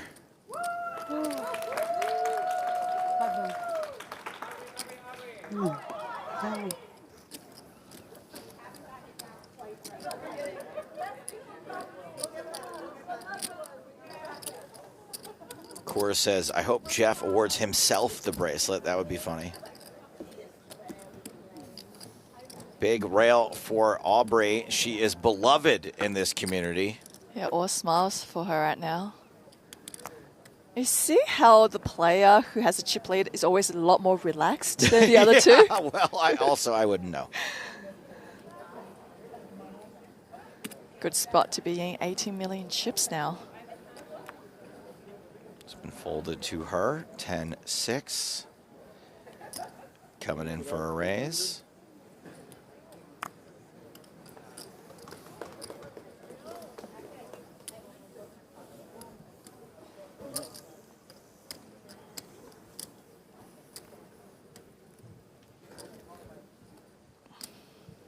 Winner. Big old chip stack.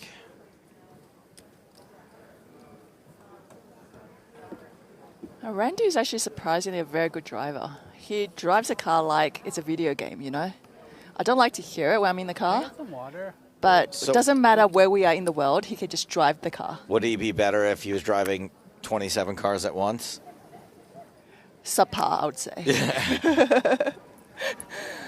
But Just used to the old multi-table Nano multi-table, Noco. that's right. 6 Max too, I think, back in the day, so even more difficult. But we do have a car that drives itself, so he's like on his way to pickleball.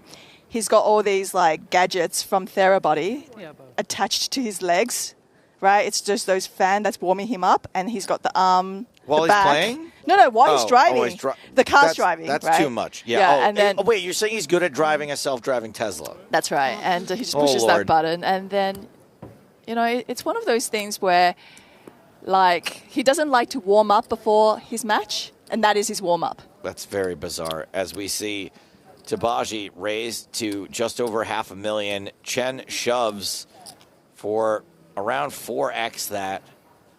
Teebagy is crushed.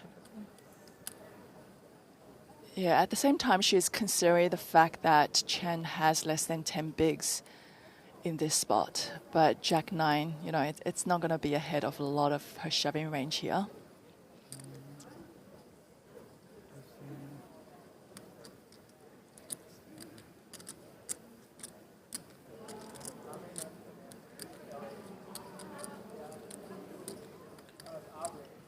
And from here, we can see that she is totally crushed. Chen has the ace jack to the jack 9.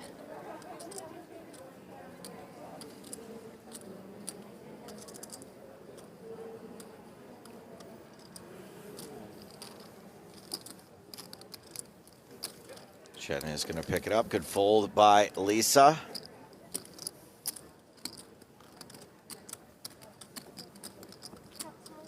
Skye Chen, based on interviews, seems to be quite hungry for a bracelet. Yeah, it's a lot of players' dream to really come to the World Series for that bracelet. And getting through a field of this size and win your bracelet is pretty amazing.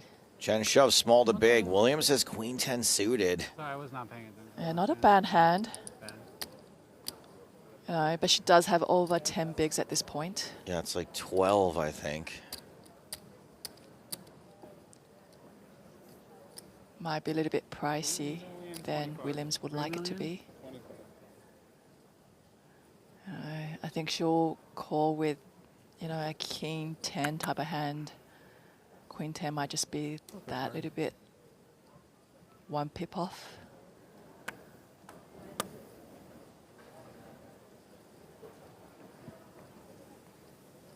Makes the right fold.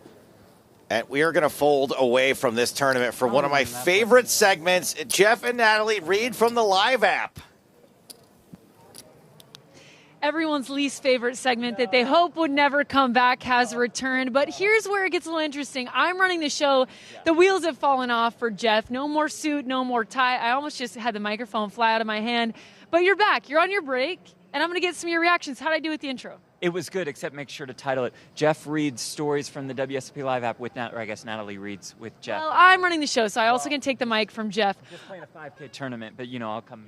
Rich guy. Okay, first one here. We're looking at a high of only 88 degrees today. That's from Matt Simmons. You haven't been outside, though.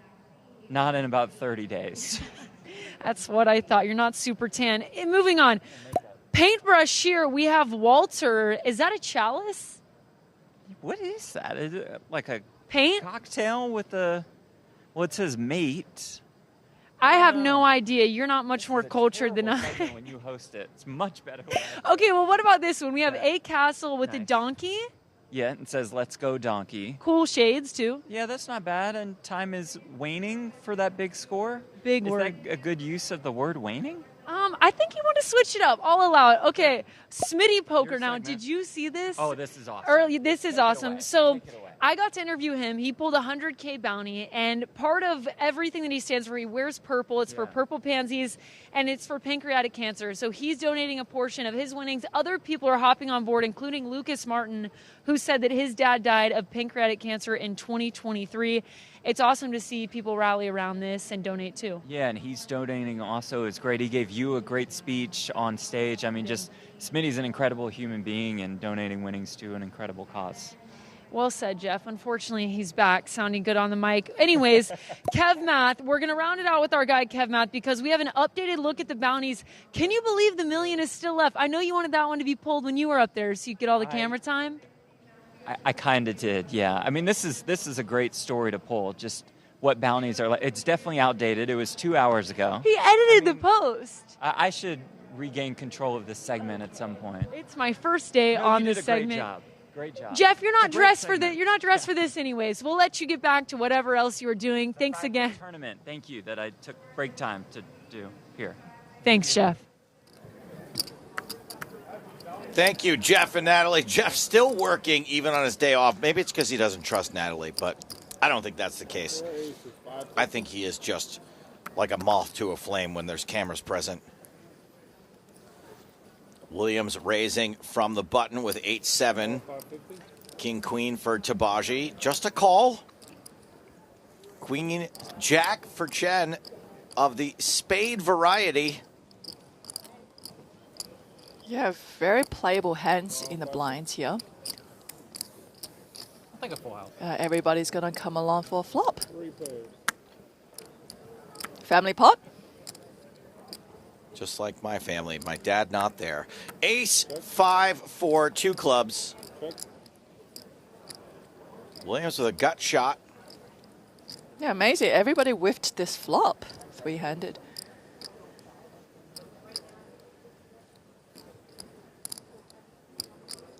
Williams might look to make a bet.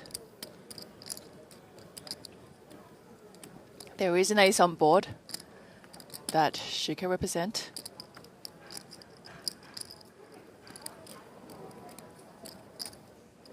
Yeah, with no re-raise pre-flop, you can be pretty confident no one else has an ace. So your 8s and 7s are live as well.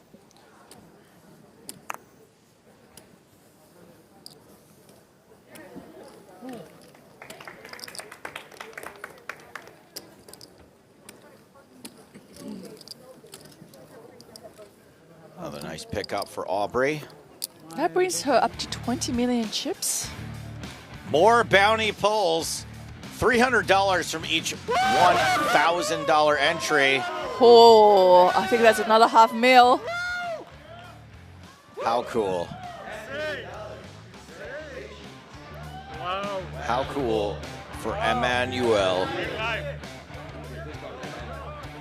So we just saw that there was one left. That must be it now for $500,000. So you say there is a 1 million left? There is a 1 million left. Man, that is the highlight to your summer, right? Like, seriously. Pulling $500,000 out of the barrel just like that.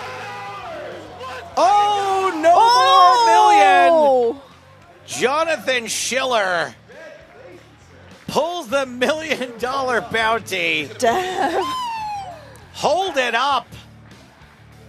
And the rest of the room wept as the $1 million bounty has been swept by Jonathan Schiller. What a great feeling. Skye Chen all in, small to big. Not going to get called this time. Nice hand. Pretty cool. We got to catch those reactions on camera. Can I get some? This is, I think the mystery format is one of the more popular ones as of late. It's just so exciting. I For think, fish like me, for sure. yeah, it's like if you can't win a tournament, you know what? You might be able to pull the biggest bounty out.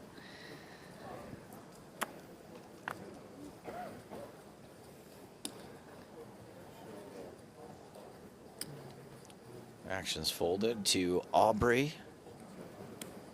10-6 of diamonds and the small Bree.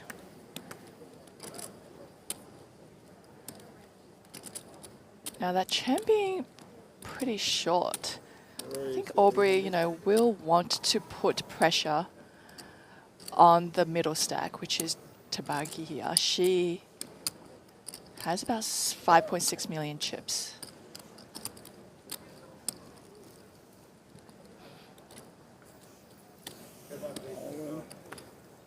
Wow, all right. Picks up a hand to make a stance with. She is shoving in with the ace-10. Continues to be second of 3. Has about 2.5 times the stack of Skye Chen, who is on 10 big blinds. Yeah, Williams played really well throughout this whole tournament and just put herself in a really good position to take this title down.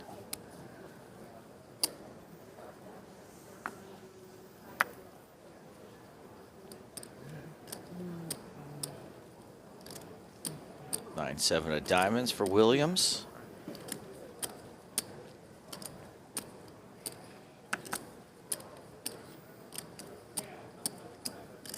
Ace of 525.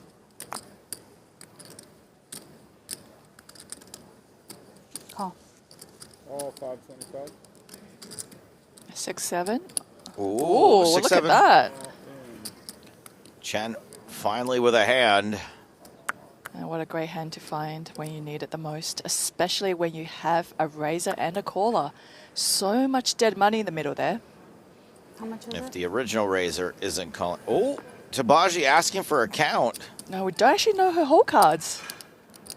You wouldn't expect the player that flats in the middle would have a hand that could call a shove with. Yeah, when we're seeing her hole cards, you know, I think she might just be asking for a count. Just to get the count in general. Mm-hmm. Got it. Yeah, and, you know, I can't see her coming along here with the ace-deuce. That kicker is just not going to do it.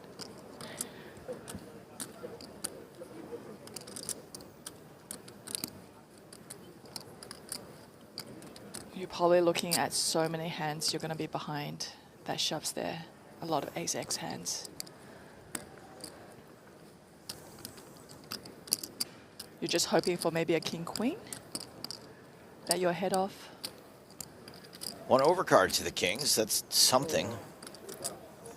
She does. She does call. Okie dokie. Wow, Chen's going to be at risk here. Chen, a big favorite. Not as big as you would think, kings versus ace-deuce. 32% of the time, Chen's going to be sent packing. Surprisingly, isn't it, where you see these equity 32% for ace-deuce here. Teebagy looking for an ace, some hearts, some wheel cards. Most of the time, this board's going to run out safe for Chen. Let's see the first 3. 8-7-4, quite safe for the kings. Can we get a wheel sweat on the turn? Just for laughs, no, nothing personal. No wheel and no spade sweat. There is 3 aces left, though, in the deck.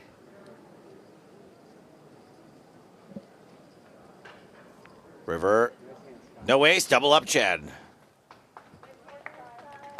And that is going to flip-flop their positions on the three-handed leaderboard. Chen now up to 28 big blinds. Teebagy down to 15. Forever Truth asks, who's in the booth? We are the commentators. Thank you for your question. Nice hands, Skye. You guys must know Stapes. He's got one of the more recognizable voice out there, right? I would say. Yours is more distinct. I'm just loud. Another bounty pull in the 1K Mystery Millions. Should be another good one. I don't know why we'd show like a 1K bounty. 100,000. Oh, just 100 grand for Konosuke Nakajima. 6 figures. Oh, we got another. Oh, I know this guy. You know him? Yeah, because he frequents the old Asia Macau circuit that Nice. I used to play. So what you're saying, he doesn't need the money. He plays the Tritons. Okay. Who cares then? You get to keep that. Oh, might That's be a lot good. of zeros. Whoa! Hit 250K. $250,000. That is a lot of $300 per player going into one bounty. Lucky pull for him. He does not need the money though. But, you know, who knows? After the series, you know, you can be in the hole for quite a bit. I mean, that's one Triton event. 2 if you're lucky. A 6 for Chen. With little chips to maneuver, we may see Chen get a little more active.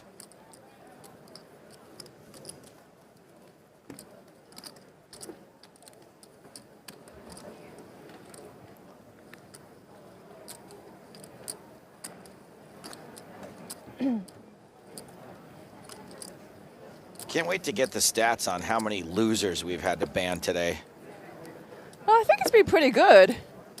Well, you're seeing it after they have to go through me. Oh, is that right? Because I was like, I think on day 3, there was, I think most of the chat was missing from all the deletion. Yeah, there's an endless supply of losers and bigots out there. 6 Ace plus 4 for Williams on the button, asking to get a peek at Chen's stack.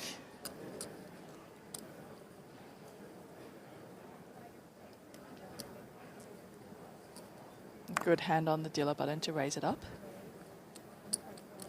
What is that? Oh my god. Made that. Oh, misclick. Meant to make it 650. Let's do the misclick one time. Oh. I've seen a fake misclick before. I don't think this is that, but Yeah, not the end of the world. Not too bad. 1,150,000. Just, you know, a little over 3 bigs. It's probably amazing I made it this far. And you know what? Chen probably has to fold now, while pre-flop she might have called, you know, a minimum raise of 650. I can't believe that was only my first misclick today. That was my first misclick today. Usually it Seemed like a really weird number. I was like, I meant to okay. make it 650, and I don't know. Yeah. Like, grab 2 of the. I was like, that's a very large number. Yeah, like I did not. I was like, I don't know what that was trying to. What that was.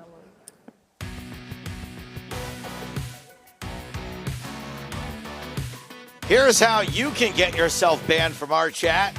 Join us on YouTube or Twitch and say something dumb or irrelevant or bigoted. Yes, Celina.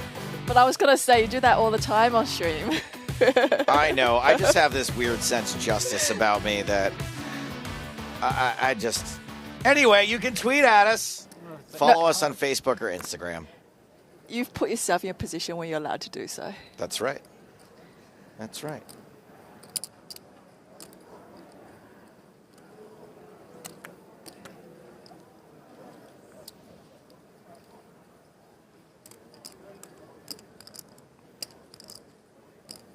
Kimberly says, maybe say something good about the comments in chat. Go Williams. There you go, Kimberly.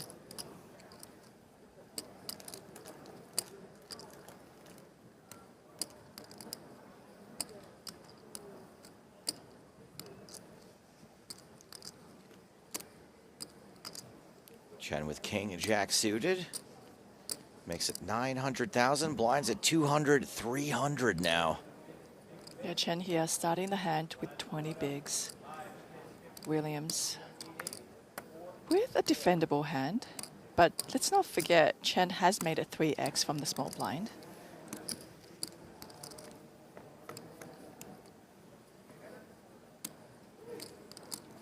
Two hearts on this flop. Great flop for Chen here. Good to be able to continue after being the pre-flop raiser. 600. No need to go too big. I think I should have jammed pre-flop. Oh, Aubrey says that she thought about jamming pre-flop. Just, I think it's more like the idea of putting that pressure on that middle stack. You know, we know that Teebagy is sitting there with a little over 10 bigs.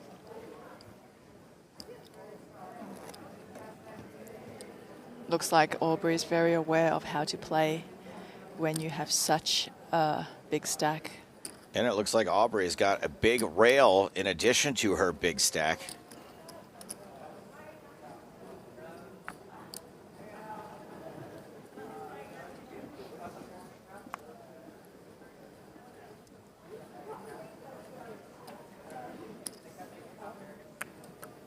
Pocket fives for Skye Chen. He's gonna limp on the button. That's changing it up. She's gonna keep the pot small there with the pocket fives instead of looking at Williams, who might 3-bet her. You know, in this spot, if Williams does raise it up, Chen might just call to see a flop with her fives. Yeah, why not? Oh, but somebody's got to ruin the party. And that somebody is Lisa Teebagy. What happens if Does Chen want to take a...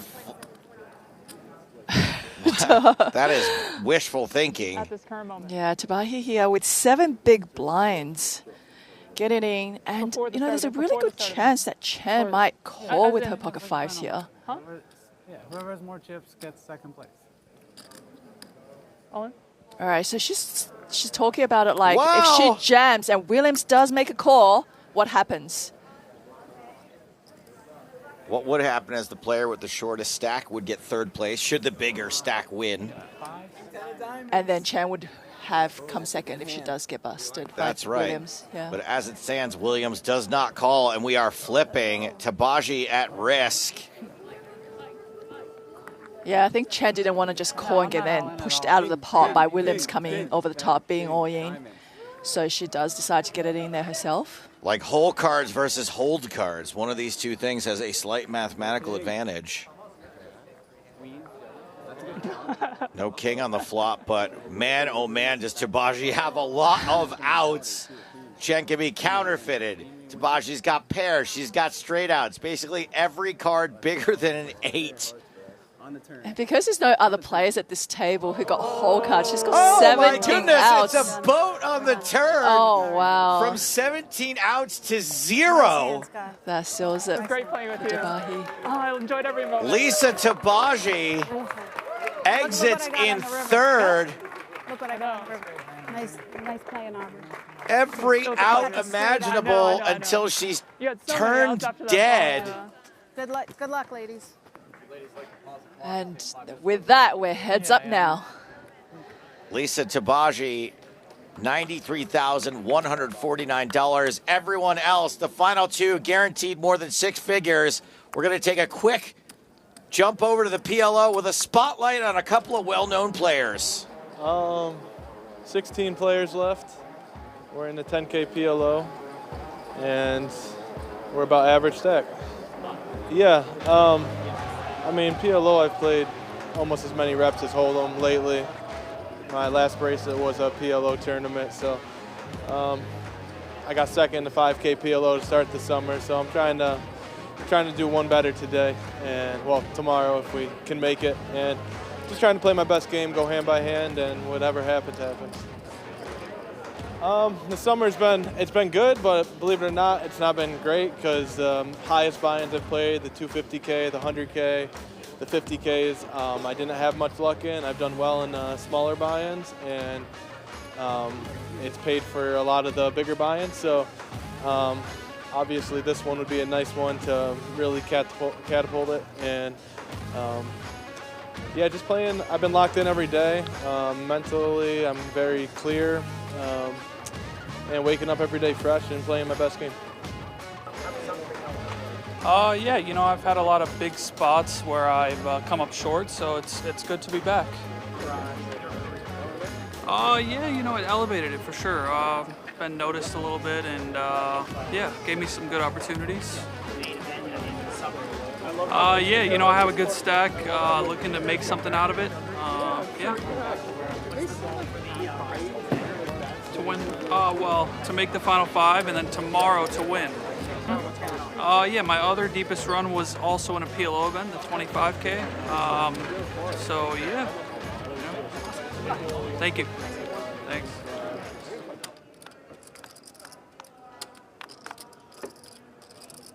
Quick little spotlight on the 10K PLO as we're going to see one of those 2 featured players in this hand. Oh, 2 of those featured players. Whoa. Jesse Lonis and Ian Matakis blind on blind.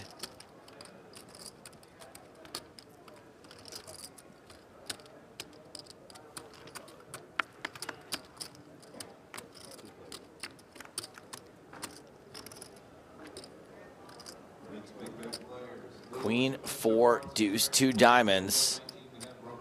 Matakis still out in front with aces. Lonis checks.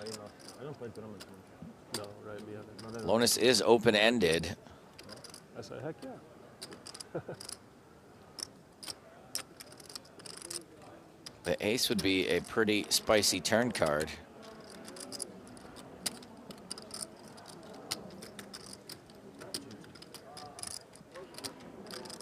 Matakis continues.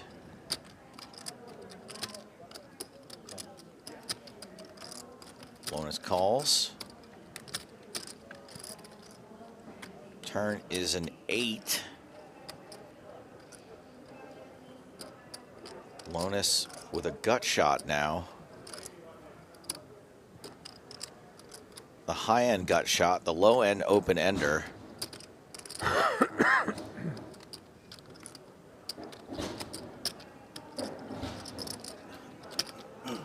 $840,000 out there.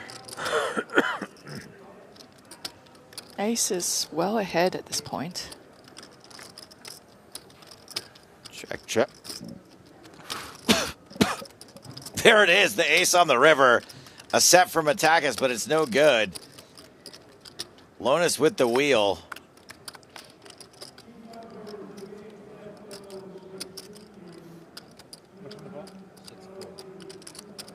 I think it's more. I think it's 840.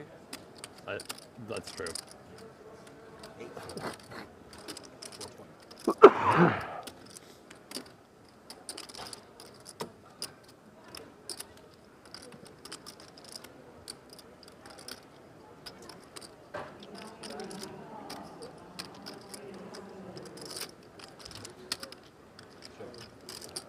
Lonis is checking to Ian. The wheel pretty well disguised here.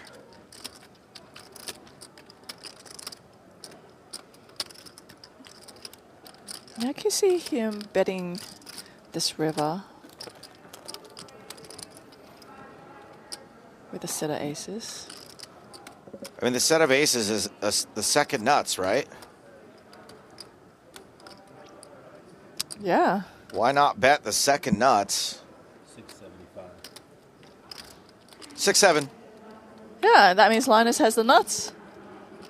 Lonis with the nuts. Gonna raise it up. And Matakis with the second nuts. Gonna have an annoying time.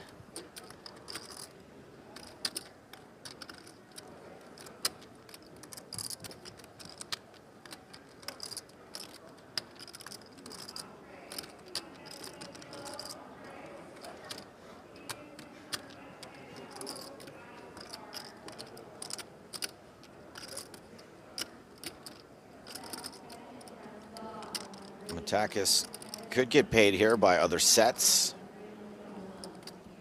Possibly some 2 pairs on this run out. Unfortunately, he is not up against either of those hands.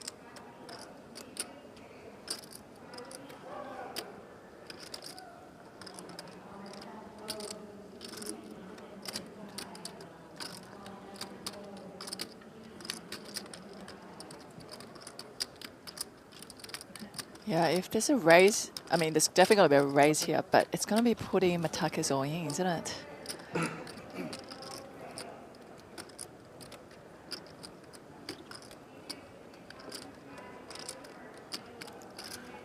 2.3. Lonis really taking his time, making a meal out of this. And you don't really want to snap raise in this spot, so I do understand a little bit of a delay as the gorilla drops his banana onto the felt. Matakis in a pretty brutal spot.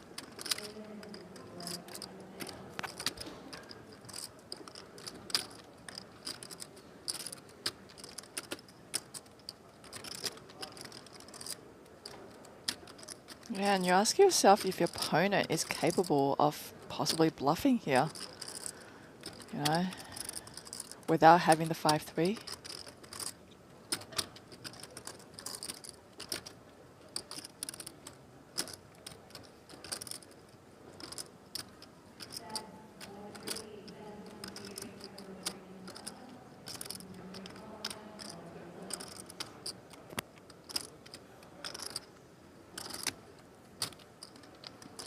Drew Stevens on Twitch says he raised too much, I think.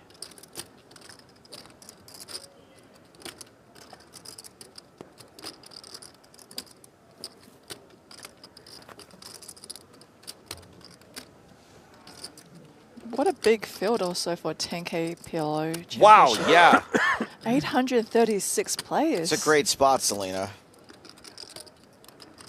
Yeah, I mean, 836 players pony up 10K for this event. 15 left.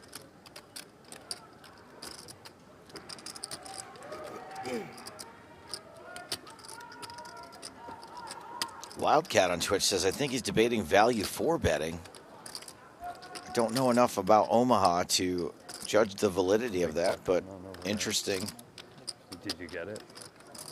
angle on this.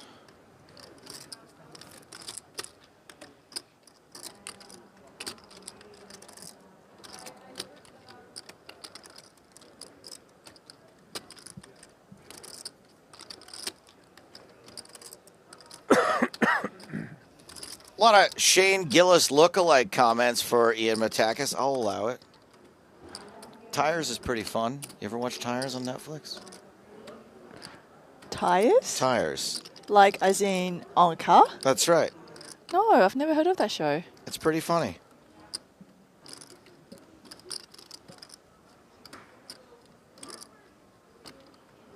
I only signed up to Netflix for Black Mirror.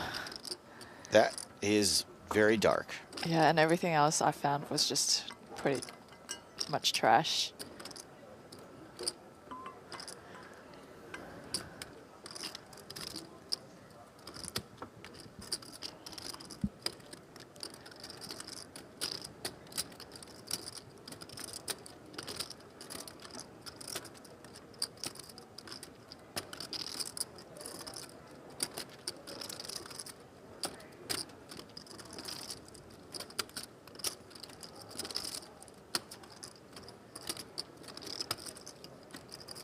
Alan Keating in chat says, imagine being at the table for this hand.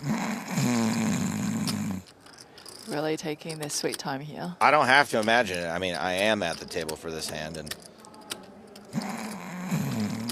So there's no shot clocks in any of the events, right? It's as long as you want until someone calls time? yeah, I don't think I've seen a shot clock.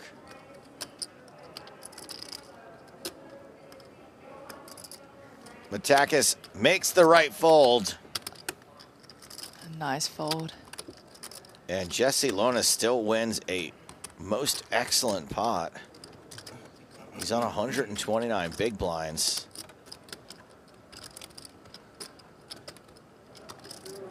I don't think we've seen a hand that took this long in the entirety of the ladies event. No, I don't think you. I agree with you. Aubrey Williams here with 63 big blinds, heads up against Skye Chen.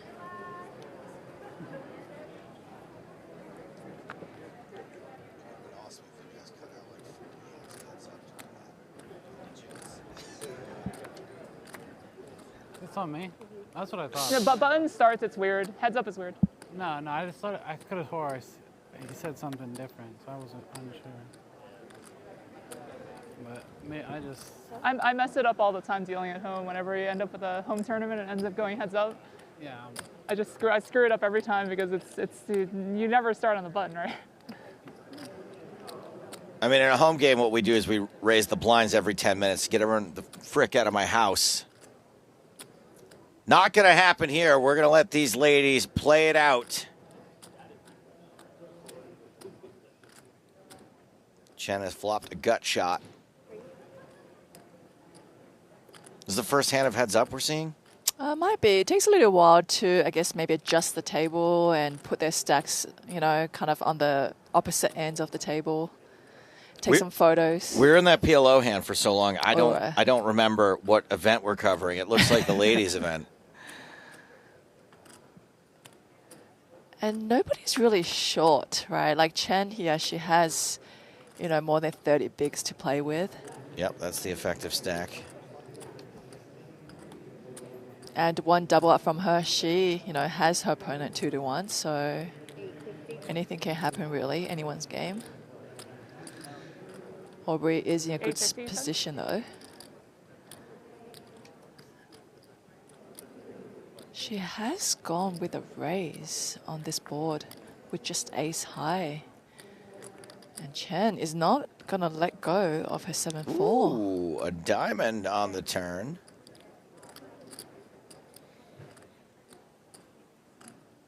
Now this card is great for Williams to continue betting. Especially the fact that, you know, she kind of just went for a raise with just ace high.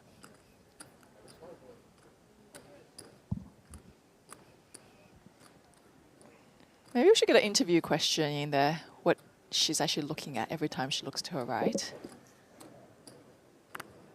Yeah, a lot of players will say randomization. But I'm not sure a lot of these spots call for that, so I am curious myself.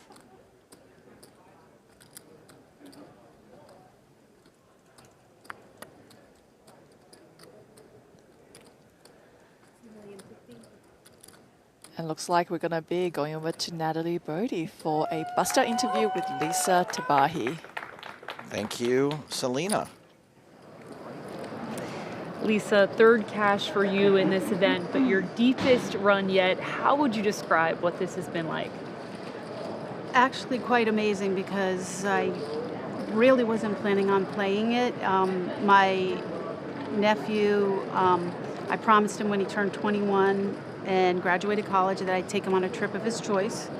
And he chose Las Vegas to play in the World Series of Poker. So it pretty much not too, like 2 weeks before I booked the trip and we're here, and I was just going to spend time with him, but he wanted to get into an event. I put him in, and then I joined the ladies, and so it's an incredible run. I enjoy WSOP so much, and I'm grateful for the cash. An incredible story to get here in the first place. But this event, it's special. You can tell by the environment, the vibe around it. Mm-hmm. What is it about the Ladies Championship that you appreciate the most? Well, you know, I started off in the High Heel Poker Tour. That's how I got my start in poker. And it just having the camaraderie of ladies surrounding you and being able to just relax and have a good time and welcome people into the game as opposed to the mixed games. I don't mind playing mixed games. I actually love it. I think women are harder to play than men. So I really think that the ladies event provides that opportunity to bring more ladies into poker because they feel, you know, the camaraderie of other ladies, and I think it's great for the game. So, Very well said. Thank you for the time, Lisa. thank you very much, Natalie. Thank you, guys. You need a small blind though. That's true. What a nephew Button straddle, Lisa button Teebagy has. That's my statement, and my question is, will you be my auntie? BB Bass says, Aubrey mentioned her brain is mush from the long grind. She's looking at the clock just to reaffirm the math of the blinds when she's considering stack and raise sizes. Fair enough. Understandable. You know, we are talking about 4 days of a ladies event. I played lots of ladies event in the past, and you know, none of them have been a 4-day event. It's just usually a 1 day.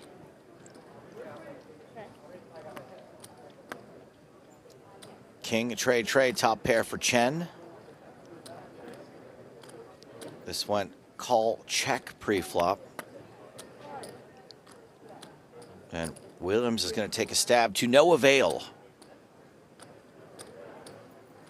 Yeah, Chen has been quite good at mixing things up on flops, and we've seen her extract value from her opponent by checking boards.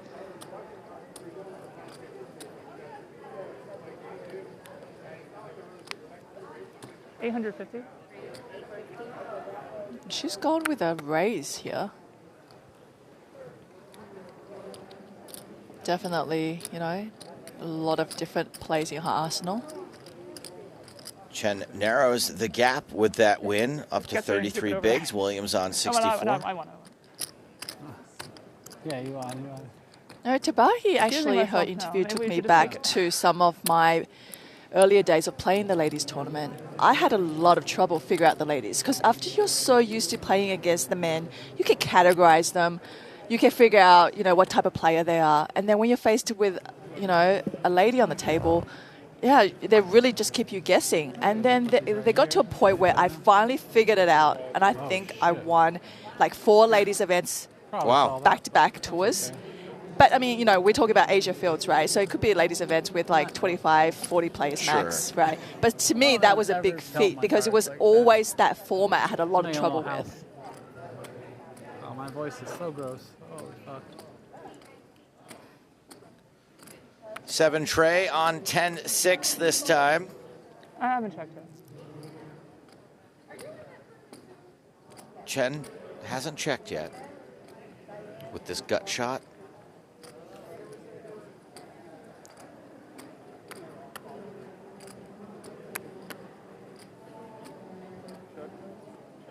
Eight of hearts on the turn. 10 high is still the best hand as we go to the river, which is the king of hearts. Yeah, Williams is not going to win this pot without taking a stab here on the river, but probably not going to be selling any stories that she has the best hand. Okay. I'll take it.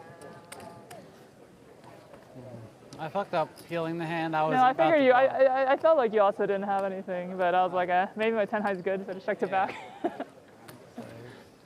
I messed up peeling the cards, I'm just over the hand. Like, I'm over it. Heads up sure is funny, isn't it? You don't get to play a lot of it. Keeping it friendly. Yeah, hopefully there's some chat. All right, here we go. All right, my second time. The optimal play, courtesy of GTO Wizard. Aubrey Williams, ace king. You have now. How many? I just want to know how many of those chips you have. I don't care about the blues. Okay, so 4.5. Okay. It's a little over 10 right now, I think.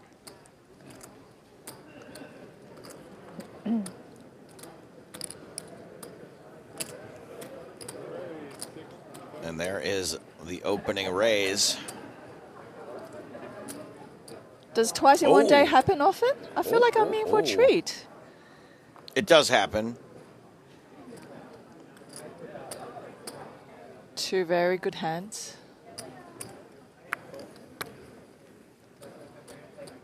And Chen is going to play. Just a call. Yeah, play it slow. No need for 3-betting. Jack 9. The computer recommends checking out of position. Fair enough. Bet small 100% of the time. I agree with that.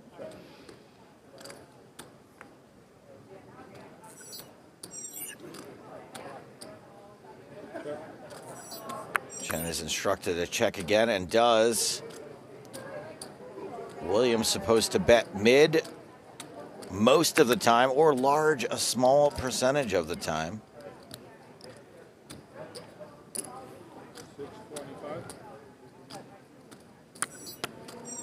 Seems to fall into the mid category. Chen recommended to call or raise. Interesting that the biggest piece of the pie is raise, just a call. River's a 10. Ooh. Chen makes Broadway, and the computer says check.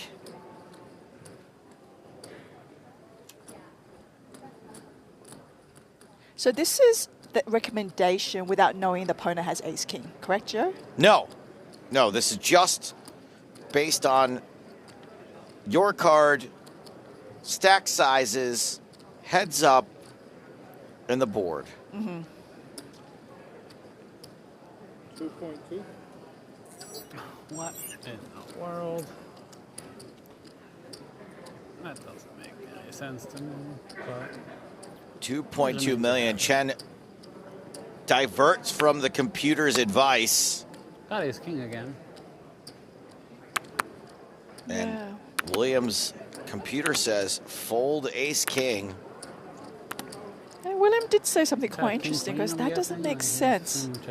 But that means you have it. Yes, exactly. King queen's been named. I mean, if you're sick enough Yeah, to she bluff pulled here, it out. like, you fucking deserve it, I guess. Guess you could have like queen. Like, if you had Sorry, queen, not five, Broadway. five, Thank you. Just a straight. Bluffing, you deserve it. The mini Broadway. The off Broadway. Williams folds, and you can understand the computer said check there for Chen. Yeah. And the bet got a fold. You king queen?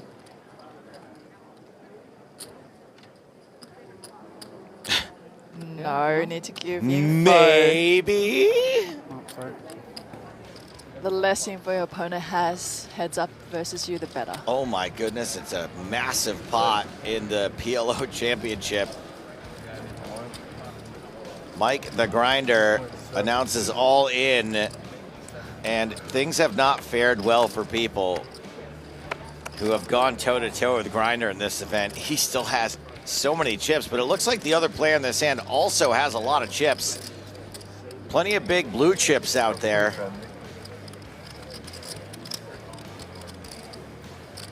That's for sure.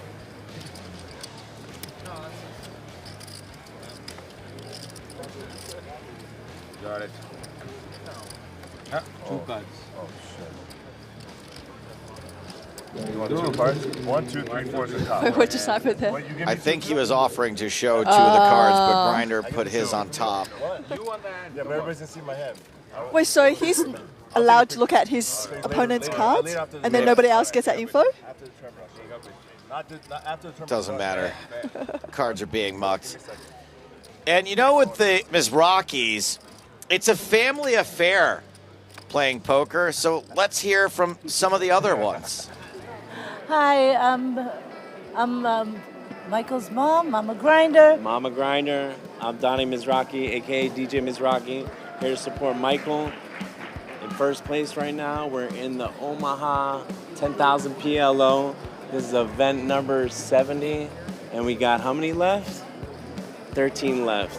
Very, very proud, and I think I was instrumental in getting involved in gambling, poker.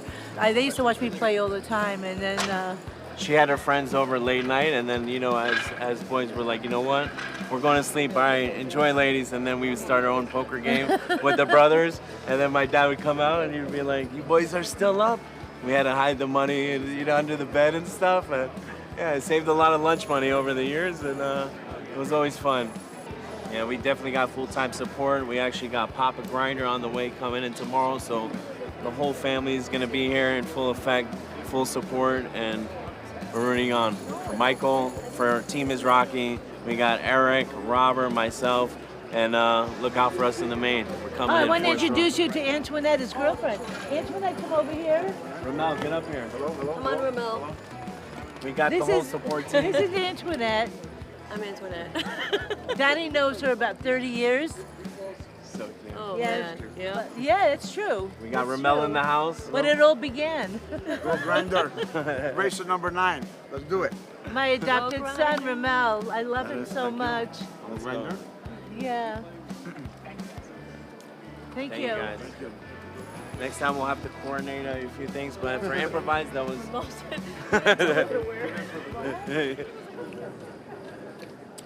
Leave it to a mom to be like, hey, let me introduce you to a bunch of totally irrelevant people. Not irrelevant in life, but just, hey, let me introduce you to a girlfriend. So they don't have sisters, right? It's just all boys? I don't know how many people are in that immediate family. There's a new brother every time. There could be sisters.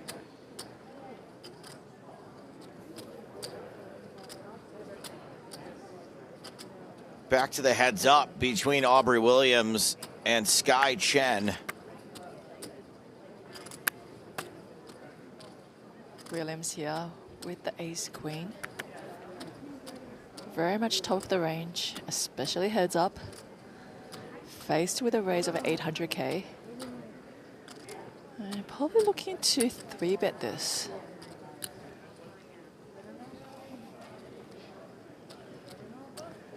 Just having to work out how much.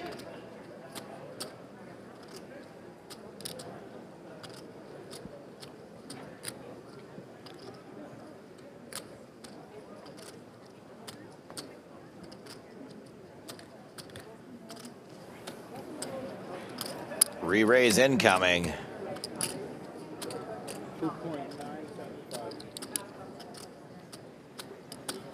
Making it a bit bigger. Almost 3 million.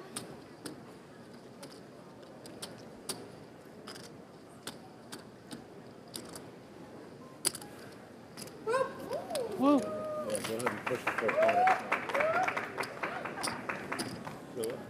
Nice takedown for Williams. Unfortunately, the screen doesn't show all the chips all the time. Last thing we wanted is some online salute. Hey, they didn't pay the big one. So. Okay, that makes sense. Oh, No, okay. that makes sense. Thank you.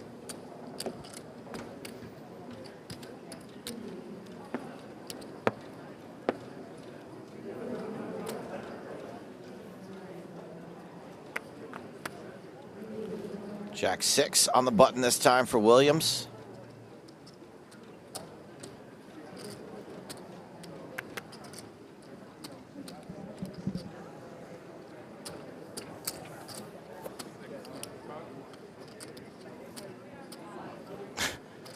Barbecue on Twitch says, Jeff, Steve, Bort, Gunner, Betamax, so many Mizrakis. My son is also named Bort. You don't have a son. But if I did, his name would also be Bort. Bort? Yeah, they're all out of Bort license plates in the gift shop, which is pretty annoying. I don't think I've ever met a Bort in my life. Well, you've never been to Krusty Land, have you? I know Bart. Bartholomew. Bart, yeah, Bart Simpson relevant. 2.1. It's a 3-bet now. From Chen this time.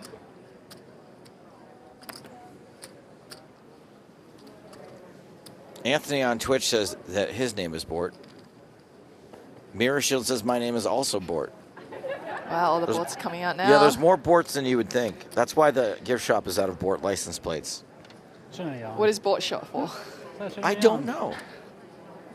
Probably not sure for a Bort. Bort. So I bought this for you from the gift shop. Really? Sit.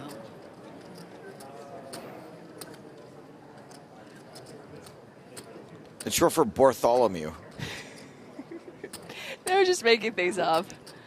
Can't be real. Queen 4 on the button for Skye Chen.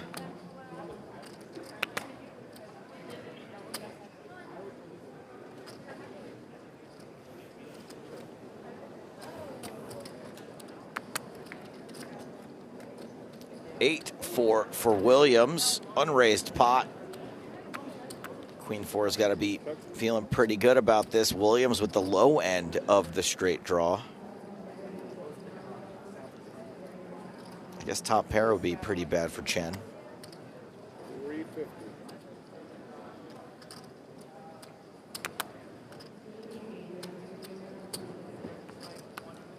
Just a third pot for the up-down. I mean, I'm not really a heads-up expert, Celina, but an 8 and a club seems good. Yeah, 8 for the other end of that straight draw. Not going to be folding.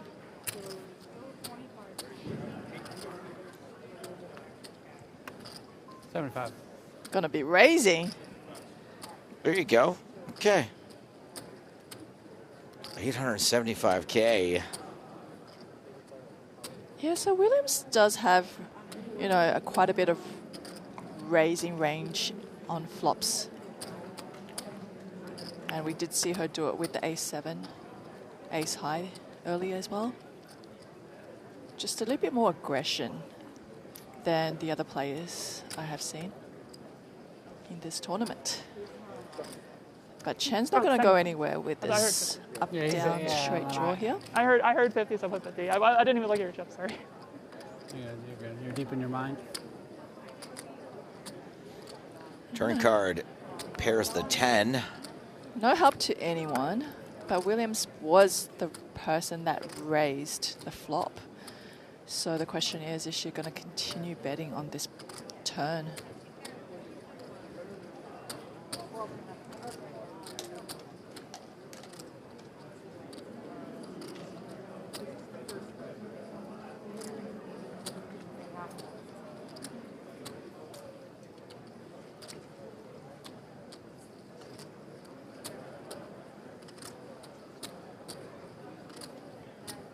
Looks like she's thinking about betting.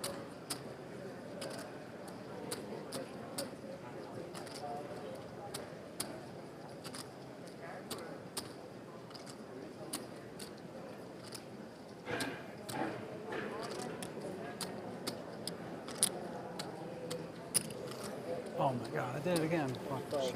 I meant to make Uh-huh. I wanted to say that wrong. I meant to make it 625. But no, I made it 1,125. I'm so bad at live poker. So usually, seems fine to me. I mean, yeah, I mean, it looks okay to me too. I promise It's, you, I'm you not know, angling when close to half pot. But usually, what happens is if a player misclicks and makes the wrong sizing, they don't just say that's what they did. You know what I mean? They just like pretend like that's what they're supposed to do. They don't go, oh, you know, I made a mistake. I'm so bad at live poker. I would call it out immediately myself, but also I'm very bad at live poker. Yes, and very interestingly, Chen decided to actually just raise it up there with a non-made hand and taking down that pot. That's some gangster poker right there. Yeah, and taking down a bigger pot probably than Aubrey intended.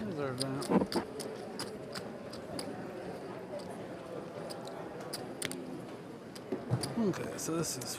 Grinder Girl on Twitch chat says, "Let's go, Chen."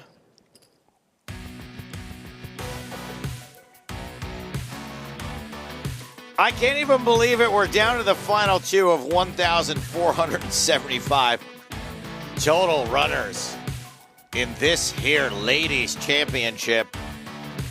For that right there, you can see the difference in prize money, about 70K.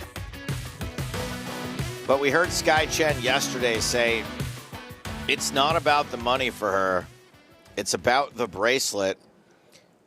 No deals allowed on the World Series of Poker, by the way. So there's no shenanigans. Hey, I don't care about the money. I want the bracelet.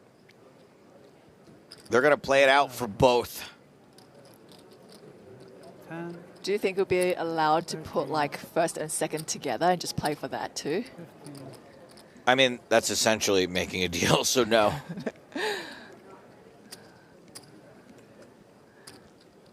Nah, I don't think anybody's going to opt for that, having come this far. 4-day tournament. These players have gotten through 1,473 players to get here. Queen 9-7, best hand for Chen.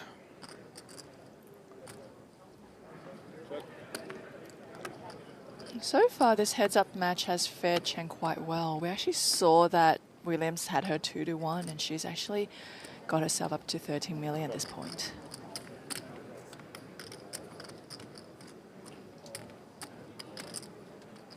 Ten of clubs on the turn.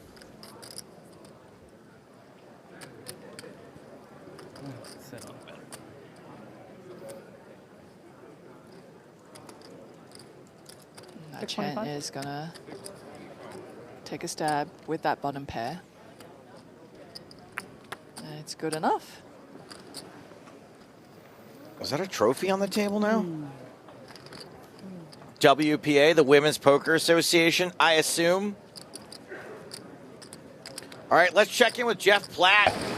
All right, so we're here gonna at the sweat with him. 5K6 Max. It's day one. I know our producers understand that coverage priorities should be like Ladies Championship, PLO Championship, everything else going on, merch store tour, whatever, and then Jeff plays day one of the 5K6 Max. So here we are. Can you give us a recap of how the day went so far? How the day has gone so far. Well, it's an honor to just play one World Series of Poker tournament. This is my main event, and I'm above starting stack, which defies all expectations in my mind. Let me play this hand real quick. Don't worry, I'll get back to this because it's very important. I would miss a big blind if I were playing other tournaments, but when you play just one tournament, I mean. Hold for the show. Hold for the show, see? Respectful of the camera time.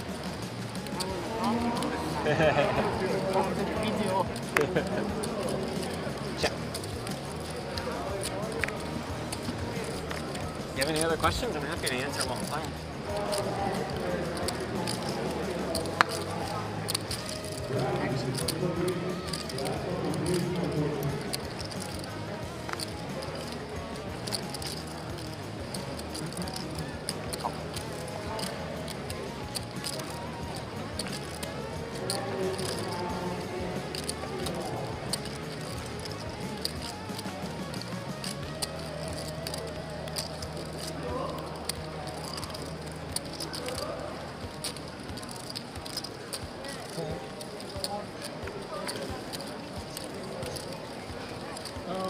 I saw that they misspelled my name. I hope they changed it.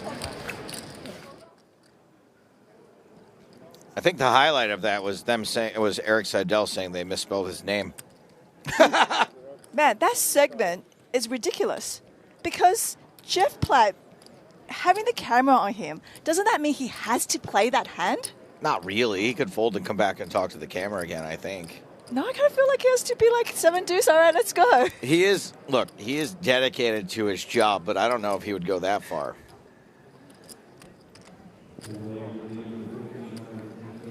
Joey A says, why are there not separate streams of all events? I don't know. Why isn't there a separate burger joint for every customer that walks in to the place you work at? Oh, and you have it on split screen? And we could just commentate on all of them at the same time? Yeah, maybe because it doesn't work. Maybe because there's people working.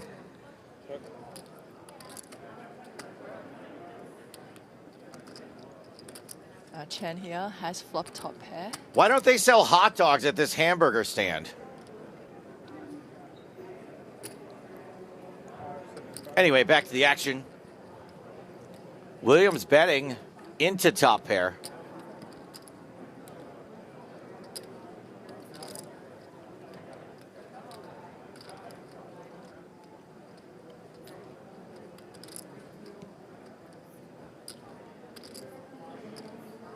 $1,250. Gonna go with a raise. Coming in hot.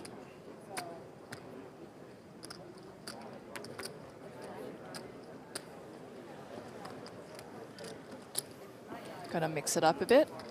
There are times that we've seen raises on the flop does actually mean that you need to have the hand.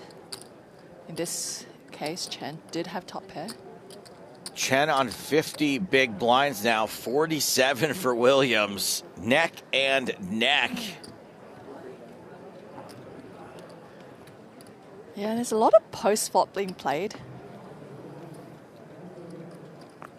There is, in fact, a bracelet and a trophy on this table. Oh, tell me about the trophy, Joe. I don't know. Oh. I just can see it. I'm just saying what I see. That's mostly what this job is.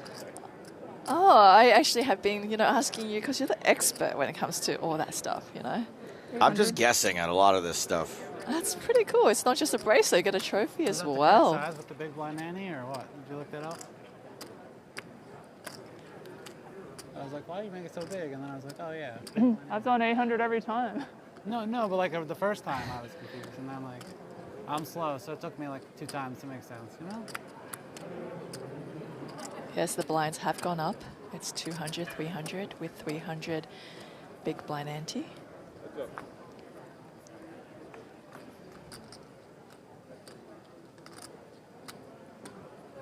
$875, 2 diamonds. Williams with the bottom pair here. He's going to check it over to Chen. Chen does have 2 overcards to this board. Bottom pair, backdoor diamonds. And a straight draw now to boot.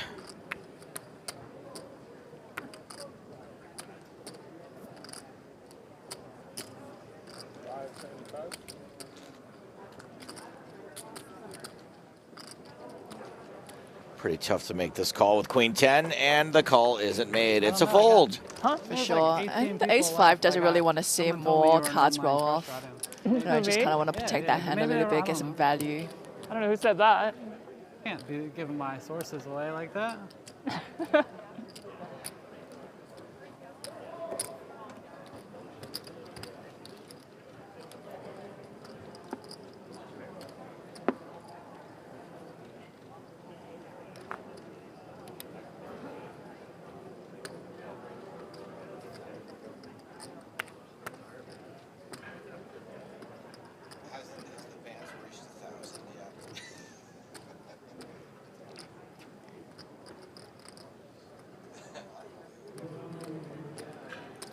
King, a queen for Williams, who limps in. Is this one of those situations where 9-3 is so bad you have to raise with it? Yeah, we've seen her do that with, I believe the hand was 8-3 offsuit as well in the past. So, yeah, there's a very good chance that, she takes these good hands to raise it up with, and she takes these horrible hands, to raise it up with. And here we go.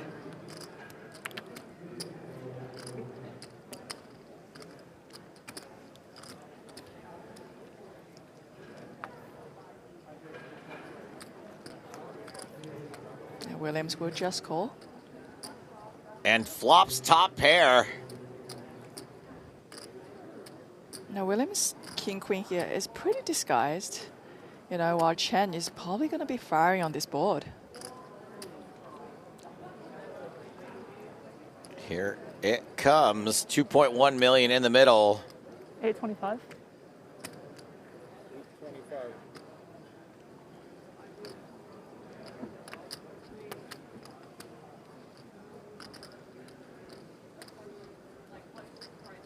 $825,000, and this has got to be music to Aubrey's ears.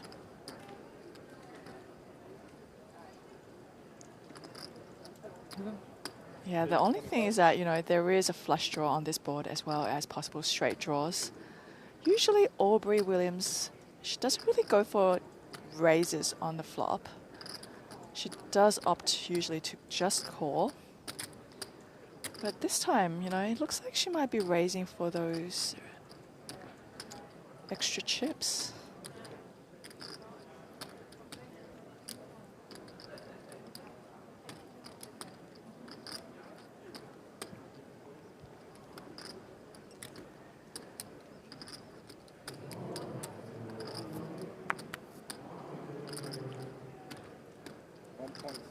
Aubrey is in. For more, it's a raise. 1 point. Well, I saw the amount for a second. What is it? 1.825. Yeah, so 1 million more I on heard top I of checked, Chen's it doesn't make any raise. sense. I bet. that makes sense. And no, I said I would triple check like I see. my sizing, and I didn't mess it up. yeah, she just really wanted to charge Chen if she happens to have those drawing hands there. Williams back in the lead. 56 big blinds to 41.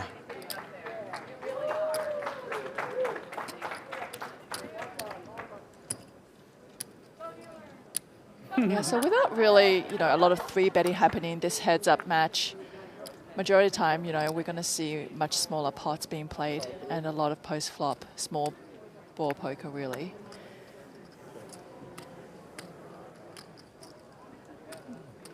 Usually, heads up, you get it in when you have like a hand like ace, queen, pocket pair, sixes, sevens, and you can see players just getting their chips in the middle in those kind of flip situations. But otherwise, yeah, it's pretty, it's pretty much about grinding your player down, your opponent down.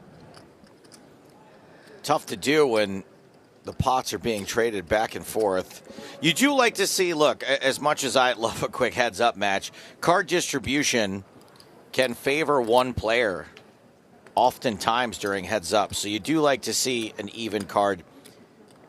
I love me some Aubrey. Aw.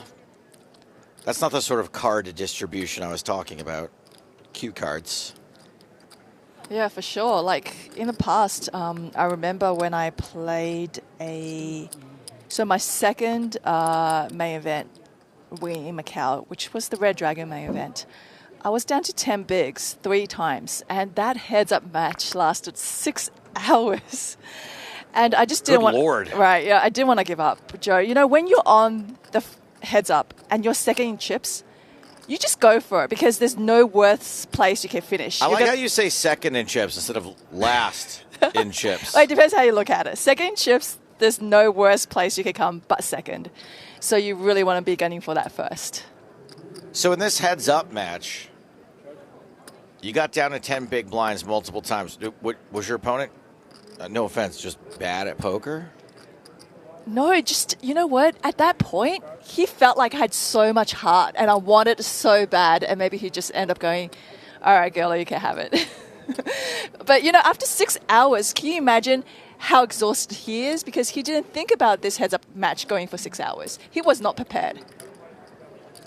I mean, Thank you for putting it. was there commentary on it? Because No, but yeah. I tell you, I had a person with an iPad in the crowd who held up that iPad for 6 hours and recorded me a video and sent it to me on Facebook. Is there a hard drive big enough for that? I think the resolution wasn't that great. We are reaching the dying embers of the World Series of Poker. The main event just a couple days away. This one of the last events before the main $2,500 mix event. Joseph Cowden is 4th in chips at $571,000.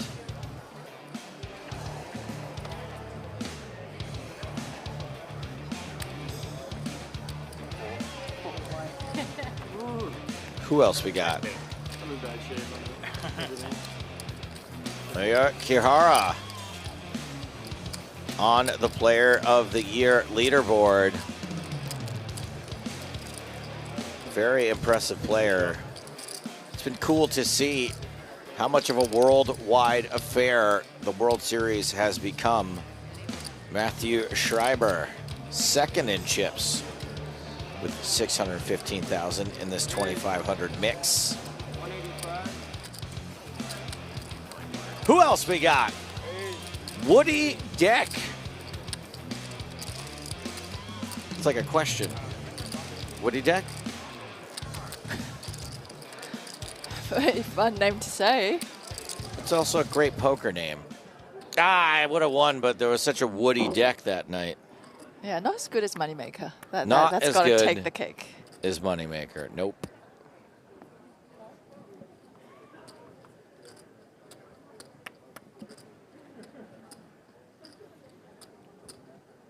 Back to the heads up in the ladies. Tom, you are right. I do always show love to the mods, but I am extra thankful for their hard work in this event specifically. Yes, you took the words right out of my mouth.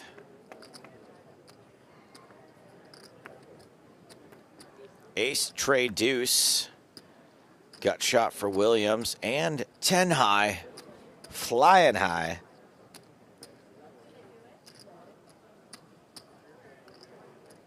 Green Alien says, honestly, I feel like when you've got two good players heads up, the match goes longer. It can go either way. If there's two very inexperienced players, it can take a long time. Also, people are afraid to commit chips. A lot of check calling, a lot of checking down.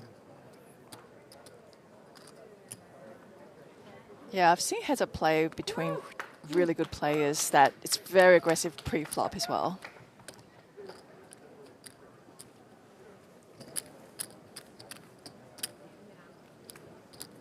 Amon says, I feel there should be more spotlight on runner-up Wozniak from last year's main event.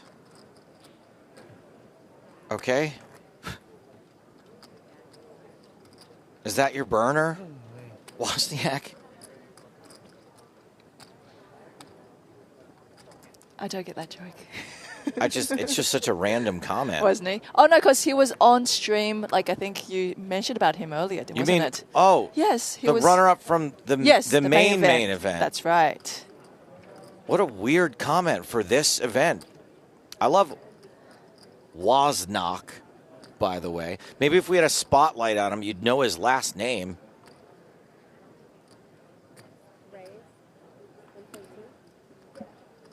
All right, we have got a limp from Williams. Chen has made it 1.2 with ace-9. Williams is going to call. Not a lot of pre-flop aggression in this heads-up match so far. Queen 10 tray. Pair of 10s good for Williams.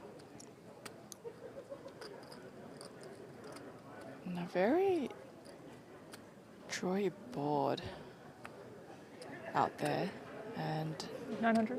And Chen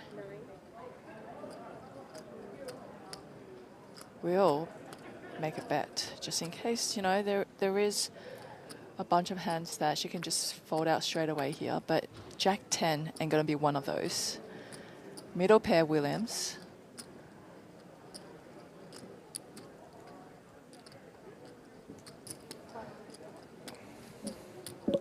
I mean, is it true what they say that second pair heads up is like flopping a set in a full ring?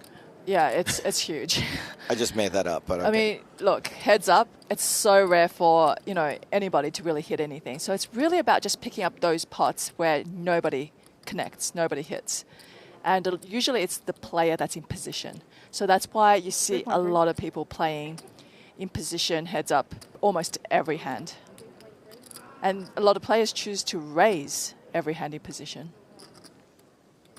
Chen keeping her foot on the gas.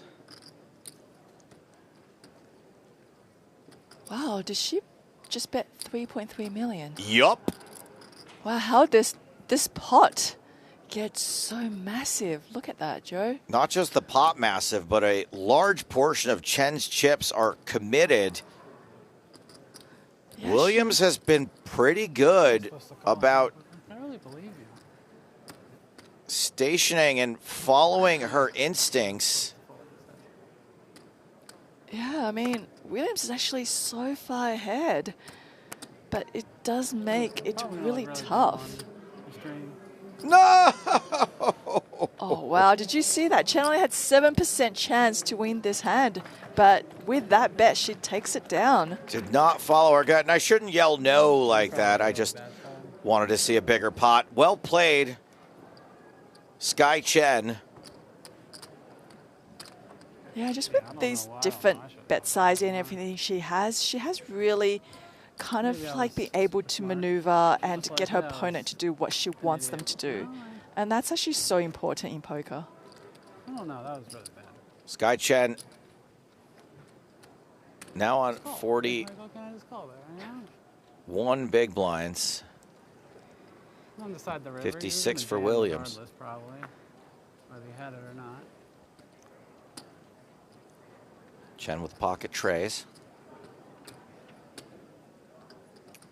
Yeah, so Aubrey's thinking about the fact that, by calling that turn there, she's going to be faced with a shove on that river as well. And, yeah, just opting to fold the turn, just making life a little bit easier instead of trying to, make another decision on the river.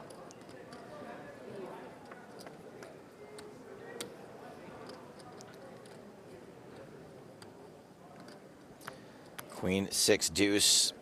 Williams outflops the threes. On the last hand, Chen got second pair to fold.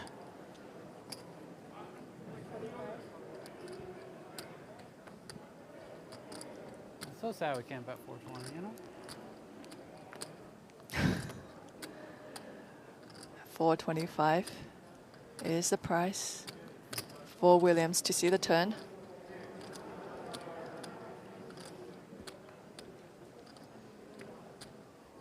Ace on the turn, doesn't hit anybody. Well, this is a hand that Chen can continue barreling.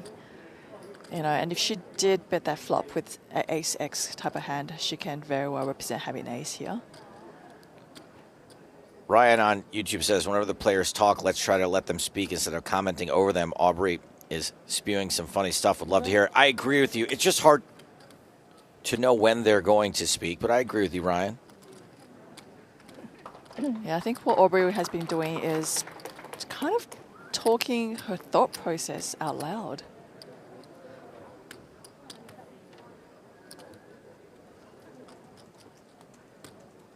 See? We get quiet, they get quiet. We talk, they talk. We're going to do our best, though. I don't disagree with you, Ryan. Huh? I didn't hear what you I said. was just making noises. It's too loud out here. Yeah, and Aubrey is so soft-spoken as well.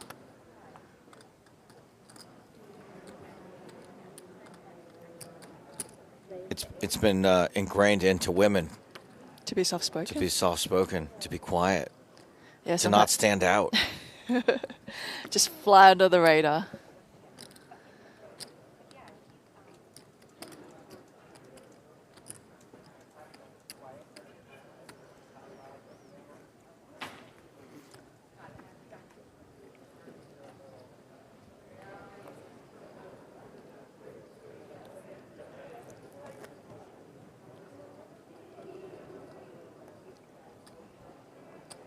Hazelnut asked, did Sheena make a deep run this year? No, I believe she was out on day 1 this year.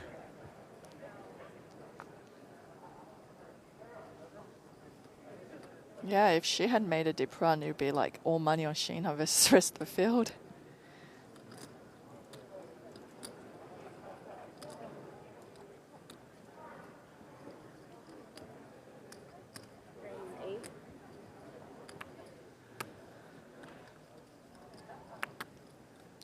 Basic on Twitch asks, is folding pre heads up GTO? I don't know.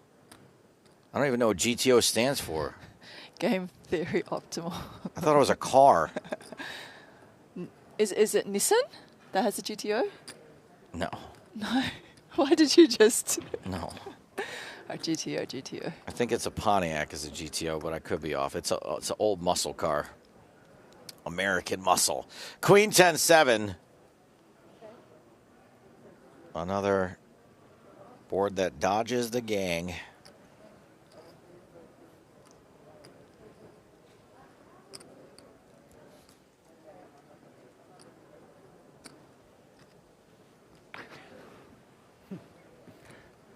Wow, the bet from Chen gets ace high to fold. Yeah, Williams not sticking around at all with the ace-5 there. Chen manufacturing chips. They said to push it in for the camera. Yeah, that's exactly what I'm talking about. She's picking up a lot more of these small pots. Don't say that we're cheating. Heads up. And the other person. Were you ever a King fan Soup of guy Initial over D? There, you know, had the word of God. Initial D? It's the optics of it, you know. Last thing we want is someone. Yeah, I get it. Pay the big blind and this big controversy. Have you not noticed by now on day 4 that I'm a bit of a blabbermouth? Okay, last hand, 4 break. Maybe last hand of the tournament. Oh, another optimal play hand. What's initial D? Huh. So it was a Japanese... 1.1. No, I haven't seen it. I'm just counting in 10,000s on this one. Like anime that was, you know, about car racing, drifting. Oh, I and see. then it actually got made into like real life actors, which we could have. Fast and Furious? Yeah, type of Asian Fast and Furious. Ace 10 for Chen, suited. Queen 9 for Williams, also suited. We've got a GTO Wizard computer hand.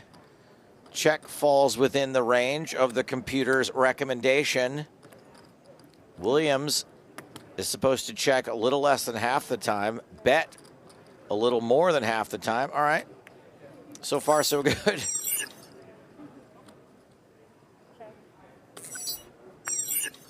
Chen checks again. Recommended that Williams checks again.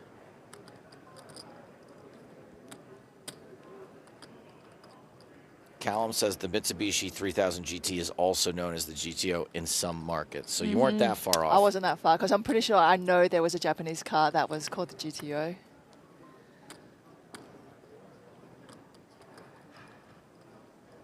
Now going against what is recommended, Williams is reaching for chips. I don't mind that. We definitely The know. computer hates it. Computer hates it, or the computer does not know what the opponent has. That's true.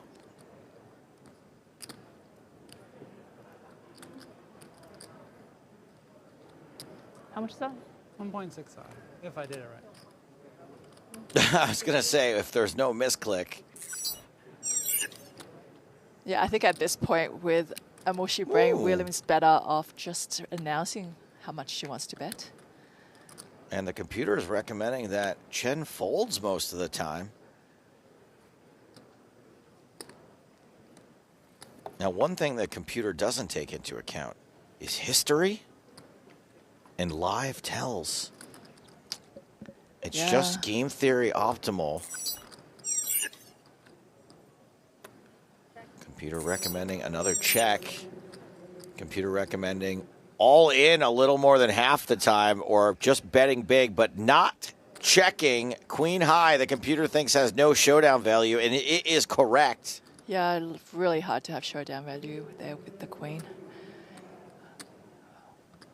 But it is tough to kind of tell the story now that you have the hand. That's why, you have to bet large.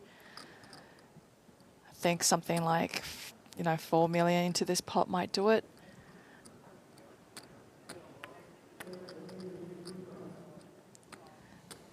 But hey, it's hard to pull that trigger. Yeah. Come on in.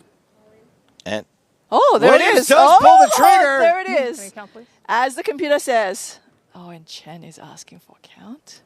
If Chen calls, this will be a major, major pot in this tournament. Yeah, Chen's going to be like, this is very polarized. Either they have it or they don't. And her ace-10 is going to bid a whole lot of nothing. Hachi Machi. I just want to make sure she covers me, which is almost certain. Way covered.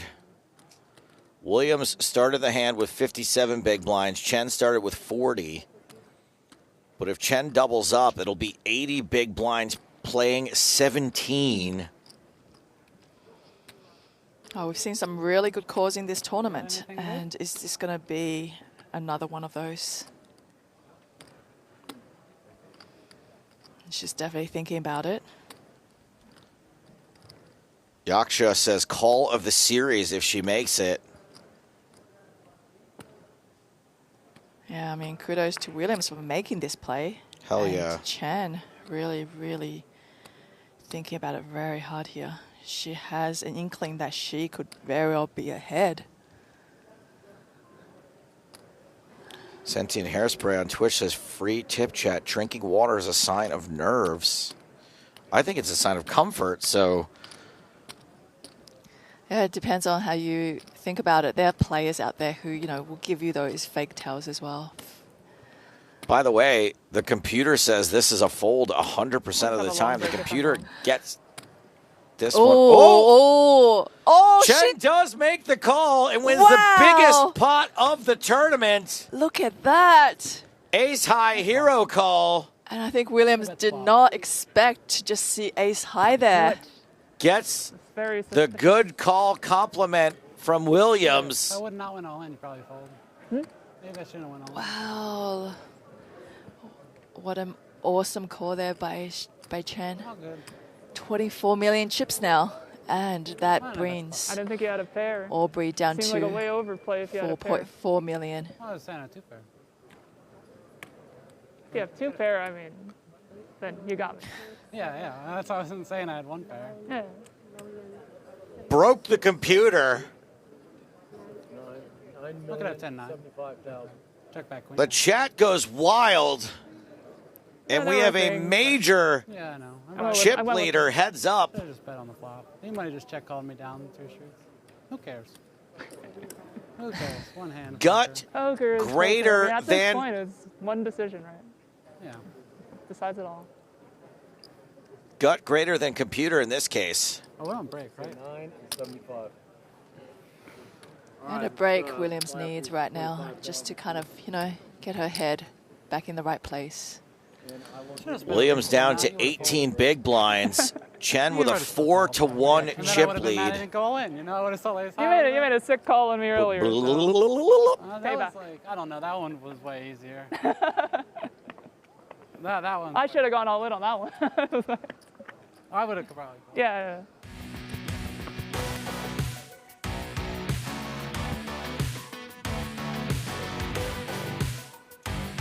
Heads up will continue in 15 minutes time. Skye Chen with the hero call now has a 4-1 chip lead. We will be back in 15 minutes to hopefully close this out. See you soon.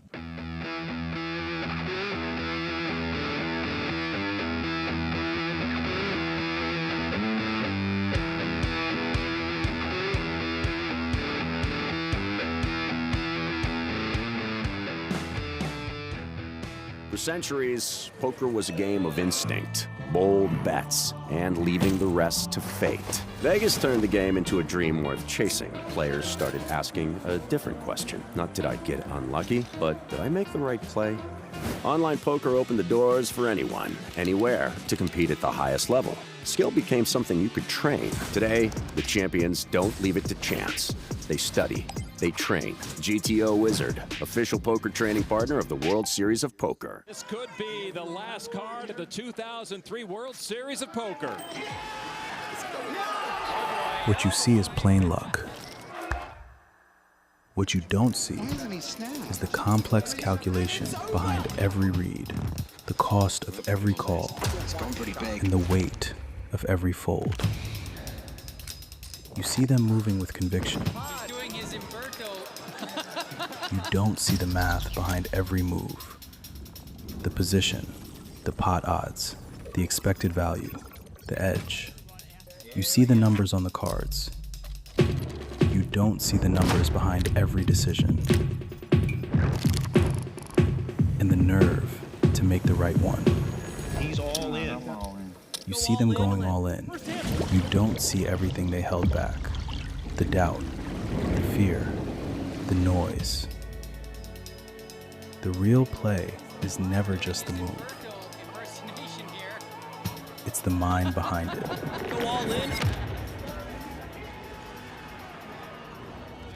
The World Series of Poker, now presented by Celina.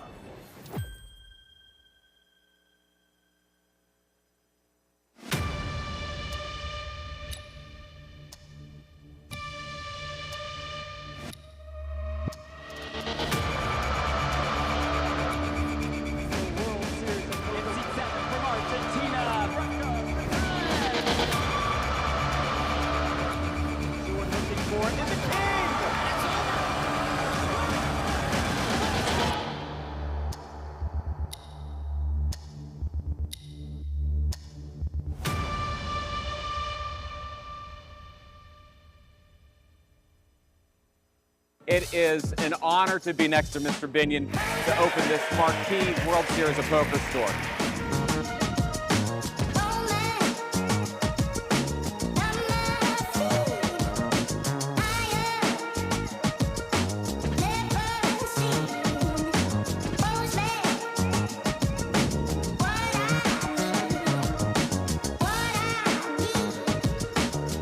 I can't fathom.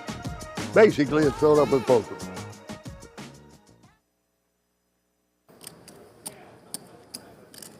Ace of 525.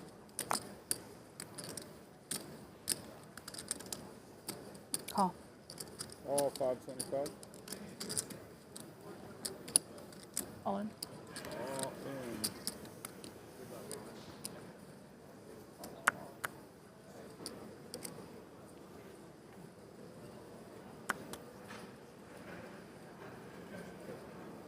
How much is it?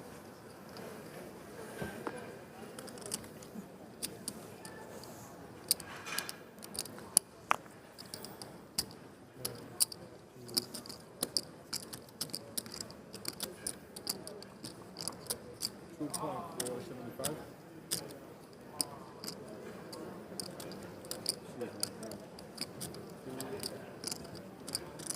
2.975.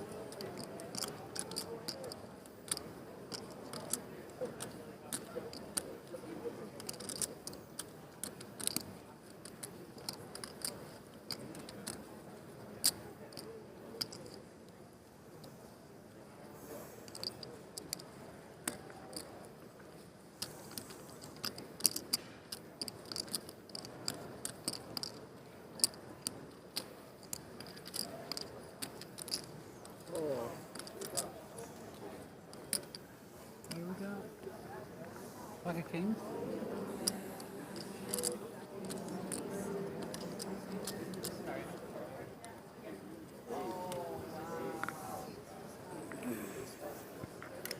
Ace one. Ace one.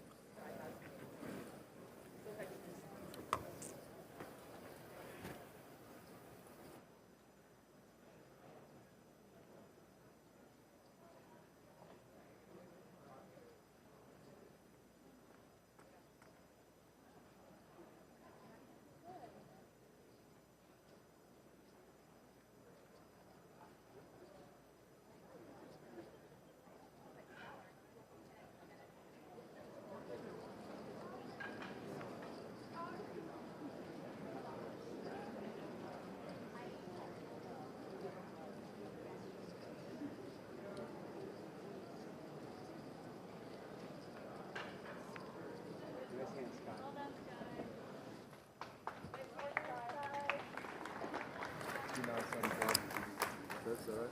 What is it? 2.975. Correct. These can be two drinks. See if that's,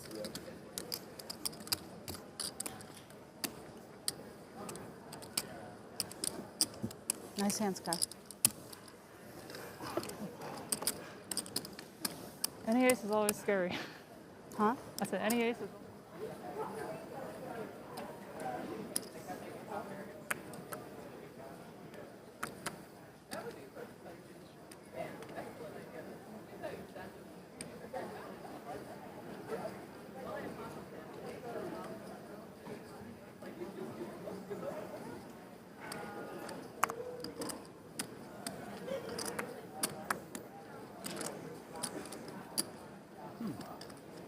That's a call, right?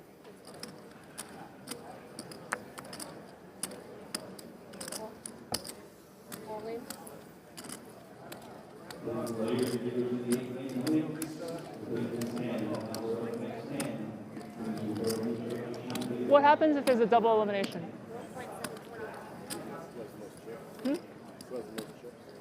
At this current moment, It'll be determined by who has the most chips.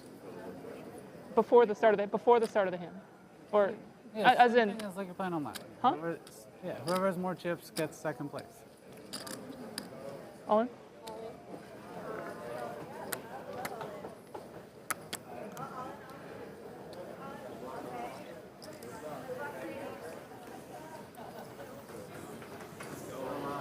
You got 5. 10 of diamonds. Oh. That's a good hand. We like that. Let's go. Let's go. Oh, sorry. No, I'm not all in at all. King, I got king, neither. king, king, 10, king, diamonds.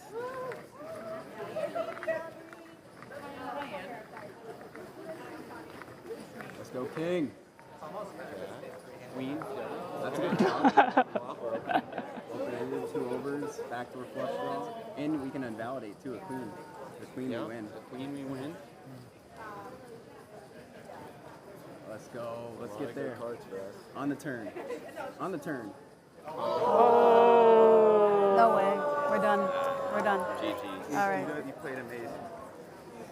Nice hand, Skye. It was great playing with you. Oh, I enjoyed every moment. Look what I got on the river. Yeah?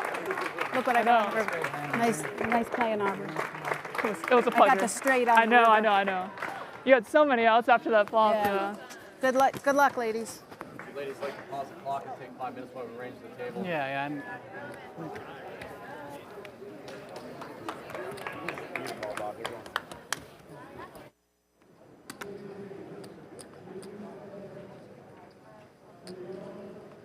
$11? Oh, 1.1. I'm just counting in 10,000s on this one.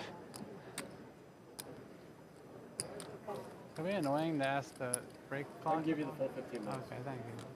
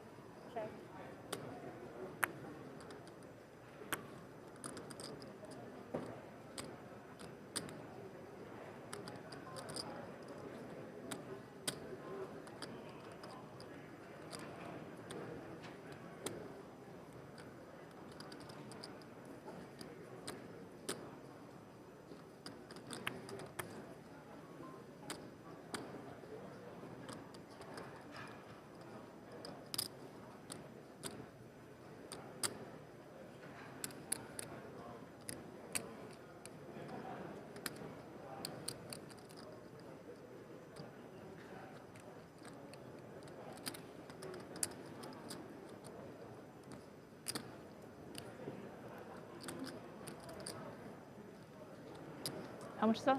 1.65, if I did it right. 1.650.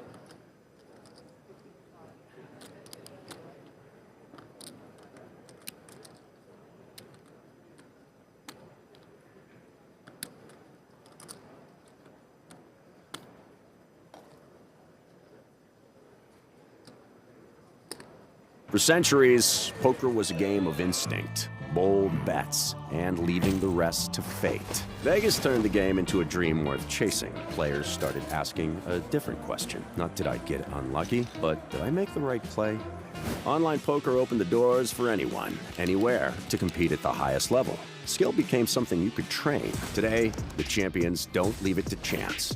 They study. They train. GTO Wizard, official poker training partner of the World Series of Poker. This could be the last card of the 2003 World Series of Poker. What you see is plain luck. What you don't see is the complex calculation behind every read, the cost of every call, and the weight of every fold. You see them moving with conviction. You don't see the math behind every move. The position, the pot odds, the expected value, the edge. You see the numbers on the cards. You don't see the numbers behind every decision. And the nerve to make the right one. He's all in. You see them going all in. You don't see everything they held back. The doubt, the fear, the noise. The real play is never just the move. It's the mind behind it. Go all in. The World Series of Poker, now presented by Celina.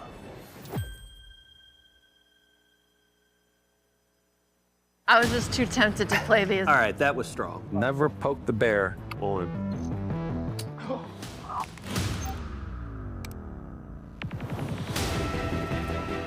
You're not better at Phil Ivey at like literally. Let's go. The course of 4 rounds of competition, U16 will be whittled down to just one. To be very successful, you have to have real discipline. You have to do what you know has to be done. My daisy, did he maybe fall? Oh! Oh my God! Oh! If Sergio's bluffing here, oh my God! All I do is win, win, win, no matter what. Poker is my life. It is an honor to be next to Mr. Binion to open this marquee World Series of Poker store.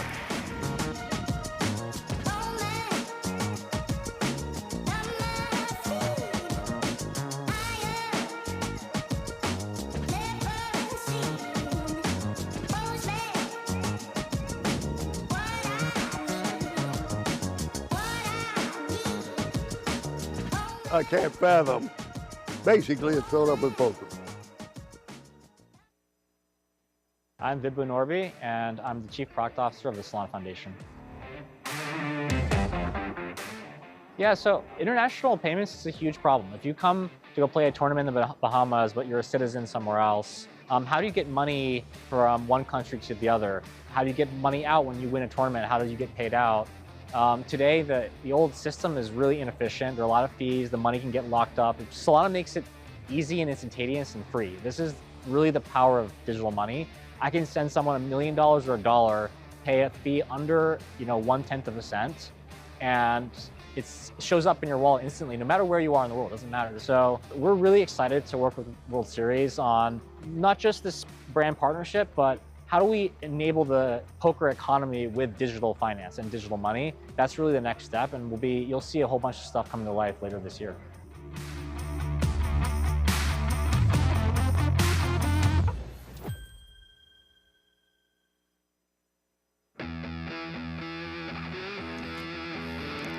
Welcome back, my babies, to the 2026 World Series of Poker. It has been a long 4 days in the $1,000 Ladies Championship event, but we have reached the business end of the business end. Heads up for the bracelet and the top prize. I am Joe Stapleton. She is Celina Lin. Hello, Papa Joe, and what an honor to be witnessing this heads up of the record-breaking ladies event. 1,475 players, and we're down to 2. And with a pretty spectacular hero call on the last hand before the break, Skye Chen jumps ahead to a ridiculous chip lead. Blinds are now up 200, 400. 60 big blinds for Chen, 13 for Aubrey Williams. Yeah, Chen has had the chip lead a couple of times throughout this tournament. And what a commanding one she has right now.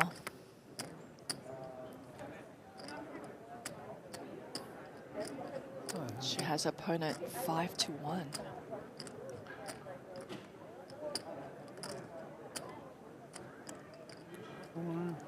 And I think the chat was just floored by that call. I was floored. I'm glad we went to break. I just got back up off the floor as Chen completes in the small blind, aka dealer button when your heads up. Williams all in with King 5 suited. This won't be called. Yeah, so Williams working with a little over 10 bigs at this point. And, King X heads up. Gonna be a strong holding, It's very hard to pick up really good hands heads up. There's only 2 players left. Not a lot of premiums. Exactly. So you're going to see a lot of shoves with ace, X, small kickers. You're going to see shoves with the King X.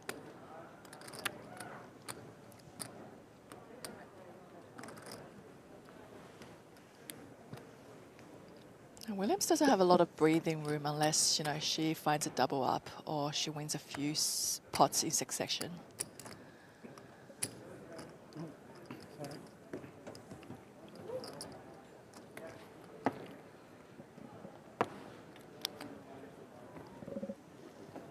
This heads-up match started nearly even.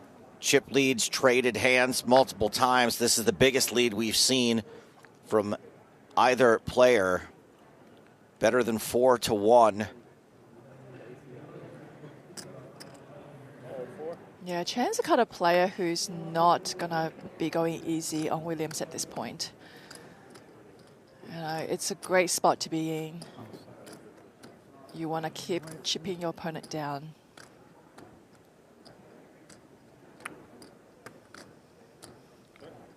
Ten, 9, 5, all clubs, pair of fives for Williams. No one has a club. Aubrey checks, Chen checks. Turn card. Jack of clubs. Club check. Do I have the 5 of clubs? Williams does recheck her cards pretty regularly. Yeah, they're players who, even if they know they've got, you know, the clubs in their hand, they will go for a check as well. Celina, are you going to finish this 5-hour-old drink? No, I think I'm good. I'm going to have it. Yeah, you have it. Go ahead. I need a little something no, right now. No, Uncle Daddy needs a drink. Yeah. It's got, what, 2 shots of Cointreau in there? Is that right? 2 shots of tequila. Tequila? Maybe a little Cointreau. I know there's 2 shots of something went in. Oh, yeah.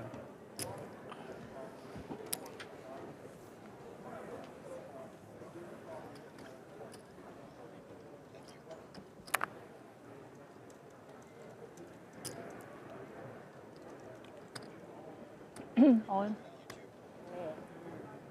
Yep.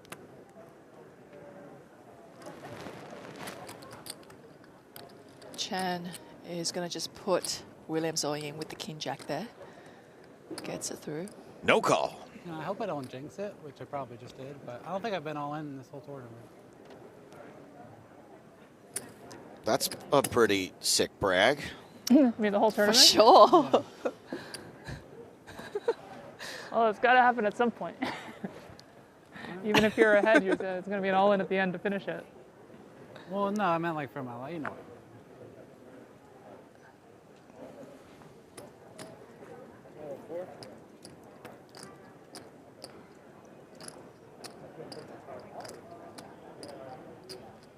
Yeah, that tells you that Williams have been, you know, pretty much sitting on a very comfortable chip stack all the way throughout the whole tournament to never being at risk for her stack. Another all-in from Williams. Slowly chipping up with blinds and antes. They do add up eventually. But also eventually you might run into a hand. Yeah, exactly. I think at this point, you know, it's not going to cost Chen that much more to call. So if she does pick up a hand, you know, she's looking to bust Williams.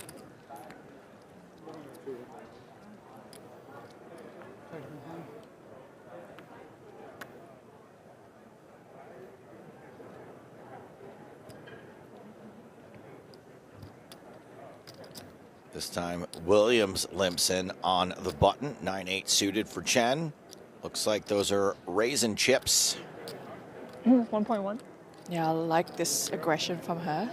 She is, you know, there's a lot less just checking and calling like it was earlier on.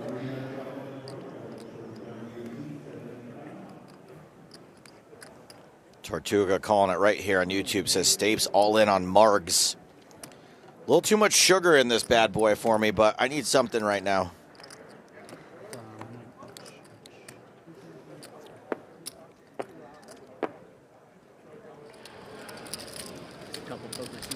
Ooh! Checking back in with Jeffrey Platt, who is playing a pot against Eric Seidel. Legend versus... 1300? No, I can't. Not even. Legend of the Felt versus Legend of the Felt on top of a microphone. Platt's bet 1.3K, called by Seidel on this King 10-5 flop.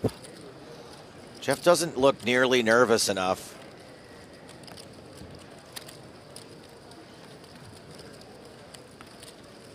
Check.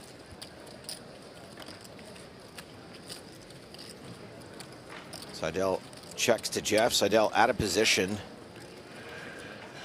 Bet 6,000. Jeff betting 6,000 into 9,000, sizing up a little bit. This is so cool. This, I would imagine, is gonna be one of the tougher events as well. Oh my God, this event's insane. A 5K 6 max right before the main. Yeah. River's a jack. Seidel checks again. Jeff checks. Seidel shows an ace.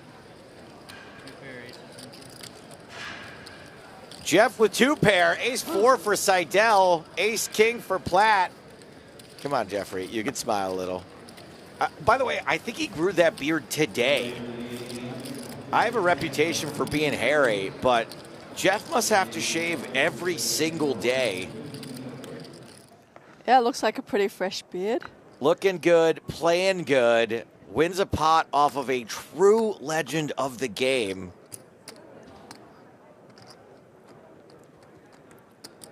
And we are about to crown a new legend here in the ladies event. Record-breaking field. Those are 20s? Or the back one at least? Yeah, it's like, so it's like a little. Yeah, actually, you don't have to laugh at Jeff for snap checking back top 2. It was a 4-card straight out there. Take it easy.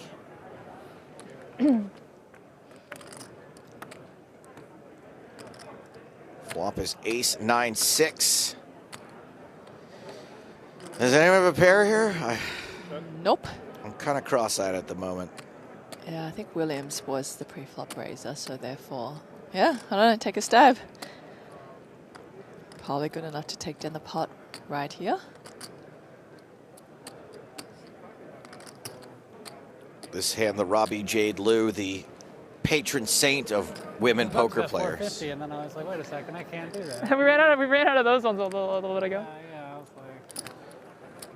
See, if you wonder why Aubrey keeps looking at the clock, she keeps having to remind herself what the minimum bet is. And after this many days and this many hours of playing, I can totally understand it. I got graphics right in front of me, and I have to keep looking. Wait, it wasn't all in kings. I covered it. What am I talking about? It wasn't all in at all. Yeah, I mean, it's 1,473 players have busted this tournament, and with only 2 left at this point. We've come a very long way.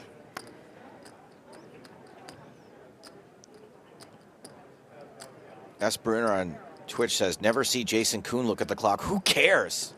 What the hell's wrong with you? How is that a statement? They think he's one of the game's best, right? Yeah, I mean, what? Are you nuts? What does that have to do with what we're watching right now? Who gives a shit? Just maybe engage your brain before you start typing, or at least before you hit send. Ace, king, 4. Williams ahead with queen high. Chen will bet this with the 8 high. Gets a queen high to fold.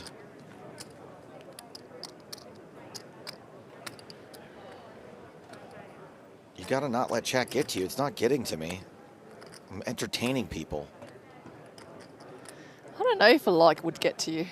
What's that? I think you've gone through so much. I mean, nothing gets to me. Yeah, just like, because I seem animated about something. I'm not going to go to bed thinking about you tonight. Don't worry. Just go to bed crying yourself to sleep. I don't even know what time it is. I just like torching idiots for fun. Sorry, what? What time in the day it is? I have no idea. So I think What it's like time close of to the 9. day is it? What day is it? What month is it? What year is it? Sorry, I'm letting the calendar get to me. Now, when you hear, especially when you walk into the Paris casino, it looks like it's daylight, right? You've got the blue sky up there and everything. It does really make you wonder what time of the day it is, always. Yeah, Paris, Venetian, Caesars all have bright lights shining up into a painted blue sky, so it's impossible to know what time it is. Oh, we have a hand. Suited connectors versus the aces of number cards. We're working with 10 bigs here.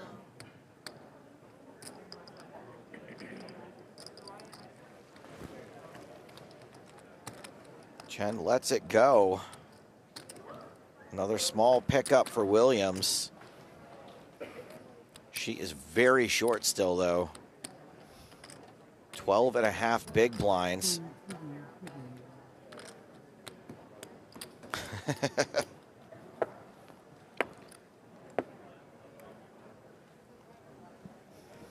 Suezo Eater says, I punted $20 to Chen just 2 months ago while she was teaching me poker. My goat. So I guess if she wins $194,630, we have to add 20 to that. Yeah, don't forget she's the player who says she doesn't care about the money, just that bracelet. But hey, with that bracelet, the money comes along with it. I was going to say, at heads up, they're the same thing. They're the same thing. You know, with that call, you could tell, man, you know, she did not care. It was just about being right or wrong. Jack 10-6. Williams flops best. Will she get any more than the minimum out of this hand?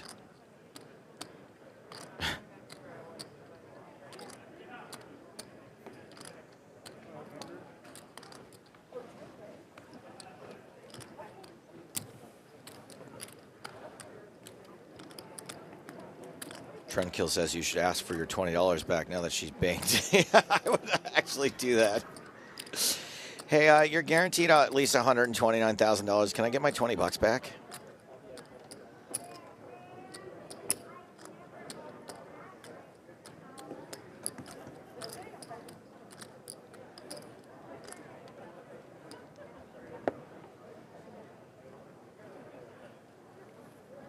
Chen with 9-5 of diamonds on the button.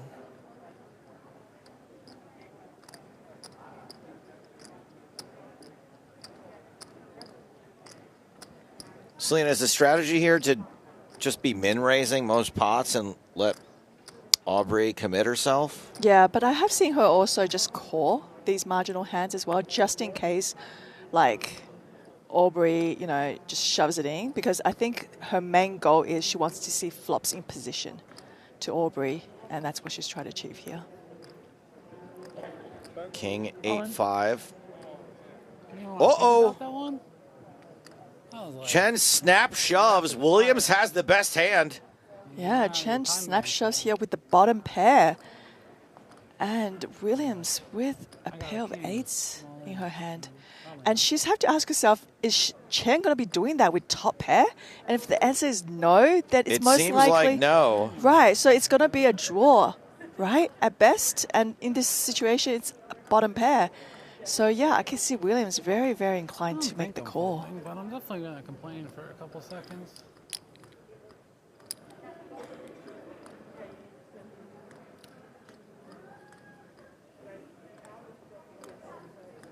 As she said, she is probably not folding. I mean, folding second pair here. You've made a great point, Celina. I just don't know if top pair snap shoves. And better than top pair definitely doesn't snap shove. Correct. You are looking to extract value with those hands. Aubrey said she's not been all in at any point in this tournament, and this would be the time. Well, who's game? Aubrey is all in, but is ahead. Chen is looking for 5 outs. This could be over if Chen catches up somehow. If not, Williams is going to double up, and we're going to play on.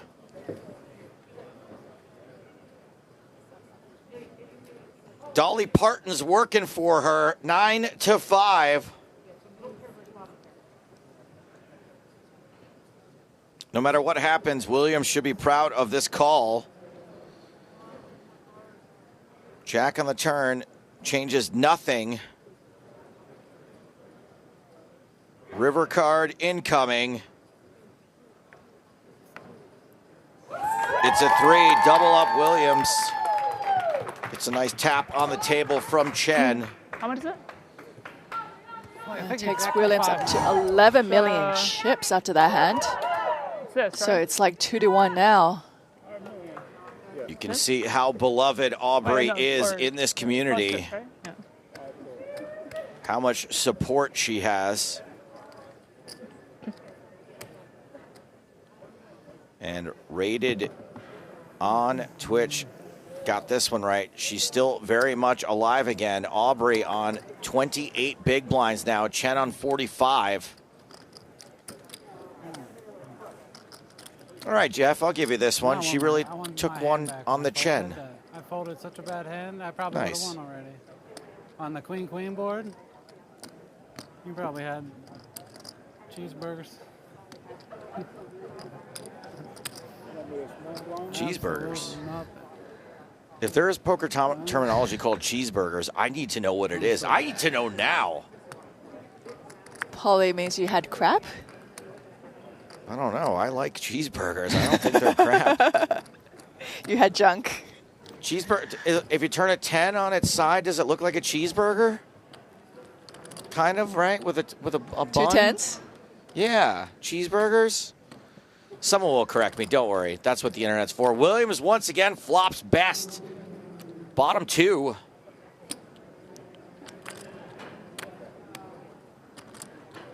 Let's see if Chen changes gears a little bit after that hand.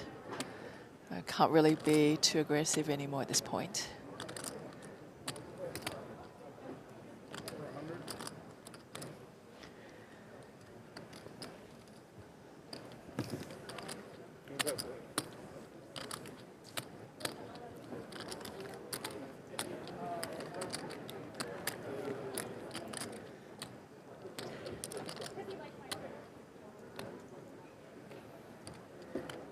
That's 10, that's 11.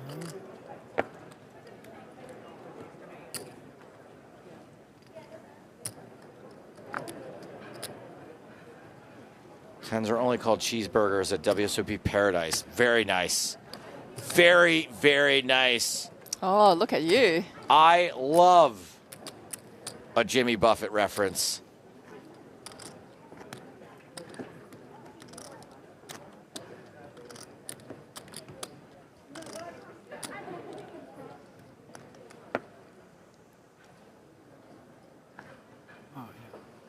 It's on me. King 10 for Williams. Pretty good starting hand on 30 big blinds now. 3 hours. Just a call.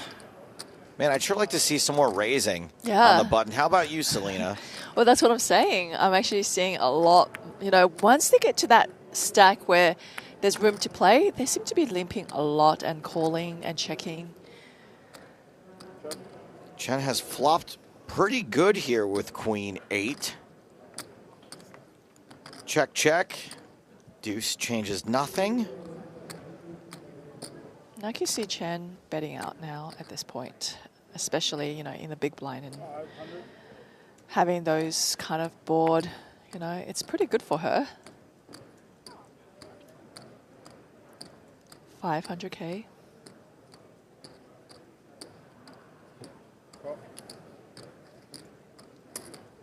Williams going to stick around for the final street. And that's an 8. So Chen makes top pair here. Not the card she was necessarily looking for, but it is the best hand. Yeah, she's probably going to be betting out, block about. You know, and 700K.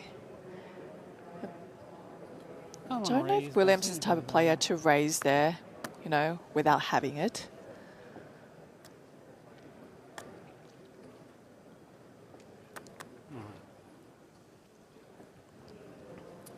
Williams makes the correct laydown. Yeah, King high would be the best hand sometimes, but that board, pretty hard to not have some piece of it. Yeah, that's a nice size in there too. And, you know, if sometimes your opponent does raise it up, you know, you are doing that at times with the straight yourself. So having that kind of balance of having the straight and doing that kind of bet sizing to not having it is really good.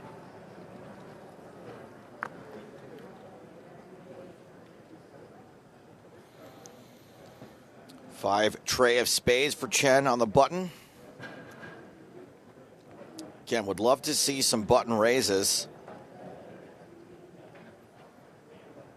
Aubrey looks pretty jazzed. Probably a lot of adrenaline pumping through her.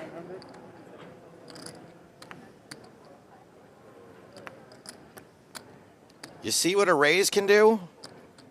Confusion.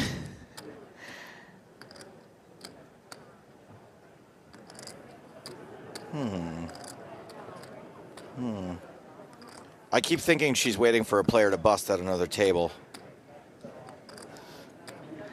It's just the two of you.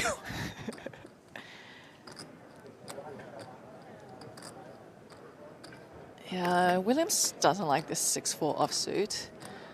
You know, but it is a small raise. She's getting plenty of odds to see a flop.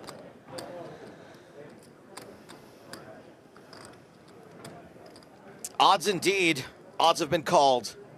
Flop will be dealt.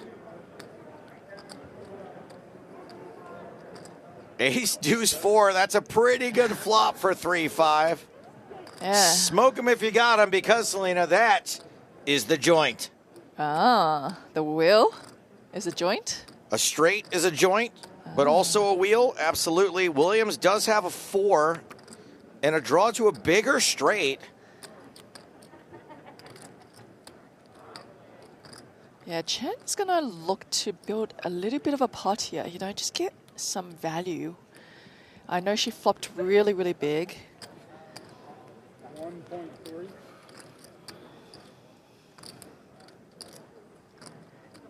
$1.3 is the price for Williams to call with second pair. Second pair was good before. It is not good now.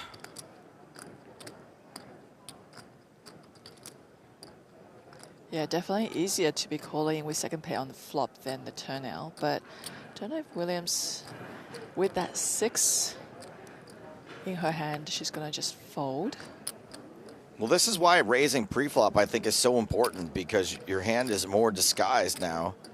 Yeah. You don't expect your opponent to have anything maybe more than an ace here, certainly not a straight. Yeah, exactly. You can really just limit the ranges of what your opponent has by doing so. River's a 10. Aubrey does not improve.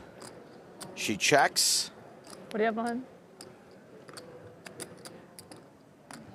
Chen looks like she wants to put a big bet in on this river.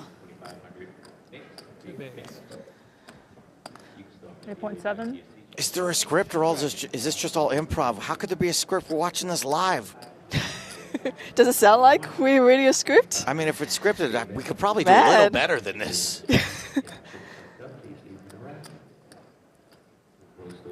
All in. It's like the same Chen spot I put you in. puts You check the back, and then you Williams. I do like how chatty she is. Yeah, it's great. I don't know. When you just flush every time. It's like it's kind of different.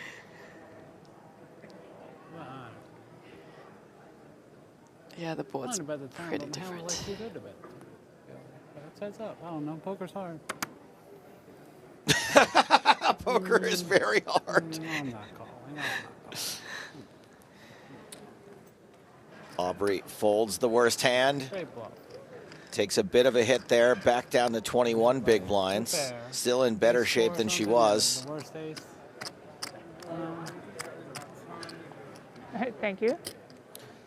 Some criticism for the all-in there. You have to understand the desire to want to put this tournament to bed. Okay, yet another event started today, the $1,500 8-game mixed. Daniel Negreanu in the mix. Stack at 37,000. Not sure what the blinds are, not sure what the starting stack is, but that's what he has, 37,000. Todd Brunson. I'm glad to see Todd's in the Poker Hall of Fame. Some of the guys that got in earlier, I am unaware of, and I was like, you know what? I haven't seen Todd's name in contention, and it's good because he's already in. Sean Deeb nominated this year to be in the Poker Hall of Fame. So he was up to no good. I think he's got a pretty good shot at getting in. What are the blinds here? 488. Is the blind? Scott Seaver, also nominated this year, has a pretty good shot of getting in. So then that was just random. You could be nominated one day. I'm gonna check it. I'll check it No. out. No? No. You can't be nominated as a announcer? You can, but I don't deserve to be in with actual poker players who are in the Hall of Fame. No, but maybe one day they just run out of players. They run out of players. Mike Mattisau is probably going to be nominated until I die. Eric Seidel already in there. Yeah, but then they're going to think that you're more deserving. Right? After like 50 years of commentary. It's very nice, Celina, but... I'll put you in there. The chat will vote for you, Joe. Well, chat's pretty divided on me.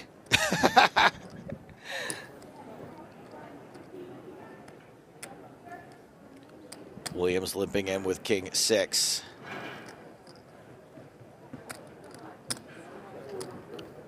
Now, Mike Sexton, I agree with because he played poker, right? He was a great commentator, grew the game wildly on the World Poker Tour. So you're saying I have a better chance than you? Absolutely. Ace, Jack 6, Williams with a pair of 6s. Way good. Chen betting. Are they really this close right now? 16 million and 12 million? Yeah, I think after that hand, I think Williams, doubled up. It was 11 million she had after that hand.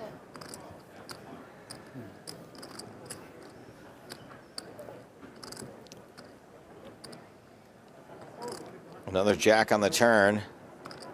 Gotta like your 6 a little bit more now, I think. Yeah, definitely.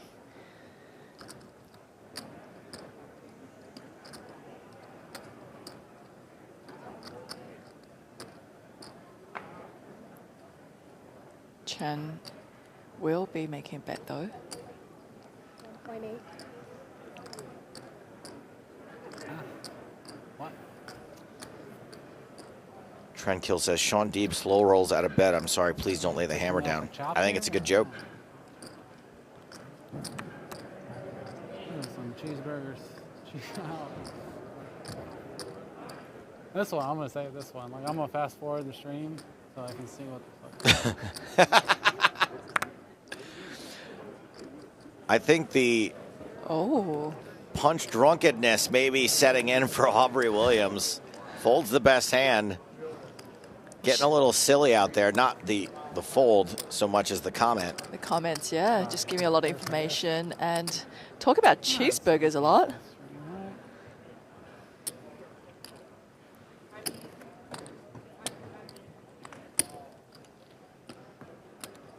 Have they had a dinner break? Maybe they're just really hungry. No dinner break for us, at least. Here's how you can connect with us, and you're going to want to do that before the start of the main event. Twitter, Facebook, Instagram, Twitch, or YouTube, whichever you prefer. We're keeping an eye on all of the above.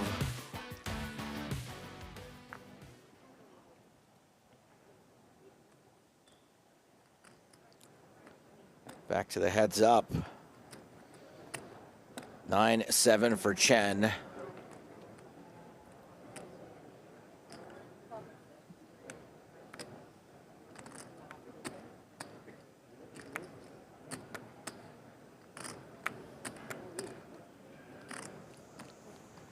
Limps in. Williams going to take a free flop with 8 deuce. It's pretty crazy how there hasn't been a real cooler dealt in all these hands. Yeah, I was just talking about, like, you could have, you know, those ace X hands versus pocket pairs, right? There are times players get it in with, like, king queen versus ace 9, those kind of hands. Yeah, it hasn't been that way at all.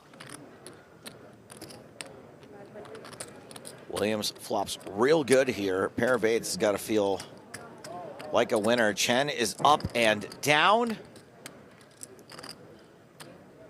Turns a 5.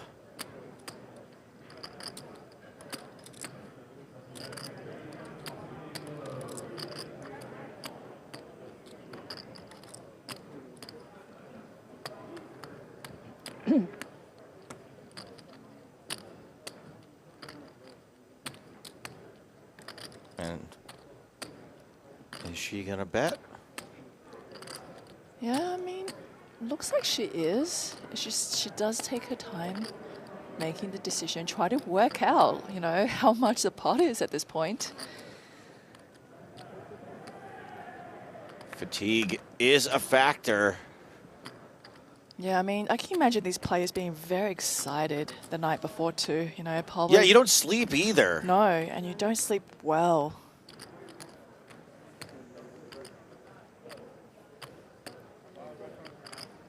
$800K here with second pair.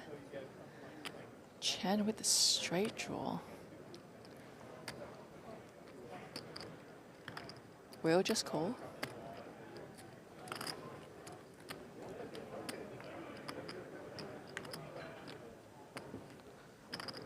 Running fives to close it out. Pretty great run out for a pair of eights. Yeah, Williams' option here is, you know, do I check call? And Chen, you know, the missed straight draw. Is she gonna try to put Williams to the test? She has definitely done things like that in the past.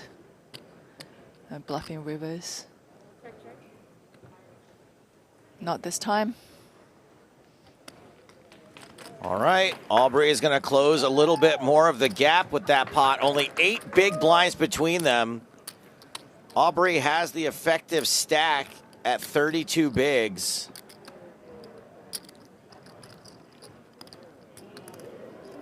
And we have got a heck of a rail for Aubrey. Acorn noting, wow, it was 4-1. Now it's almost tied.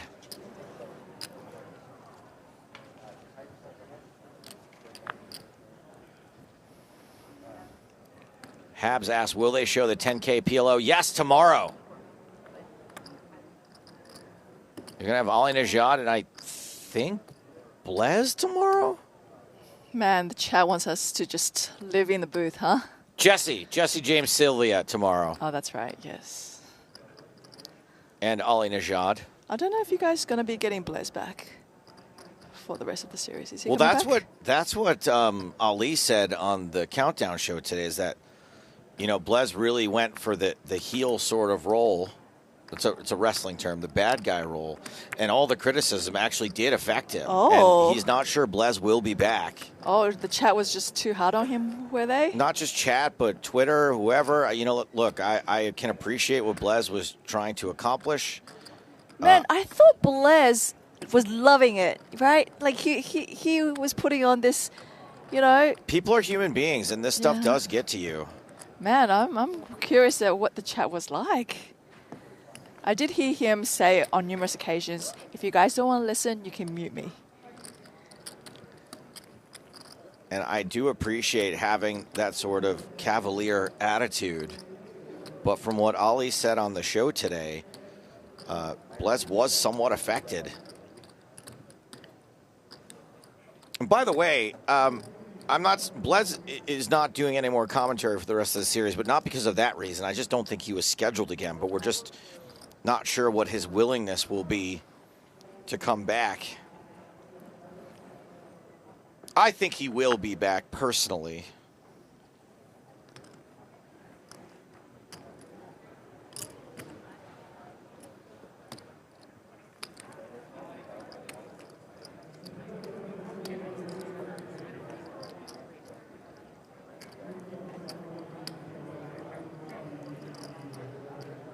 Williams now closing the gap. This is fun. Even further. This is fun. Isn't that fun? No? Yeah, have fun.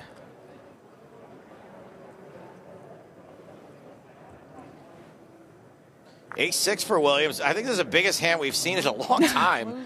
Yeah, it's just like the cards are not shuffled properly and all the small cards are on the top.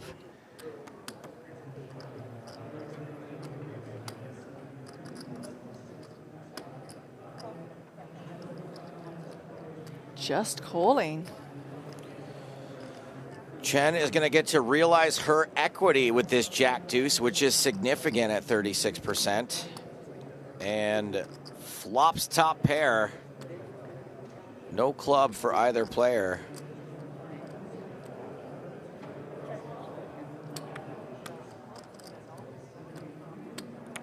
Now Chen here checks her top pair over to the pre-flop limper.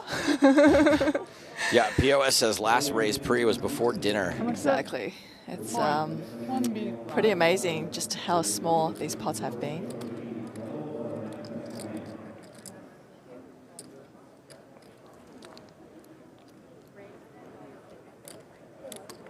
Chen will be raising this flop. No club in her hand.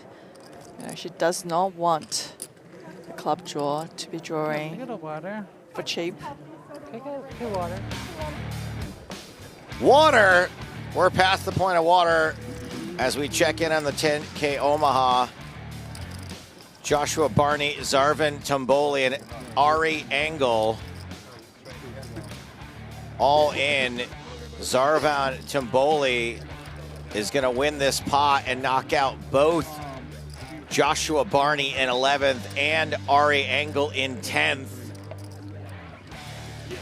which means we are dangerously close.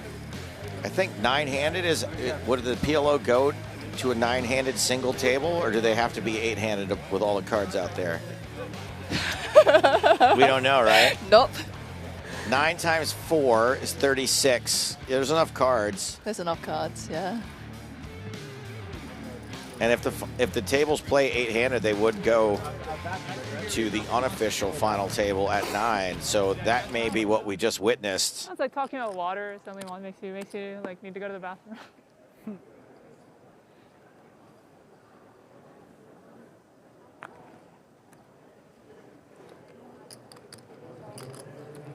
Williams with 10-9. Another monster. Another monster in this heads up. But again, just a limp. Chen gets to see a free flop. Top pair for Aubrey.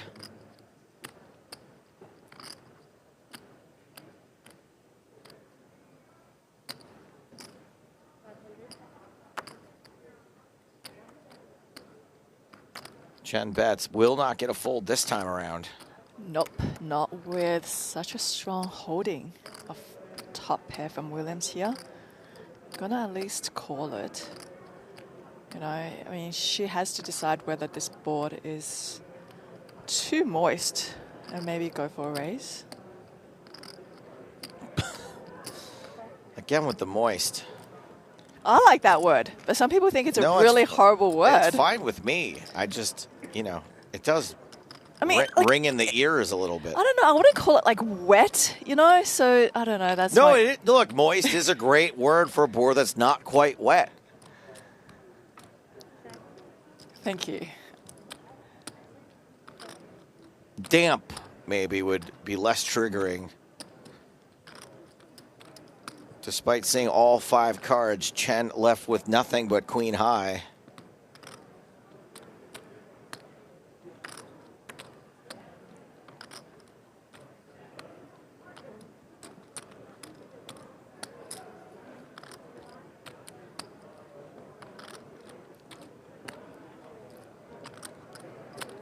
Chen checks to Williams, who checks what the minimum bet is. Yeah, I mean, Williams here, you know, you want to kind of get value, but at the same time, you're just also thinking like, you know, is this player capable of making life more difficult for me if I do bet?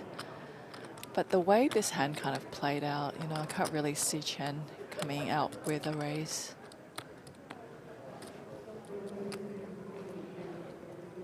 No raise, no call. And with that pot, these two are super close. 39 big blinds for Chen, 34 for Williams. I could propose that if we make the next break, I could propose an extended break. Let's talk about it when we get there. Yeah, I don't think we need to figure it out now. Enjoy your time.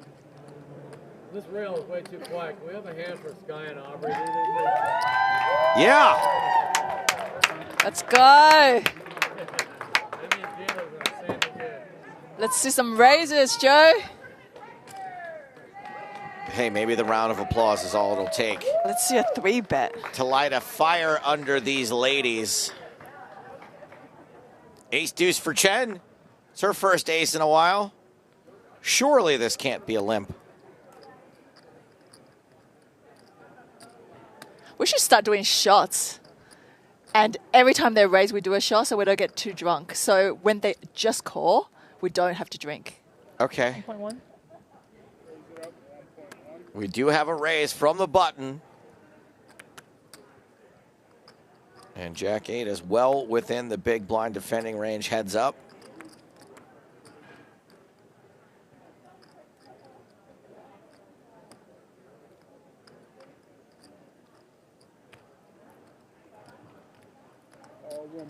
And defend she does. We're actually going to see a pop brewing here. 10-8 tray once again. Aubrey flops an 8, and once again it is the best hand. She checks. C-bet incoming. 900.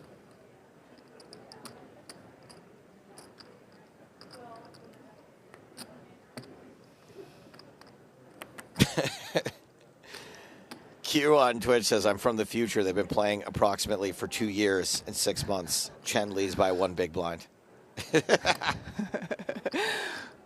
I don't know what the blinds cap out at in these tournaments.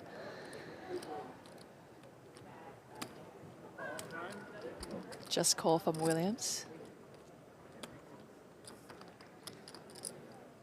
Queen on the turn.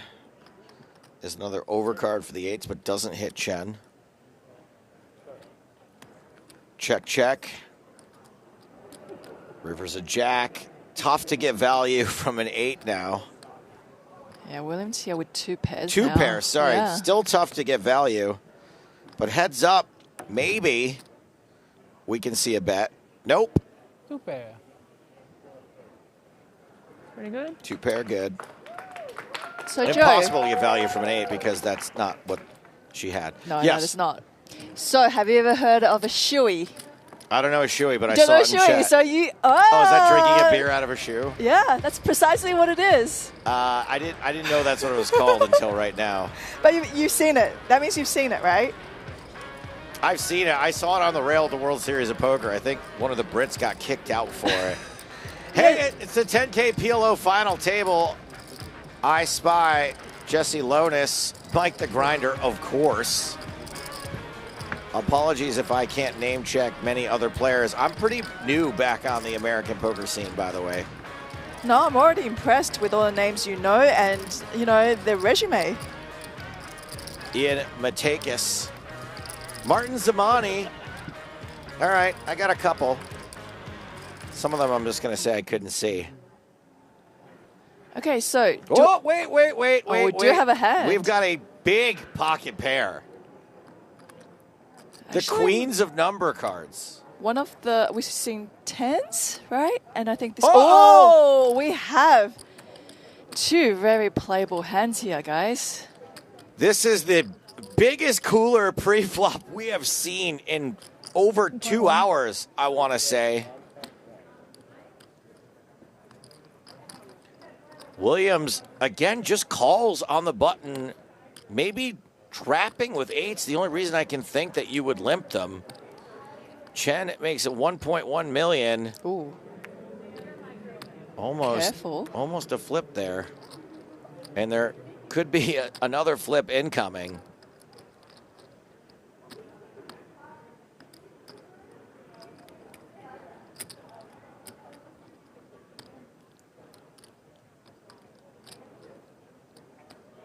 Yeah, I'm going to think there should be another raise incoming here, especially with the chips she's cutting out.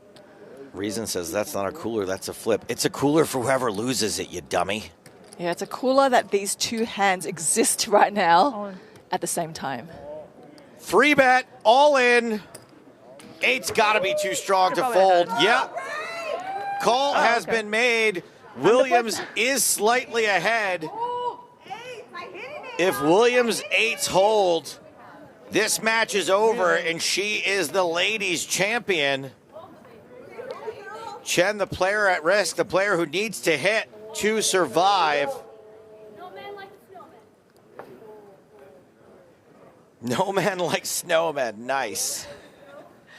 Great catchphrase for this tournament. All right, let's see. Here we go. It's an ace in the window. Williams needs an 8. There are some sweaty straight turn cards. That's not one of them. Looking really good for Chen right now. Only 2 outs left in the deck. Not an 8. Double up for Skye Chen. Williams loses a big flip for the biggest pot of the tournament. No. She is left. That's what I'm saying. 6 bigs? Yeah. 6.5 big blinds. That's how these tournaments go. Yeah, no dinner yet. I'm saying they just end up with giant 50-50 flips at the end. Yeah, exactly. That's what we were talking about, where, you know, 2 players find those flip situations and the chips get in the middle. And it's really up to the poker gods who they smile upon today. How many times I do you think said that the had number is correct in your life? All of them. All of them. You're the only person that ever says it in all of poker. I'll remember your name, Brian James, the number guy. I do think that had this ace-10 versus 8 matchup happen earlier, maybe the chips don't all go in pre-flop.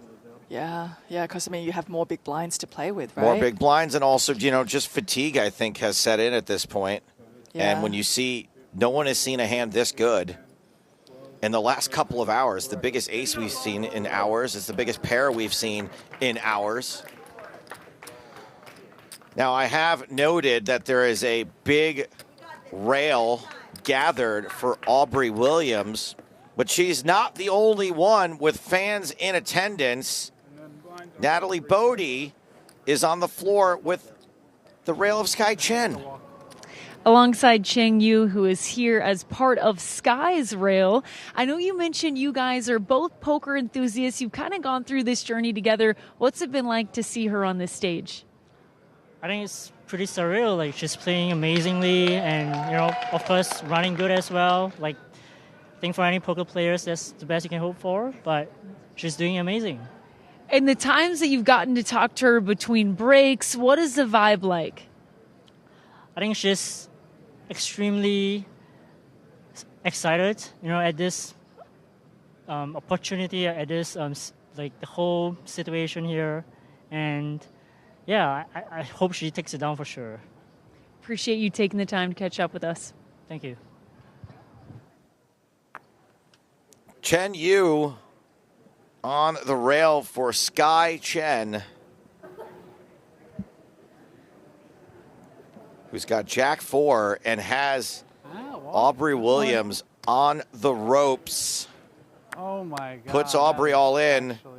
Wow, Aubrey with the worst starting hand in poker. I guess it's not as bad, heads up. Sorry. Yeah, I mean, look, it's really the fact that she's got a million already in the middle. Remember how she had 2.6 left? Right. So that's what makes it extra annoying, right? Like, she doesn't even get that free hand in the small to see, you know, like, she would fold this hand. A meme hand. It is. Oh. I had a nice 7 Actually, deuce off. maybe I was the going to odds say, you is probably have actually like there to just 5 go deuce, with it. 6 deuce, 7 deuce kind of thing. Yeah. I almost didn't even look. I mean, just put it in. it is possible to be dealt a worse hand on the next hand. Let's get like, give But me like likely 8 you're going to picture get a better one. One picture card has been requested. I'm in. Here we go. Can we flip it? Williams all in with Jack 5. Oh, wow. Chen pre-called with Jack 7. Unlucky.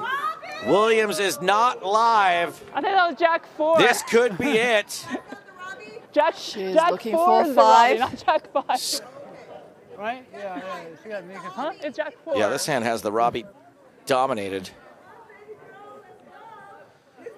Chen said yesterday all she cares about is the bracelet.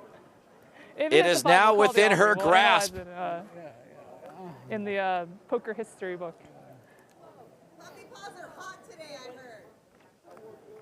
That sounds like Caitlin Comeskey to me. Ace, queen, deuce.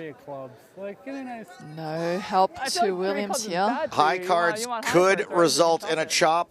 Yeah, that's actually true, but I was getting a little greedy. Getting a little greedy on the clubs? Yeah, I block your clubs. Once I saw the club in the clubs. window, I was like, oh, I got a little greedy, you know?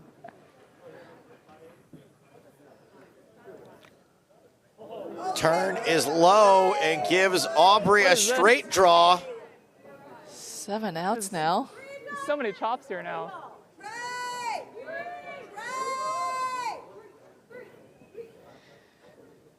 The 3 is being called for loud and clear. It is a 3. That's wow. The wheel for Williams. And heads up continues. She doubles up to 7.5 big blinds. Man, did not see that one coming. I'm going to have to do that whole spiel again next time Chen has her all in and behind, or maybe this will be the comeback, the start of the comeback for Aubrey Williams. Like I said, making it here already. She's got a big rail out there, and Natalie spoke to them all. Here with Nan, who is part of Aubrey's rail. You mentioned you both have been playing poker for 10 years together. What has it been like to witness this achievement making it to this stage? I am so thrilled. Aubrey has been playing for longer, but as I started poker, I met Aubrey. She has always been this wonderful, fierce, great player.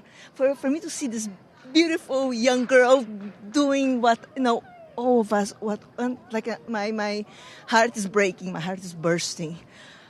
I really want her to, she already achieved more than I could possibly dream, but, complete force to my baby Audrey.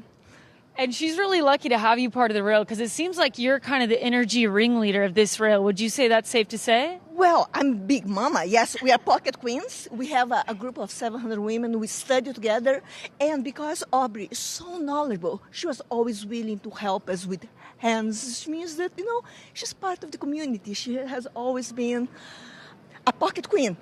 A queen, inside and out. I love it. We appreciate you taking the time. Best of luck railing over here. Thank you. Let's go, Aubrey.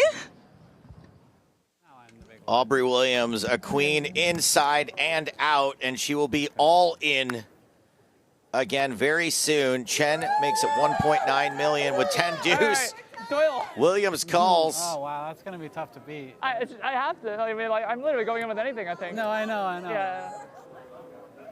King 5 for Williams. The 5 worked out well for her before. This time she's ahead.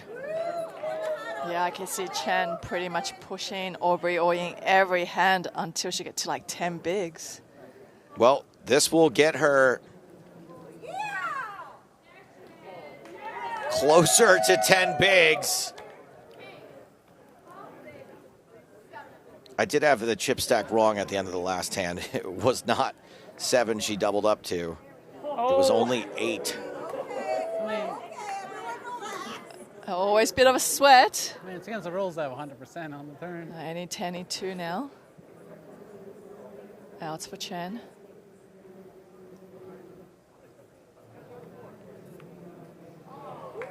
This is another double up for Aubrey Williams. Now on 8 big blinds. Apologies. Yeah, so Joe. Yeah. Talking about shoeies, right? Look, it's one thing that you drink from your own shoe, okay? Not my shoe. I'd rather drink from From someone someone else's. else's shoe? Mine are gross. Yeah, so Randy and I went to a Post Malone concert in Melbourne, and he asked for a random boot from the crowd, poured a beer into it, and did it twice. Sounds like a plant to me. That is 2 different boots or the same boot? 2 different boots. I guess if you'd use vodka or something, then No, it it was kills just all a the beer. germs. A beer. Yikes. There's probably already some yeast in that shoe. Queen 9 for Williams. Seems good enough to me.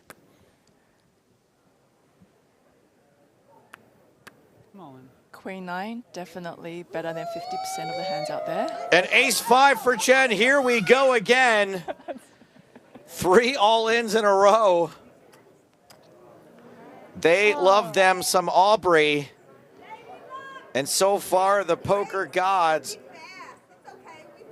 have spared her. Can she go 3 for 3?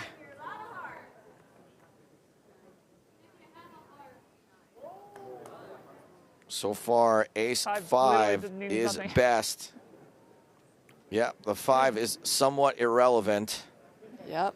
Williams still needs a queen or a 9. 2 chances. Or a diamond now. Whoa, look at that. 14 outs now. It's never easy. Can Aubrey hit the river and survive and double again? Yes, she can. Wow. That brings her to 10 million chips. Now we're talking about 20 bigs, Joe. Back to 19 big blinds. 2-1 again. This is a sick comeback. How are we here?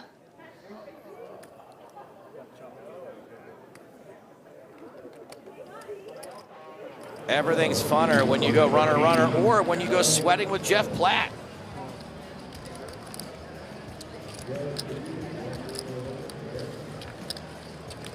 Looks like Eric Seidel is all in on this flop. Jeff makes the call with ace-9 top pair for Jeff. Eric with jack-7. That's Middle good for pair. second pair, yep. And Jeff Platt eliminates Eric Seidel from the 5K 6 max. Eric, no stranger to winning and busting poker tournaments, but this is a bit of a treat for Jeffrey Platt, who is now on 42 big blinds. So if you want to show great respect for a poker Hall of Famer, so you just have to say, we say good game, and you try to act like really calm. And then you're like, oh, I just knocked Eric Seidel out of the poker tournament. Sweet. It was for like 8 big blinds total, but it's still awesome. Pretty cool. Yeah, we go from 10 bracelets to 0.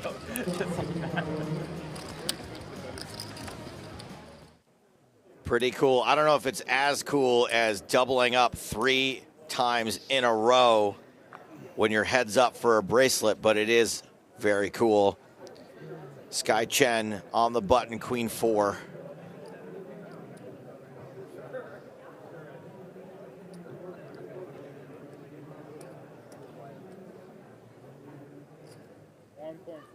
Coming in for a raise. Ace-5 suited for Williams. Her turn with ace-5. Or an ace, I should say. Yeah, I can see her just putting all her stack in there at this point, especially facing this 1.4 million raise. Now she is playing with less than 20 bigs. Come on in. There it is. Don't think it's an easy call off this time for Chen. This ain't a 4 big blind shove anymore. And with that, Aubrey Williams is over the 20 big blind mark. Skye Chen has less than a 2-1 chip lead now.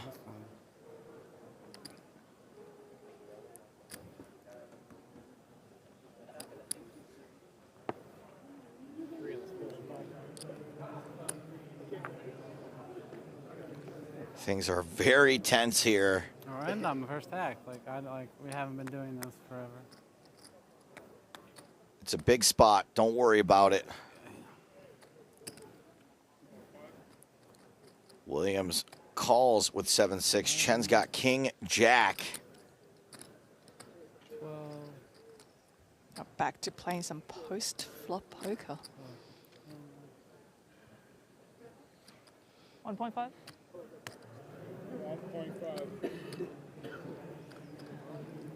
Another big raise, a 3Xer. Makes sense with the limp in. 7-6 off. Good 6-7. Good enough for a 200K call, but is it good enough for you to put 1.5 million into the pot? Or get a discount, 1.1, right? 1 million to call.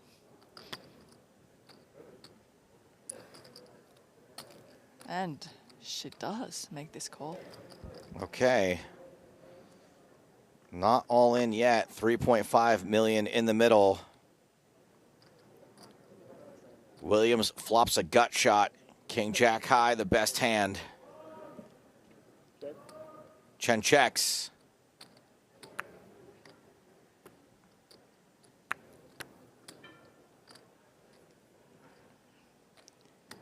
Action on Aubrey Williams. Yeah, I don't think we see a lot of flop bets very often. And I would like to see one here from Aubrey. And especially after Chen checks over to you. And being the pre-flop raiser. You know, she didn't take a stab at this flop. Stab incoming from Williams. Checking her hands again. A habitual hand checker. Just in case the cards change, you know? Look, people have their patterns. Sometimes it's good to check your cards, man. Like, you can misread them, especially when you're wearing sunglasses and it's late. You haven't had dinner. You know, you've been playing for, what is it now, 6 hours? I'm being corrected. It's a double gutter for Williams. Thank you. Any 5, any 9. Ooh, Chen calls.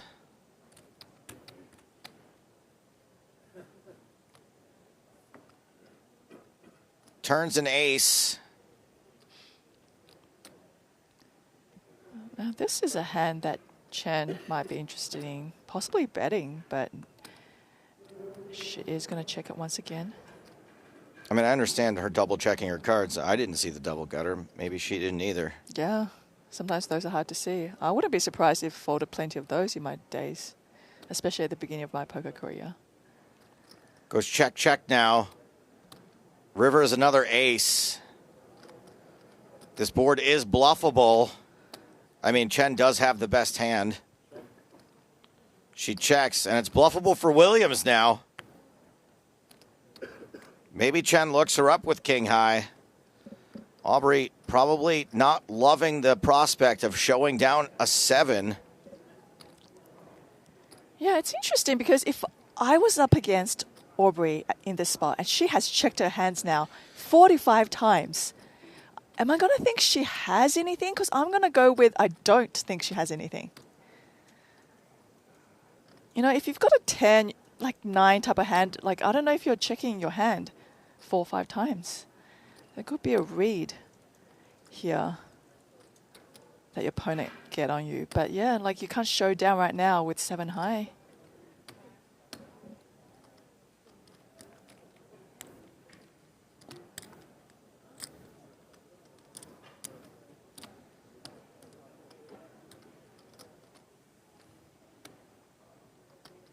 I'm not sure that a bet will win this pot. King high is pretty strong, heads up.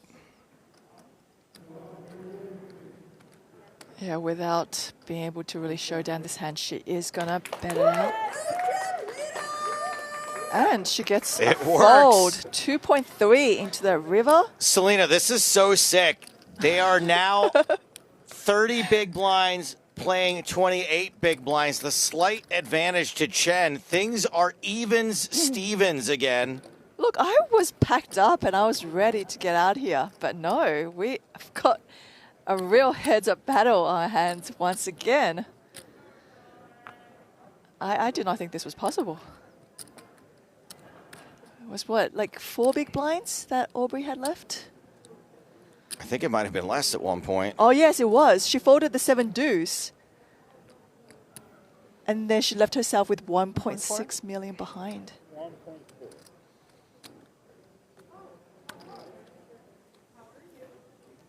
Chen raises. Williams forced to fold 8 deuce, so slightly less slight chip lead for Chen now.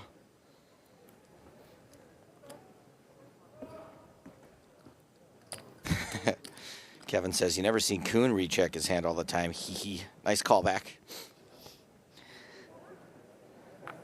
Yeah, I mean, Aubrey, you know, really went for it there on the river. A lot of players, you know, after checking your hand 4 or 5 times, just kind of give up a little bit. Just like, you know, how is my opponent going to read into that? Kudos to her. Williams limps in with 9-6. Chen checks 5 tray.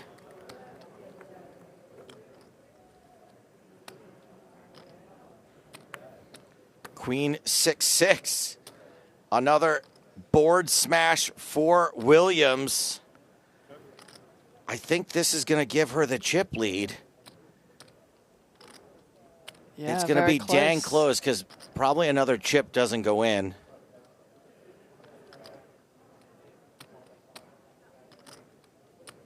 With trips, yeah. From Chen, I mean. Another chip doesn't go in. Yeah, Yep. quick fold from Chen. This is crazy. This is nuts. Oh, it is a puppet. Awesome. Yeah, which wasn't meant to be easy. Williams. Level, and I have no idea. It's really back to anyone's Yeah, game range at this is mush point. after Yeah. 4 days in a row. Same. Yeah. Same, Aubrey. Girl. Same. Williams on 28 big blinds. Chen on 30. So Chen still does have a slight lead.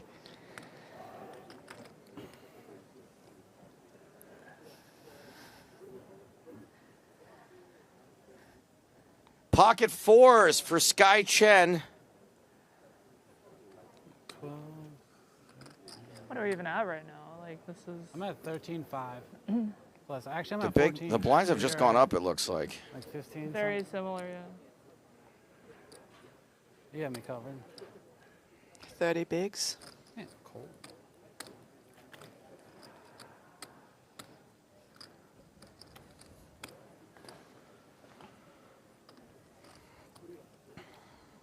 All in. Hope I'll wake up Chen with it. That'd be shoves. Oh. Ace 5 suited for Williams. Oh, what the fuck?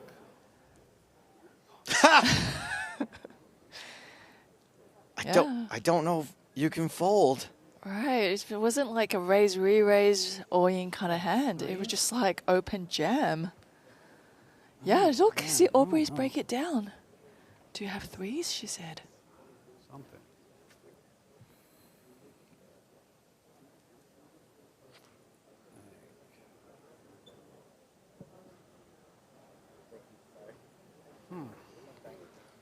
Can you give me like a couple pips higher, please? Nice. Everybody getting their mathematical advantage lines out in chat right now. Should the money go in, I'm not going to do it and pay this huge flip the respect it deserves. So dumb. Agreed. Yeah, I mean, Williams would have much easier time here with some hand like ace 8, ace 9. You know, asking for those pips higher.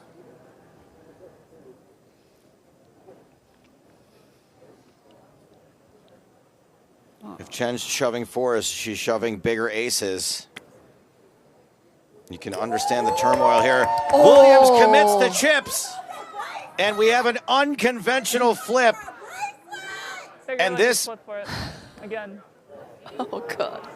this will absolutely decide the tournament if the fours hold. And if Williams wins, it is basically going to decide the tournament.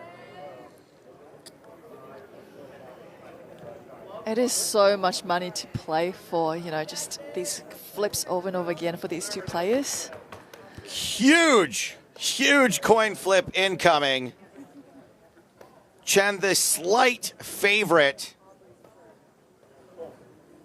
9, 9, 8. The fours are holding, but Williams has a ton of outs, counterfeit potentials.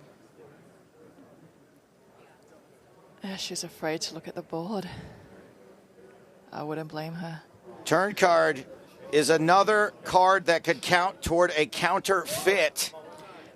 12 cards now. 12 outs. Huge river coming for these two ladies. What will it be? Force hold. Aubrey Williams is eliminated. Oh, Takes my goodness. Skye Chen a moment to realize it. It was a pretty scary board for 2 4s. I think that's it, but let's wait for the count. But 9s and 4s with a queen.